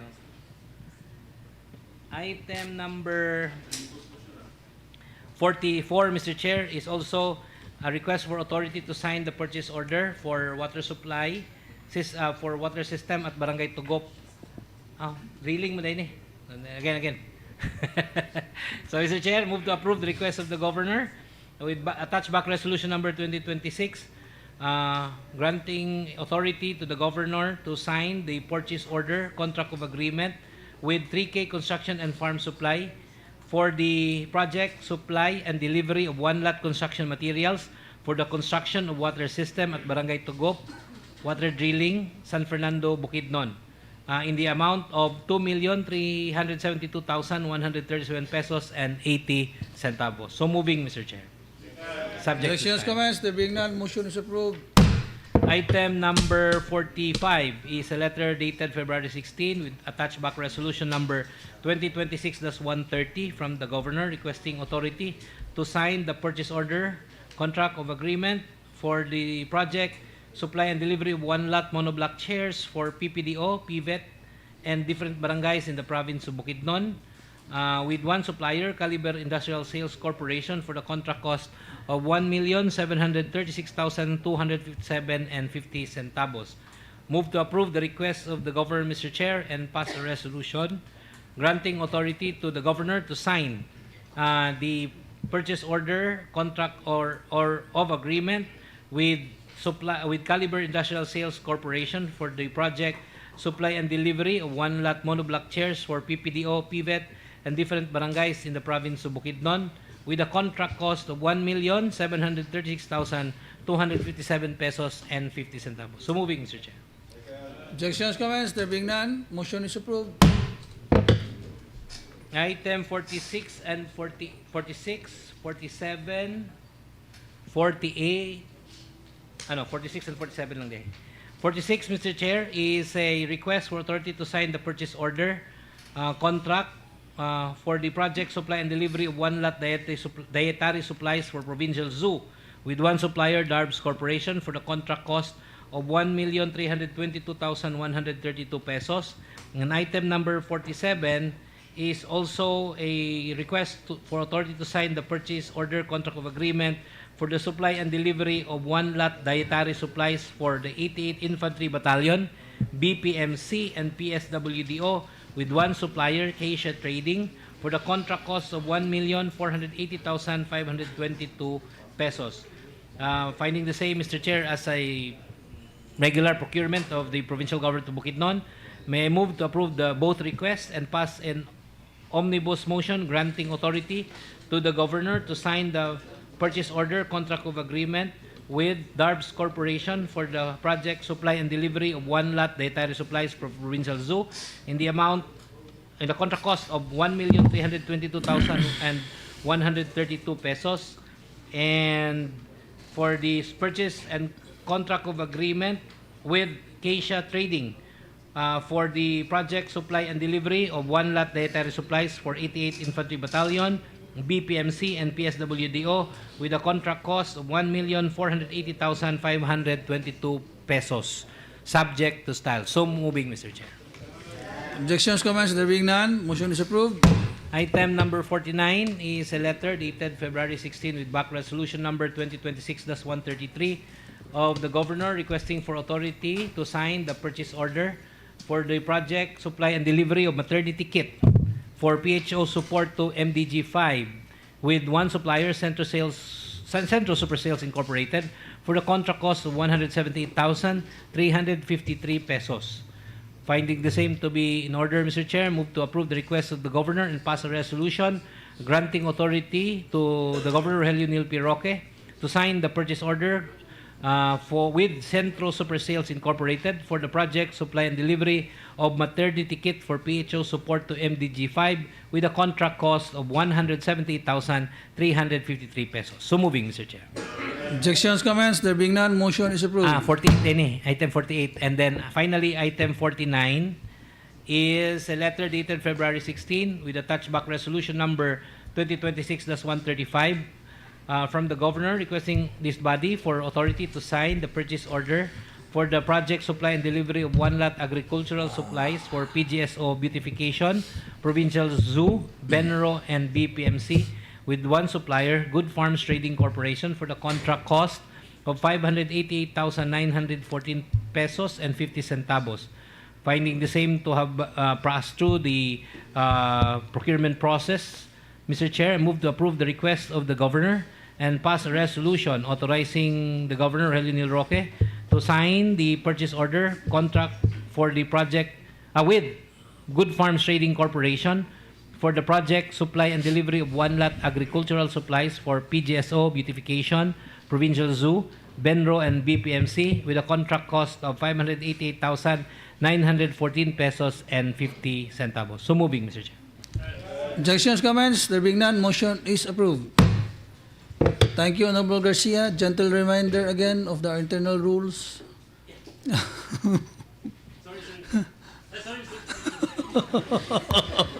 Wala lang kagikuha na kayo straight na. It takes a little getting used to. Yes, Majority Floor Leader, sir. Yes, thank you, Honorable Presiding Officer. We will now proceed to items number 50 and 51. These are all the resolutions authored by our good Provincial Vice Governor, the Honorable Vice Governor Clive D. Quino. For item number 50, this is a resolution congratulating and commending the municipality of Manolo Fortich, Bukidnon, for being conferred the Excellence in Digital Transformation Award during the GCAS Digital Excellence Awards 2025 held on February 19, 2026 at the Grand Hyatt, Manila. If the Honorable Presiding Officer can allow by this representation. Yes, please, to Majority read. Floor Leader, sir. Thank you, Honorable Presiding Officer. Whereas on February 19, 2026, during the prestigious GCAS Digital Excellence Award 2025 held at the Grand Hyatt, Manila, the local government of Manolo Fortich was conferred the Excellence in Digital Transformation Award in recognition to its outstanding leadership and exemplary initiatives in embracing the digital solutions for public service delivery. Whereas the GCAS Digital Excellence Awards is a national recognition program organized by the GCAS that honors the public sector entities, government agencies, local government units, and institutional partners for their significant achievements in digital transformation, financial inclusion, and technology-driven public service, highlighting the organizations that have successfully integrated digital platforms to make the government service more efficient, transparent, and accessible to the Filipino citizens.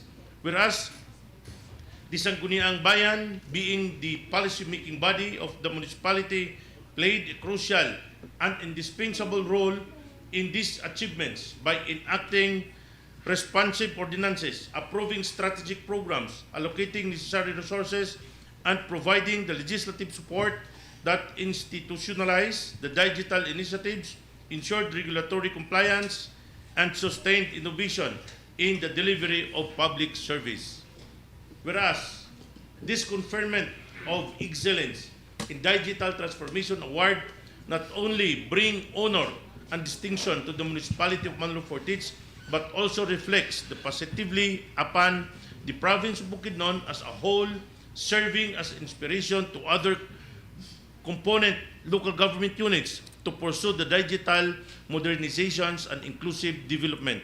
Now, therefore, be it resolved as it is hereby resolved, a resolution congratulating and commending the municipality of Manolo Fortich, Bukidnon for being conferred the Excellence in Digital Transformation Award during the GCAS Digital Excellence Awards 2025 held on February 19, 2026 at the Grand Hyatt, Manila.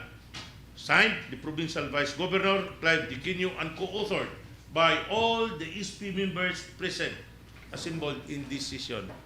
So, Honorable Presiding Officer, so moving for, if, again, the author allowed me? Yes, please, So Majority Floor moving Leader, for sir.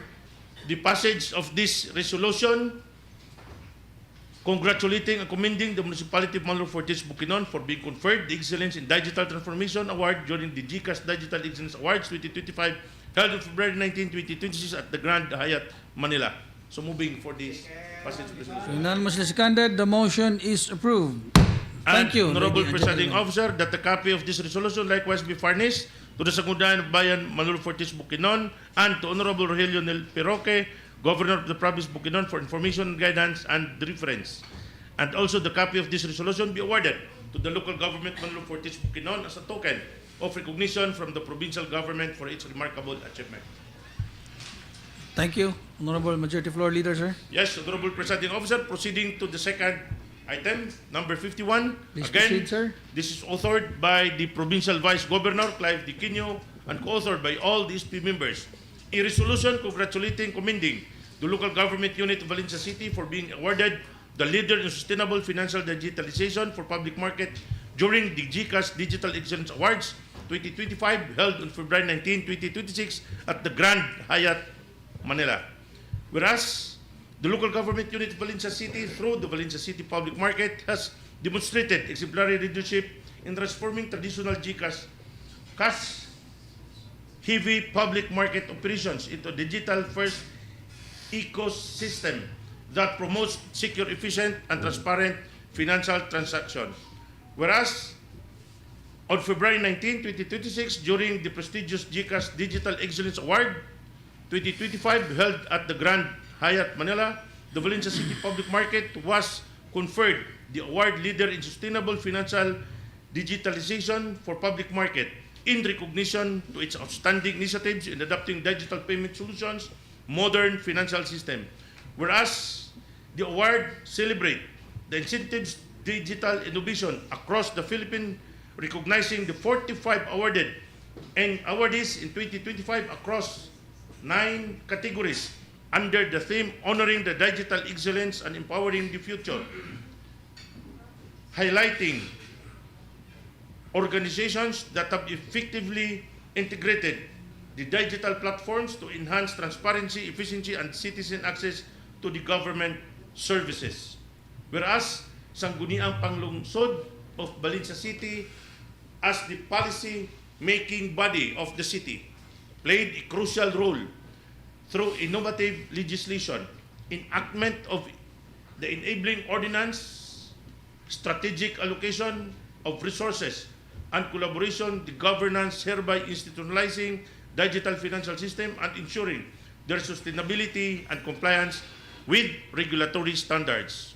Whereas this conferment of this award not only brings honor and distinction to the Valencia City, but also reflects positively upon the province of Bukidnon as a whole, serving as a model for other local government units in pursuing digital transformation, financial inclusions, and technology-driven governance.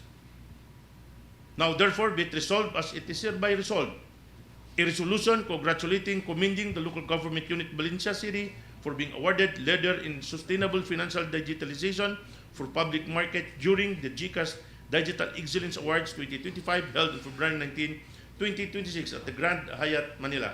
So moving for the passage of this resolution, Honorable Presiding Officer. Objections, comments? There being none, motion is approved. And copy of this resolution be awarded to the local government Valencia City, Bukidnon as a token of recognition from the provincial government for its remarkable achievements. And that the copy also of this resolution be likewise be furnished to the Sangguniang Panlalawigan of Valencia City, Bukidnon, and to Honorable Rogelio Nel Piroque, the Governor of the Province of Bukidnon, for the information, guidance, and reference. Honorable Presiding Officer. So we will now proceed, Honorable Presiding Officer, to item number 52 to 55.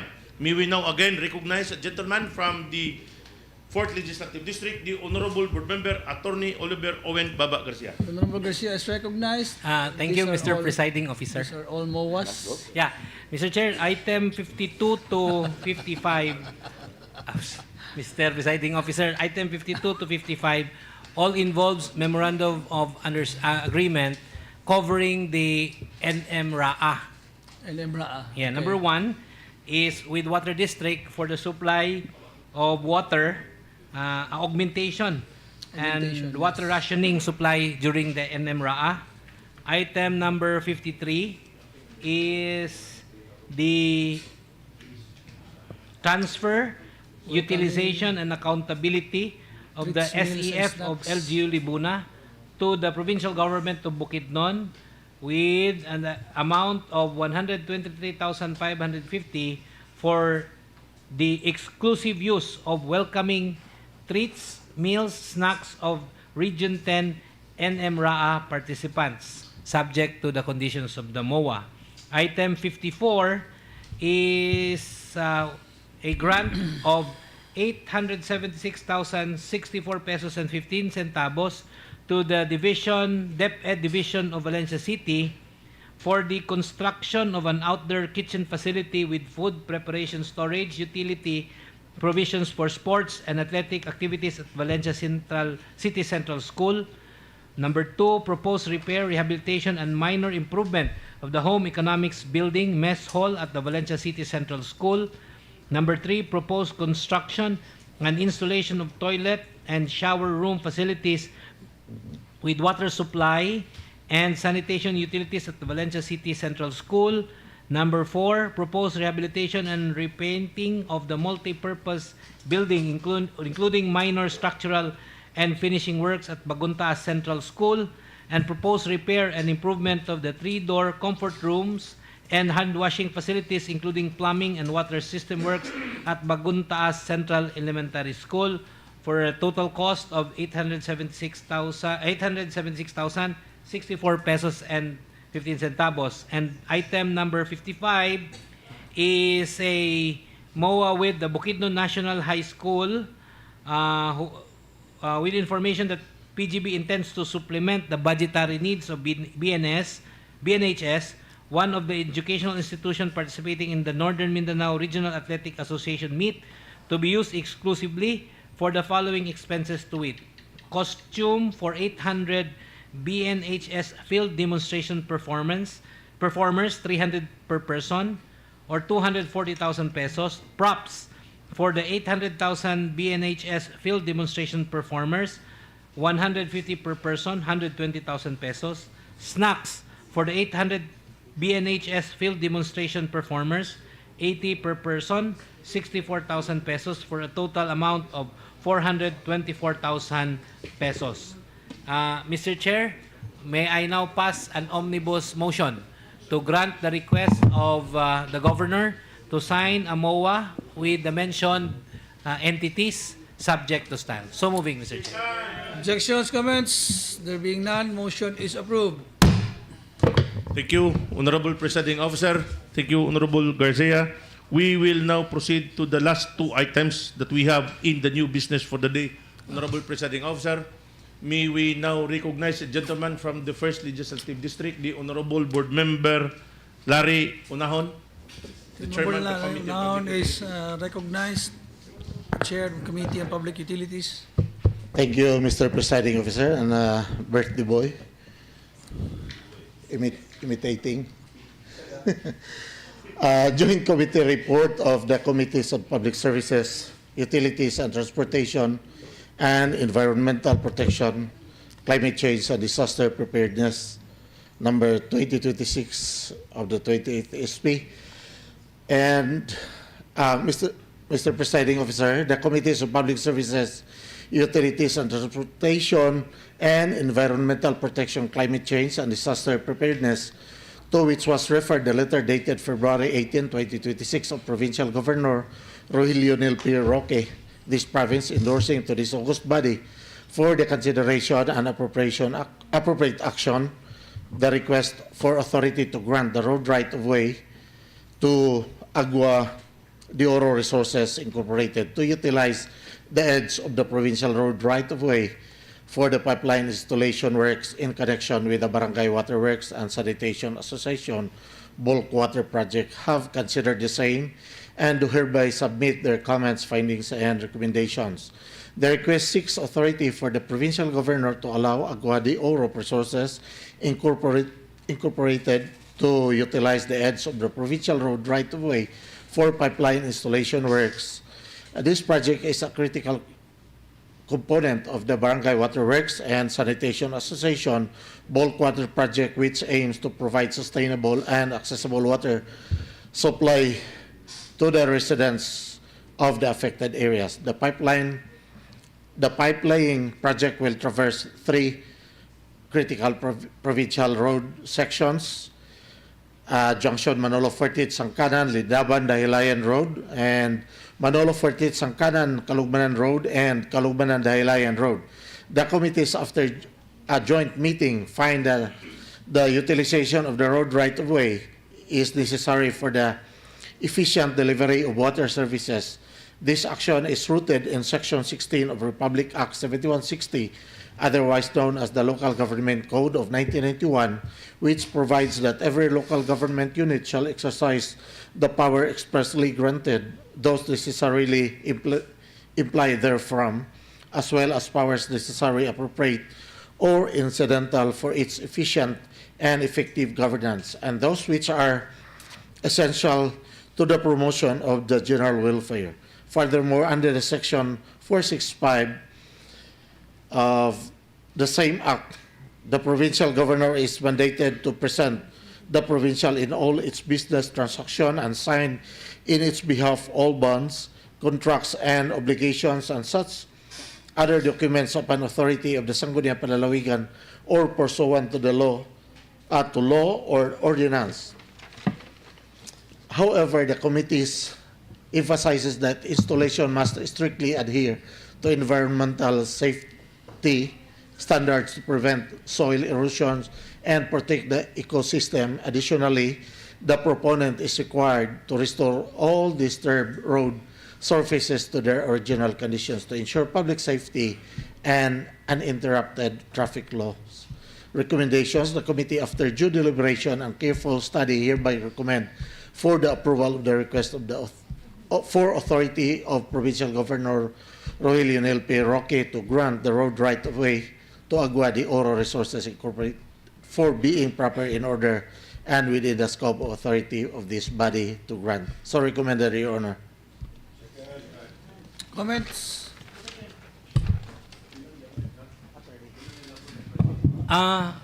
There was a private, so not included anymore. Yeah, not included anymore. I think this is not updated. Yeah, because the one that was referred last week was with the private, so it was corrected? Yes, during our committee meeting this morning, ilan ang gidelete ng private? Labot na. Yeah, again, my question, Mr. Chair, is this, Mr. Presiding Officer. Our road right-of-way are not paid by the provincial government. In fact, even if we ask the engineering, we don't have road right-of-way over these areas. Because most often, when we build roads, we just build roads because, and the private property owners ng Maagian don't usually complain. Why? Because this will benefit them. Now, wala sad taga-offer of expropriation or payment because this will cost the provincial government and all other local government units very much. No? Daghan atong mabayran. So, by granting this, we are assuming that all road right-of-way of the provincial government were acquired and paid for by the provincial government or donated to the provincial government. So my question now is, what if a private owner who was not paid, who did not donate his property to the provincial government, and there is now an excavation that will be done in his property, will question the construction? What will happen? Murabag, gigrant nato ang something that we do not own. So until our engineering will say, don't worry, that public road there is public land, perhaps. But if these are private lands, kung magreklamo, we will be held liable for granting authority for them to use that property when we don't even have the authority to use it as a provincial road. Wala lang gareklamo because it's beneficial to them. Yes. Yeah, okay. So you see the difference, Mr. Chair? That's one thing na gusto nato mahibawan from the engineering, kaning section sa kalsada, ato ba ni? O wala ba'y problema? Na-acquire ba ni by donation or acquisition, Presiding Officer? Aron, makahatag ta confidently og authority for this company to use. Yes, okay. Otherwise, that will be a problem that will come up later on. Okay. Now, comment from the chair. I am very familiar with the roads that you will be passing by because this is actually a project that is strongly endorsed by the municipal government because this will help solve the problem of water, lack of water in the municipality. These are roads, most of these are already concreted roads, and then they're really utilizing only the boundaries. And so I asked them, because they also were surprised at the tenor of the authority. They said, why is it, nga nang na-include ang private properties? Nga dili, wala may right ang probinsya ana nga i-appeal na siya sa authority to give to the governor. Actually, I've talked to the general manager and he said nga we only need the authority from the provincial government because all the private properties that are going to be kanang mga by design nga maigo gyud, they have already talked to them. So in we don't need to include private nga kay that's beyond the authority of the provincial government. We only need the road right of way of the provincial roads. And then these provincial roads are based on cadastral surveys given to them by the municipal government. So I accompanied, because of course this is I was asked, not tasked by the municipal mayor to assist also in this project. And so we talked to the engineering office. And then it took them 1 month to make surveys actually. Muna nga February panigi January panigi pasa, February na nakaabot sa to at tungod kay they took pains in really surveying the section nga maagian ani nga mga pipes.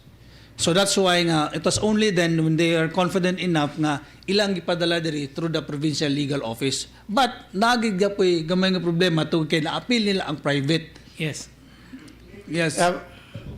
But we have requested a legal of governor, and they have a letter here, and they said, however, the above mentioned request inadvertently included all encroached private properties. The undersigned hereby respectfully amends the previous request to cover only the following provincial road. Yes. Well, before that, Mr. Chair, Presiding Officer, okay, assuming that you talk and they painstakingly did their job, yes, is that attached to the request? A support of the decision of this council? Because you only know that. It's not even on the record. Diba? Until you stated it for the record this afternoon, this is not even reflected in the attachments. So what the Honorable Garcia is asking is a result of the survey of the provincial engineering office. You said they studied painstakingly at that to make sure that this area that they will pass through are really there's no problem as far as our road right of way of the provincial government is concerned, because by then we are assured and our decision is intelligently made based on records, because again, this is a government of records, di ba? So let us put it on the record kung naaman galing, because I will be confident to vote for it. Nga gihatagan nato sila og right of way over the right of way of the provincial government on our provincial roads. Okay, so at least we are giving something that we own, or at least we have a right. Okay.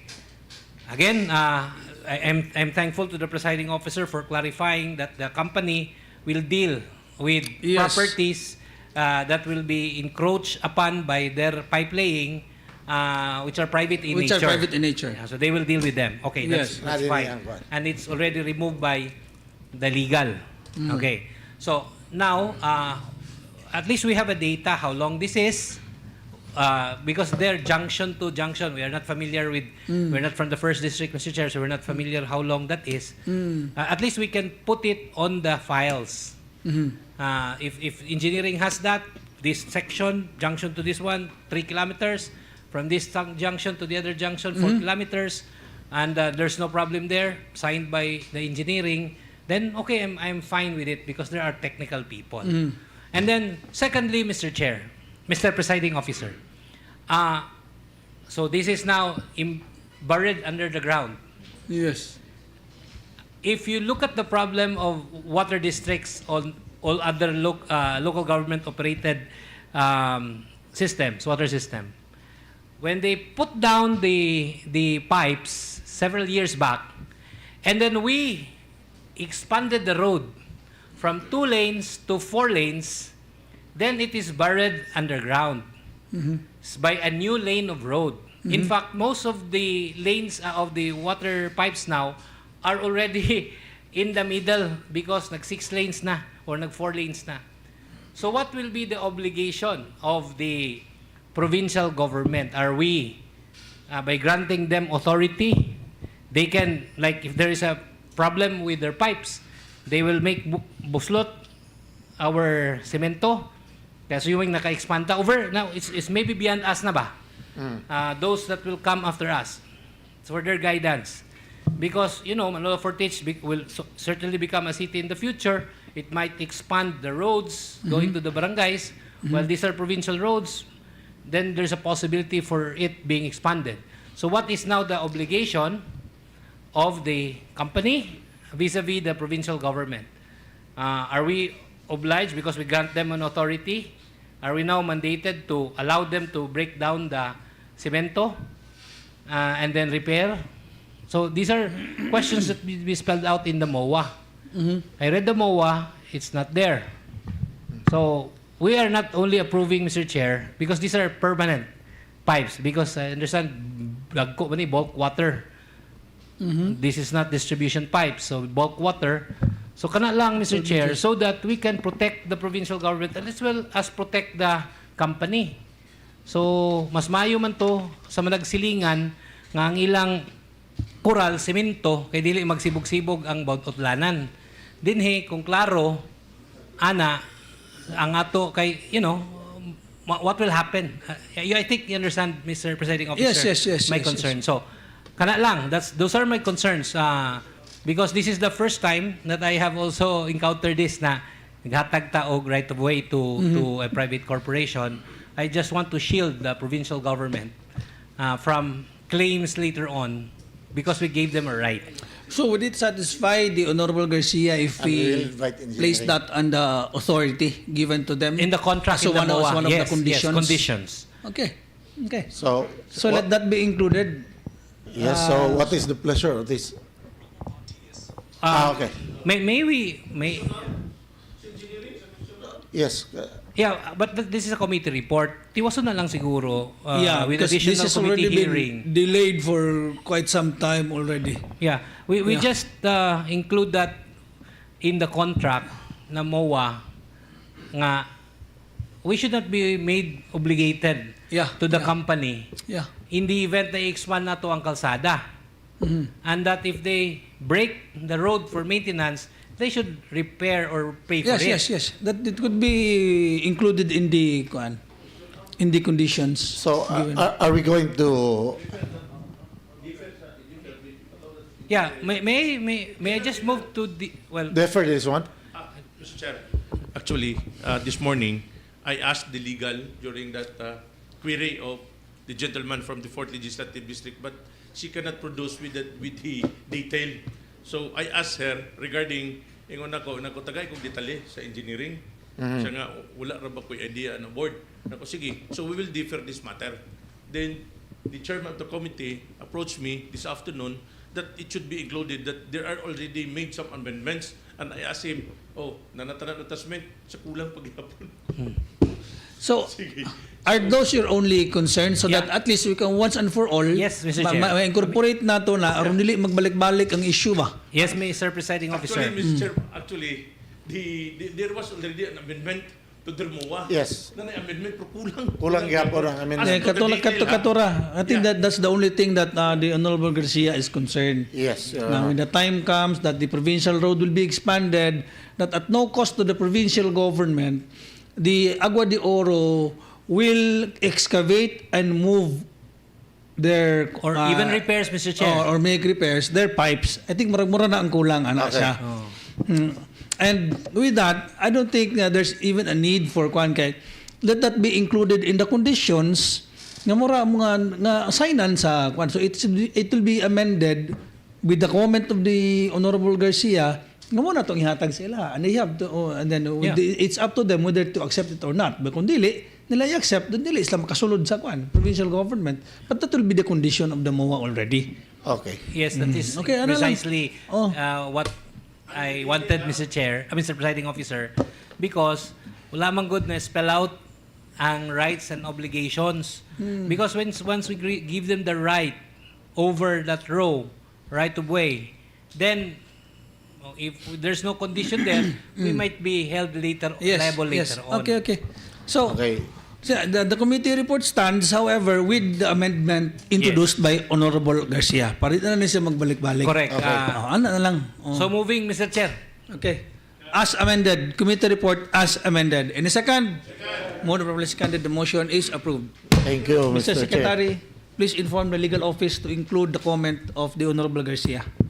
This is noted, Mr. Chair. Okay. Thank you. We will now proceed to item number 57, the last item that we had in the new business for the day, Honorable Presiding Officer. May we now recognize the lady from the 3rd Legislative District, the Honorable Board Member Minerva Casanabe. The Honorable Kasinabi is recognized. Go ahead, ma'am. Thank you again, Mr. Chairman and the Majority Floor Leader.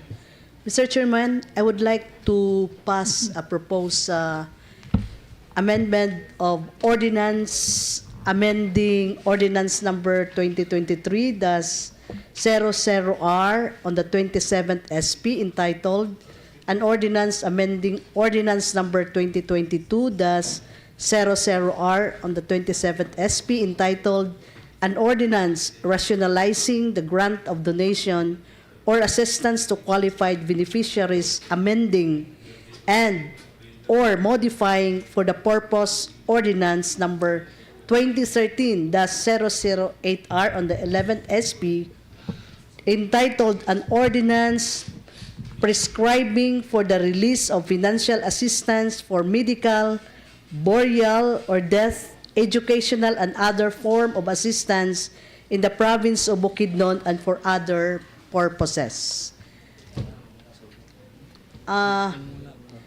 Mr. Chairman, this, Your Honor,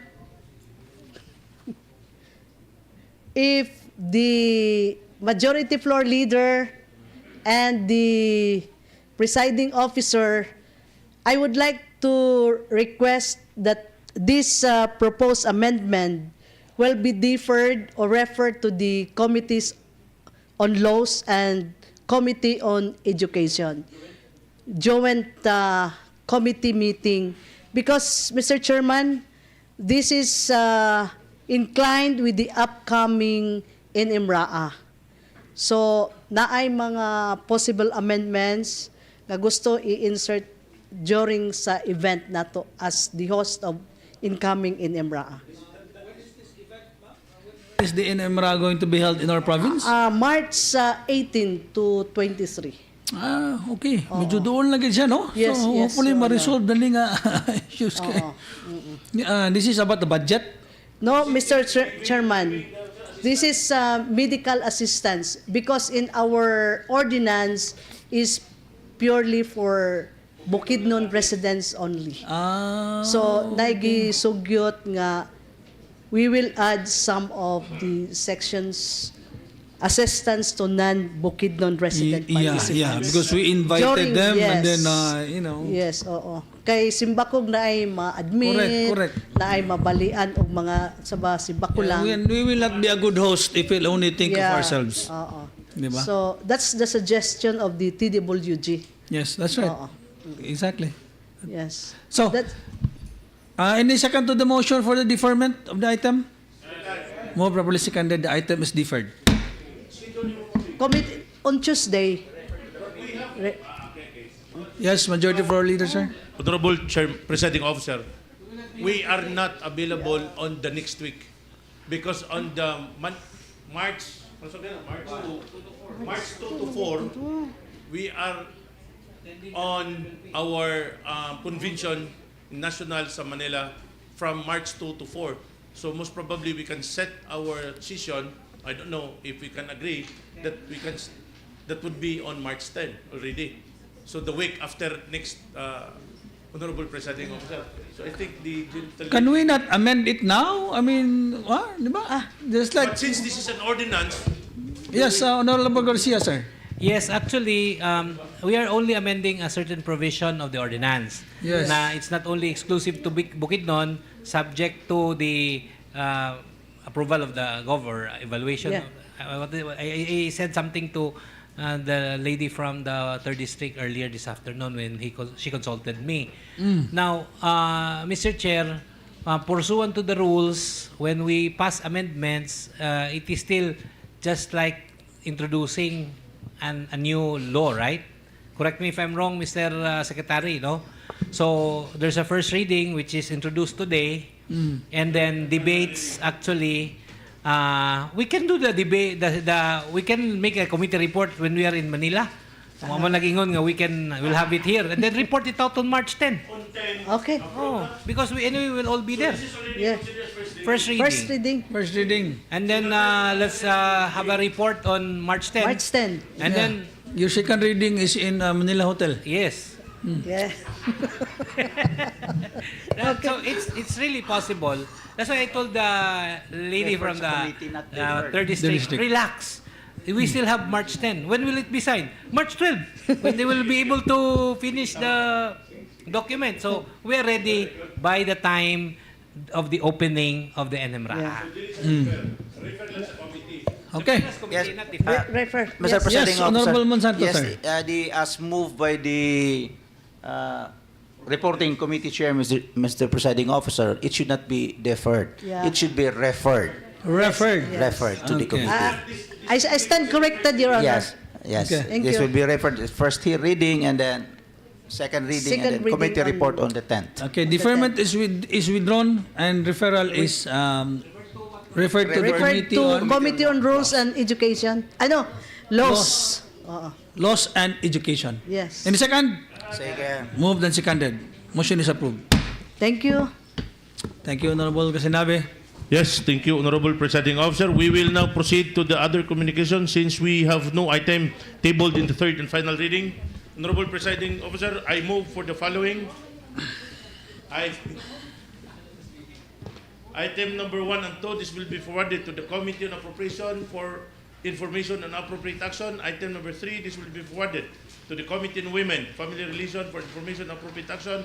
Item number 4 be forwarded to the Committee on Land Use, Human Settlement and Agrarian Reform for information on appropriate action. So moving for the approval as enumerated, Honorable Presiding Officer. And second, unanimously seconded, the motion is hereby approved. We will now proceed to the other matters from the board members. Other matters from the board members, Honorable Monsanto, Honorable Pepito, and the majority floor leader. Yes, go ahead, Honorable Monsanto, sir. Thank you, Mr. Presiding Officer. This refers to the one items being referred to the Committee on the Quasi-Judicial Committees on Good Government and Public Accountability, Mr. Presiding Officer, which refers to an ordinance coming from the LGU Manolo Fortich, which is the municipal ordinance, the establishment of the municipal ordinance enforcement team. I beg to have this item not referred to the Committee on Good Government and Public Accountability. Committee on Laws, Mr. Presiding Officer. Sige, sige. So for that manifestation of a gentleman from the 2nd Legislative District, the Honorable Board Member Attorney Julius Monsanto, Honorable Presiding Officer, that item be transferred and referred to the Committee on Laws, Honorable Presiding Officer. And one more thing, Mr. Presiding Officer, I believe... Wala pa second na to? Okay, second. Motion is approved. One last item, Mr. Chair, but I will still be agreeable if we will be discussing it on the next session. This refers to the creation, because I'm the chair of the Committee on Good Government and Public Accountability and Ethics. I'm the chair. But going over to our internal rules, paragraph 10. Paragraph 10 of our internal rules. This is rule 14. Paragraph 10 of 14 of our internal rules. It mentioned here that the Committee on Good Government and Public Accountability and Ethics should be, the composition should be under the chairperson, the provincial vice governor. It is stated here. It should always be the chairmanship of the Committee on Good Government and Public Accountability and Ethics under Rule 14 of our internal rules. Paragraph 10 should be the provincial governor. And then the members are the Secretary of the Sangguniang Panlalawigan, the Supervising Administrative Officer of the ASP, and the ex-officio members are the PHRMO head, the Provincial Government Employees Union President. So I believe, although we might be tackling this in the change of the composition of the Philippine, of our internal rules as far as this committee is concerned, Mr. Presiding Officer. We will take this up on our next available session so that we could properly change the composition of the Committee on Good Government, Public Accountability, and Ethics. The rationale, I was talking it to our secretary. The Committee on Good Government and Public Accountability and the Committee on Ethics was separate before. But in as much as this is now being joined, now under Rule 14, Section 10, the chairman should be the provincial vice governor. So the corresponding amendments to our present composition of the committee should be made. Maybe we'll take this up on the next session. Honorable Presiding Officer, if I may also be Yes, majority floor. recognized. Thank you. Honorable Presiding Officer, actually, in line with the observation of Honorable Board Member Attorney Julis Monsanto, together with observation of Honorable Board Member Attorney Oliver Owen Baba Garcia, my proposal for the amendment of our internal house rule, all those observations be consolidated, and that would be again, that would be scheduled most probably, most probably scheduled, Honorable Presiding Officer, after on the convention, I think, that would be scheduled in March, so that ma-one time na nato pag-amend ang ato ang internal house rule. So, very good observation, no? So, that is not only authored by this presentation, but together with all the observation of the two gentlemen, Honorable Presiding Officer. So, that would be scheduled, our committee meeting on that matter, most probably on March, March 10?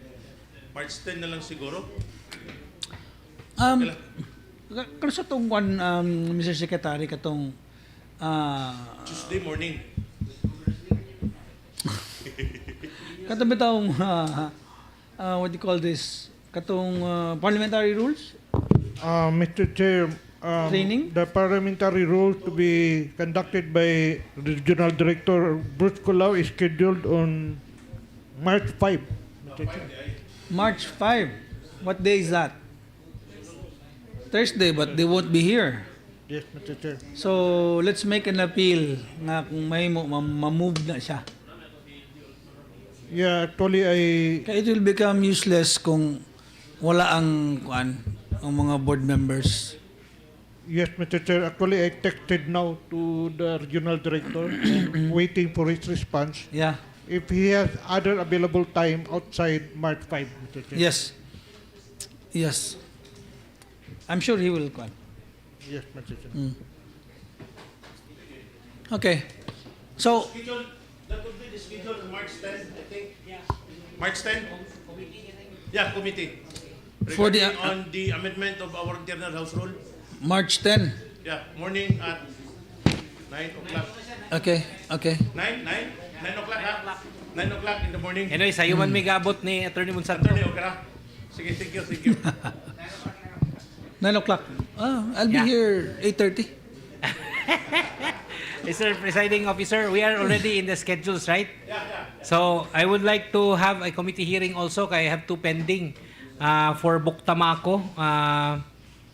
I do not, Buktamako will invite them on March 10, Committee on Laws, and the Buseco also on March 10. This is with regards to our building here, nabang green building sa Benro. Kanang building diha sa kuan unya i-donate nato ang mga equipment after sa Buseco. I do not understand nga nung That's usually the process. Yeah, pero akong nahibawan, Mr. Chair, transmission lines. Katong mga distribution lines. Building man. The whole building? Kanang building to palinyahan unya ila na ang line. So that's what Cecil Egnar told me this morning. Sige, anyway. That's why mo lang ang maklaro. Yes, that's why I want to call them to clarify. Why do we have to donate that? I understand katong sa mga katong lagyo, katong i-energize na to isa ka barangay, katong mga poste, linya, mo to itong i-donate. But kung building, ano i-donate mo na to ang... I'm sure kana lang siya iyang kumrag panaog lang sa kuan. Yeah, very small matter. That's why I wanted clarified kay basig sayop na sad ni nga transmission from the legal.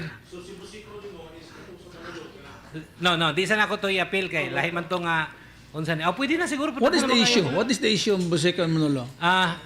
Kadto kay the endorsement covers transmission and distribution. So when the BRCI compound, when you say transmission, they'll just put lines crossing our property at BRCI. When you say distribution, they lay down poste within BRCI.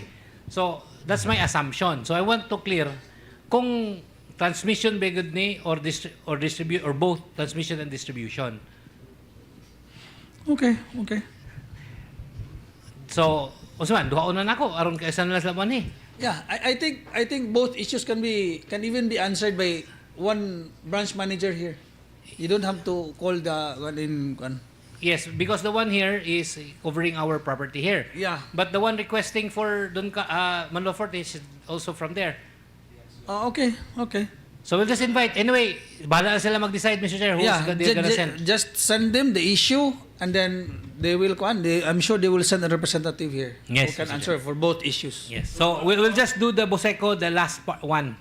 Buktamako first, and the last will be Buseco because there will be two issues for Buseco. Thank you, Mr. Chair. Okay, so what time will that be? Tuesday. Buktamako, Tuesday, 10 o'clock. Buseco, 11 o'clock. Okay. 9 o'clock will be the internal. Okay.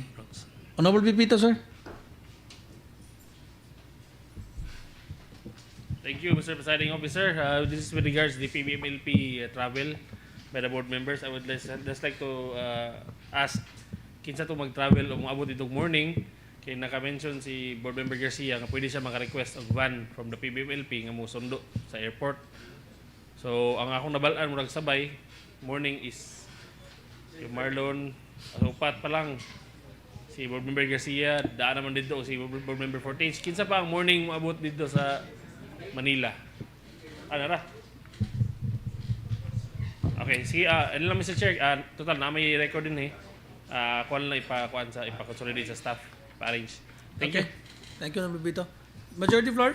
Yes, the last item, Honorable Presiding Officer, this is regarding on the landslide happened in San Fernando.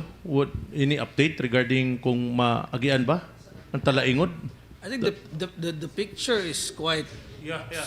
It took the damage is quite substantial. Yeah, so it took daw a long time for the Yeah.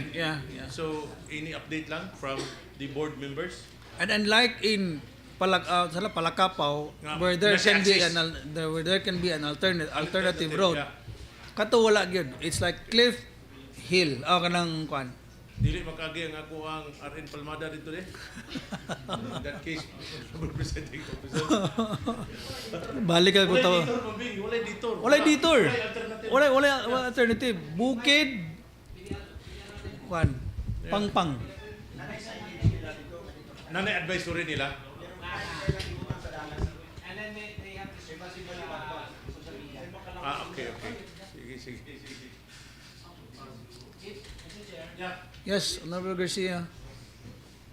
If we want an update, maybe next meeting, we can call PDRRMO to update us. Yeah, it can just be a quick update during the question hour. Yes. Yeah.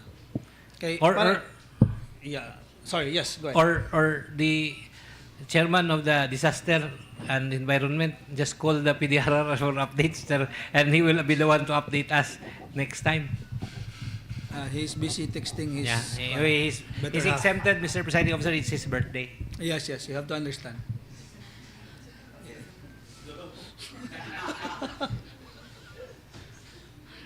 Ikaw na lang kuno mga update.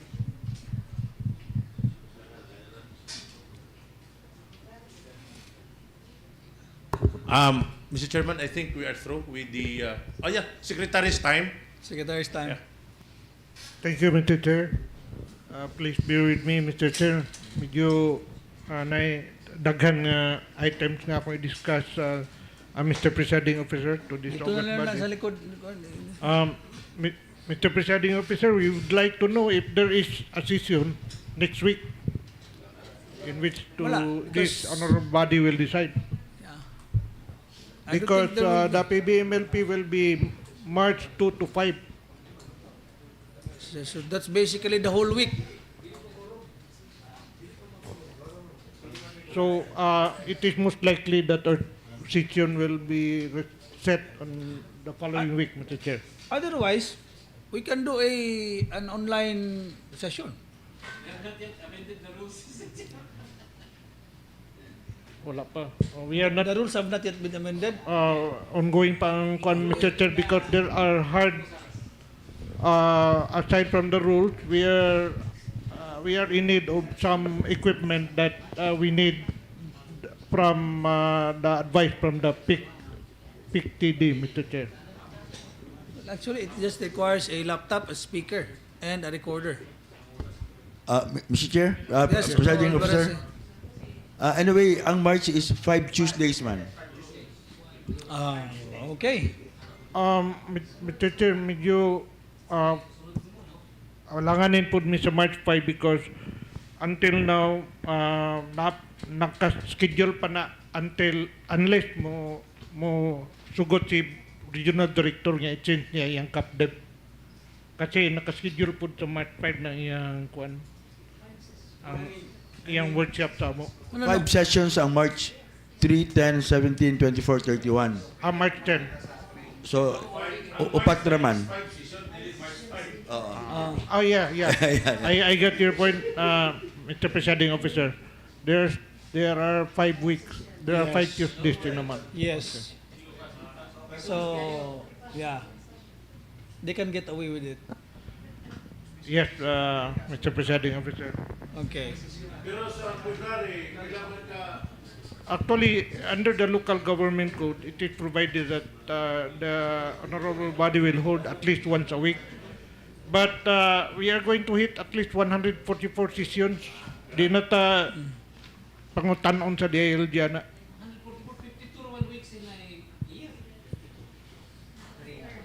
Because there are four weeks times 12 times 3 years. So target na to 144. all the required ba? Okay.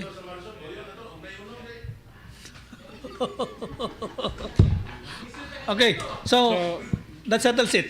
Next week, they will all be flying to Manila, so wala tayo kan. Yes, Mr. Chair. And then another observation, Mr. Chair, since it is moved by this honorable Mr. Presiding Officer that it is moved that the referral to the rules will now be dispensed. We have previous pending referred items. Pidit lang ba itong ato lang itong humanon, Mr. Chair, because it is already approved by the body. Okay, do you know exactly how many? There are numerous, Mr. Chair, because these are distributed to various committees. Okay, it's okay. Starting So- starting next session, wala no more. no more. Unless it is particularly Yes, refer touches to the Committee on the Laws, rules. Rules and Privileges. But if it doesn't, mo lagi lang, dili siya muon nga apelido sa Committee on Laws. Yes, Mr. Okay. Chair. It is highly noted, Mr. Chair. So, starting lang, dili lang sa itong na-referred na, Mr. Yes. Chair. Okay. Yes. And then, Dili lang siya Mr. i-retroact. Chair, monthly convocation will be on March 2. So, we will be awarding 3 recipients. Award a resolution commending Attorney Albert Lagamon, which Okay. is Okay. proposed to Commissioner be awarded Lagamon, there. and then And then the 2 LGUs will receive the Digital Excellence Award. Excellence Award, Valencia and Manolo. And that's Yes. it. Yes, Mr. Presiding Okay. Officer. Those are 3 only. Then, likewise, Mr. Chair, the Department Interior and Local Government invites all board members, vice governor, mayors, city councilors, municipal councilors to attend the review and amendment program of the local government code Kana, importante kaya na. scheduled on March 10, 2026, which also fall on Tuesday. So that's our concern. At Charlie Beach, that is a one-day activity, Mr. Chair, Mr. Presiding Officer. But I believe this is a very important gathering. Yeah, March 10. Oh. We'll just move our session. Yeah. Because that one is very important, no? This is, they are finally introducing amendments to the local government code. Huh? But it is the ILG who scheduled this. Yeah, but we were given a deadline. Union of Local Authorities of the Philippines was given a deadline. And we submitted already, including PCL, Board Members League. So I don't know why. Well, anyway, official communication. Yes, there We is. have received, Mr. Presiding Officer. There is also already a consolidated proposal for amendments from the Union of Local Authorities of the Philippines. So I don't know why each Sangguniang will be called. Mhm. Well, anyway, Mr. Chair, depending Maybe na- they're extending it. Yeah. Maybe they're extending it. Okay. Then, are we going to set the session to another day, Mr. Yeah, Presiding perhaps, Officer?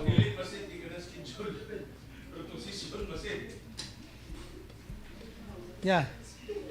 That's up to the body. Because on the second week, I'll be on leave. The Honorable Alvarez will be the acting Vice Governor. Mr. Chair, as I go further to the letter, who are invited in the provincial level, Mr. Chair, is the provincial governor, vice governor, and SP member on local governance. SP member on local governance. So, who is the SP member on local governance? Is it the Honorable Balansag? Yeah, I think it's the Honorable Balansag. Yeah. So, pwede rin makasesyon. Yeah, local Pwede rin makasesyon. Kaya it's only, kuan raman, governor, the vice governor, and the SP member SP members on local governance. governance. So, pwede rin makasesyon. So, Okay. And nalay pahabol, i-appeal daw ang secretary. Secretary. Ingon si RD. Oh, sure. Secretary. Okay. So, si Ma'am Joanne lang sa din ang magkuan. Yes, Mr. Presiding Okay. Officer. So, anything else? Anti-Poverty Summit? Yes, Anti-Poverty Summit. This Friday. Yeah, everyone, all the board members are highly requested to 27? 27. Nagsige naman ni siya birthday niya. Naunsa mo ni siya niya. Hindi na naman siya birthday, oh. Binyo at Susana, Mr. Presiding Officer. Yes. And then, next important announcement, katulang wala pa nakapasa, atong reminder lang, SALN. When is the deadline? SALN for submission, February 27 in our office. February Mr. 27? Presiding Officer. Di ba April pa man? Pero kayo kayo mag-collect ang Honorable HR. Garcia. Ha? Sayo kayo mag-collect ang HR kay ila pang but, reviewon. but again, they can't fine us. Diba? Nga naman, well, it's okay to remind us, but the actual deadline, Mr. Chair, by law is April. Not February 27. So this is noted. So kami mga sa opisina, we are required. Yeah. Anyway, we can individually send our own SALNs, di ba? There is a new SALN, new form. Still, it's downloadable maghapon. Yes. It's downloadable. Okay. Sige? And then, lastly, Mr. Chair, if possible, if it is workable, kung pwede, we will discourage sabay ang committee meetings sa the same time kay it will deprive the other members to attend important matters during the discussion.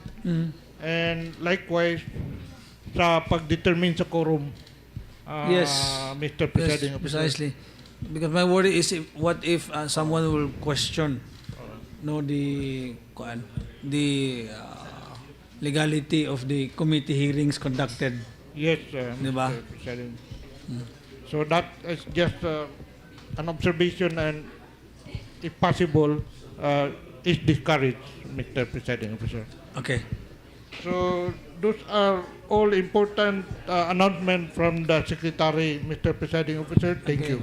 Thank you very much. Okay, thank you, Mr. Secretary. So from the presiding officer, it has been a really good session, perfect attendance.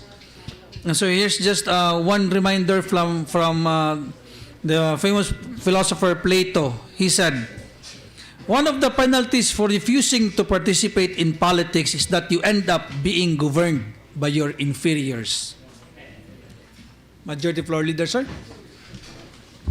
With that, Honorable Presiding Officer, I move for the adjournment of our regular session. The 32nd regular session of the 28th SP is hereby adjourned. Thank you, ladies and gentlemen.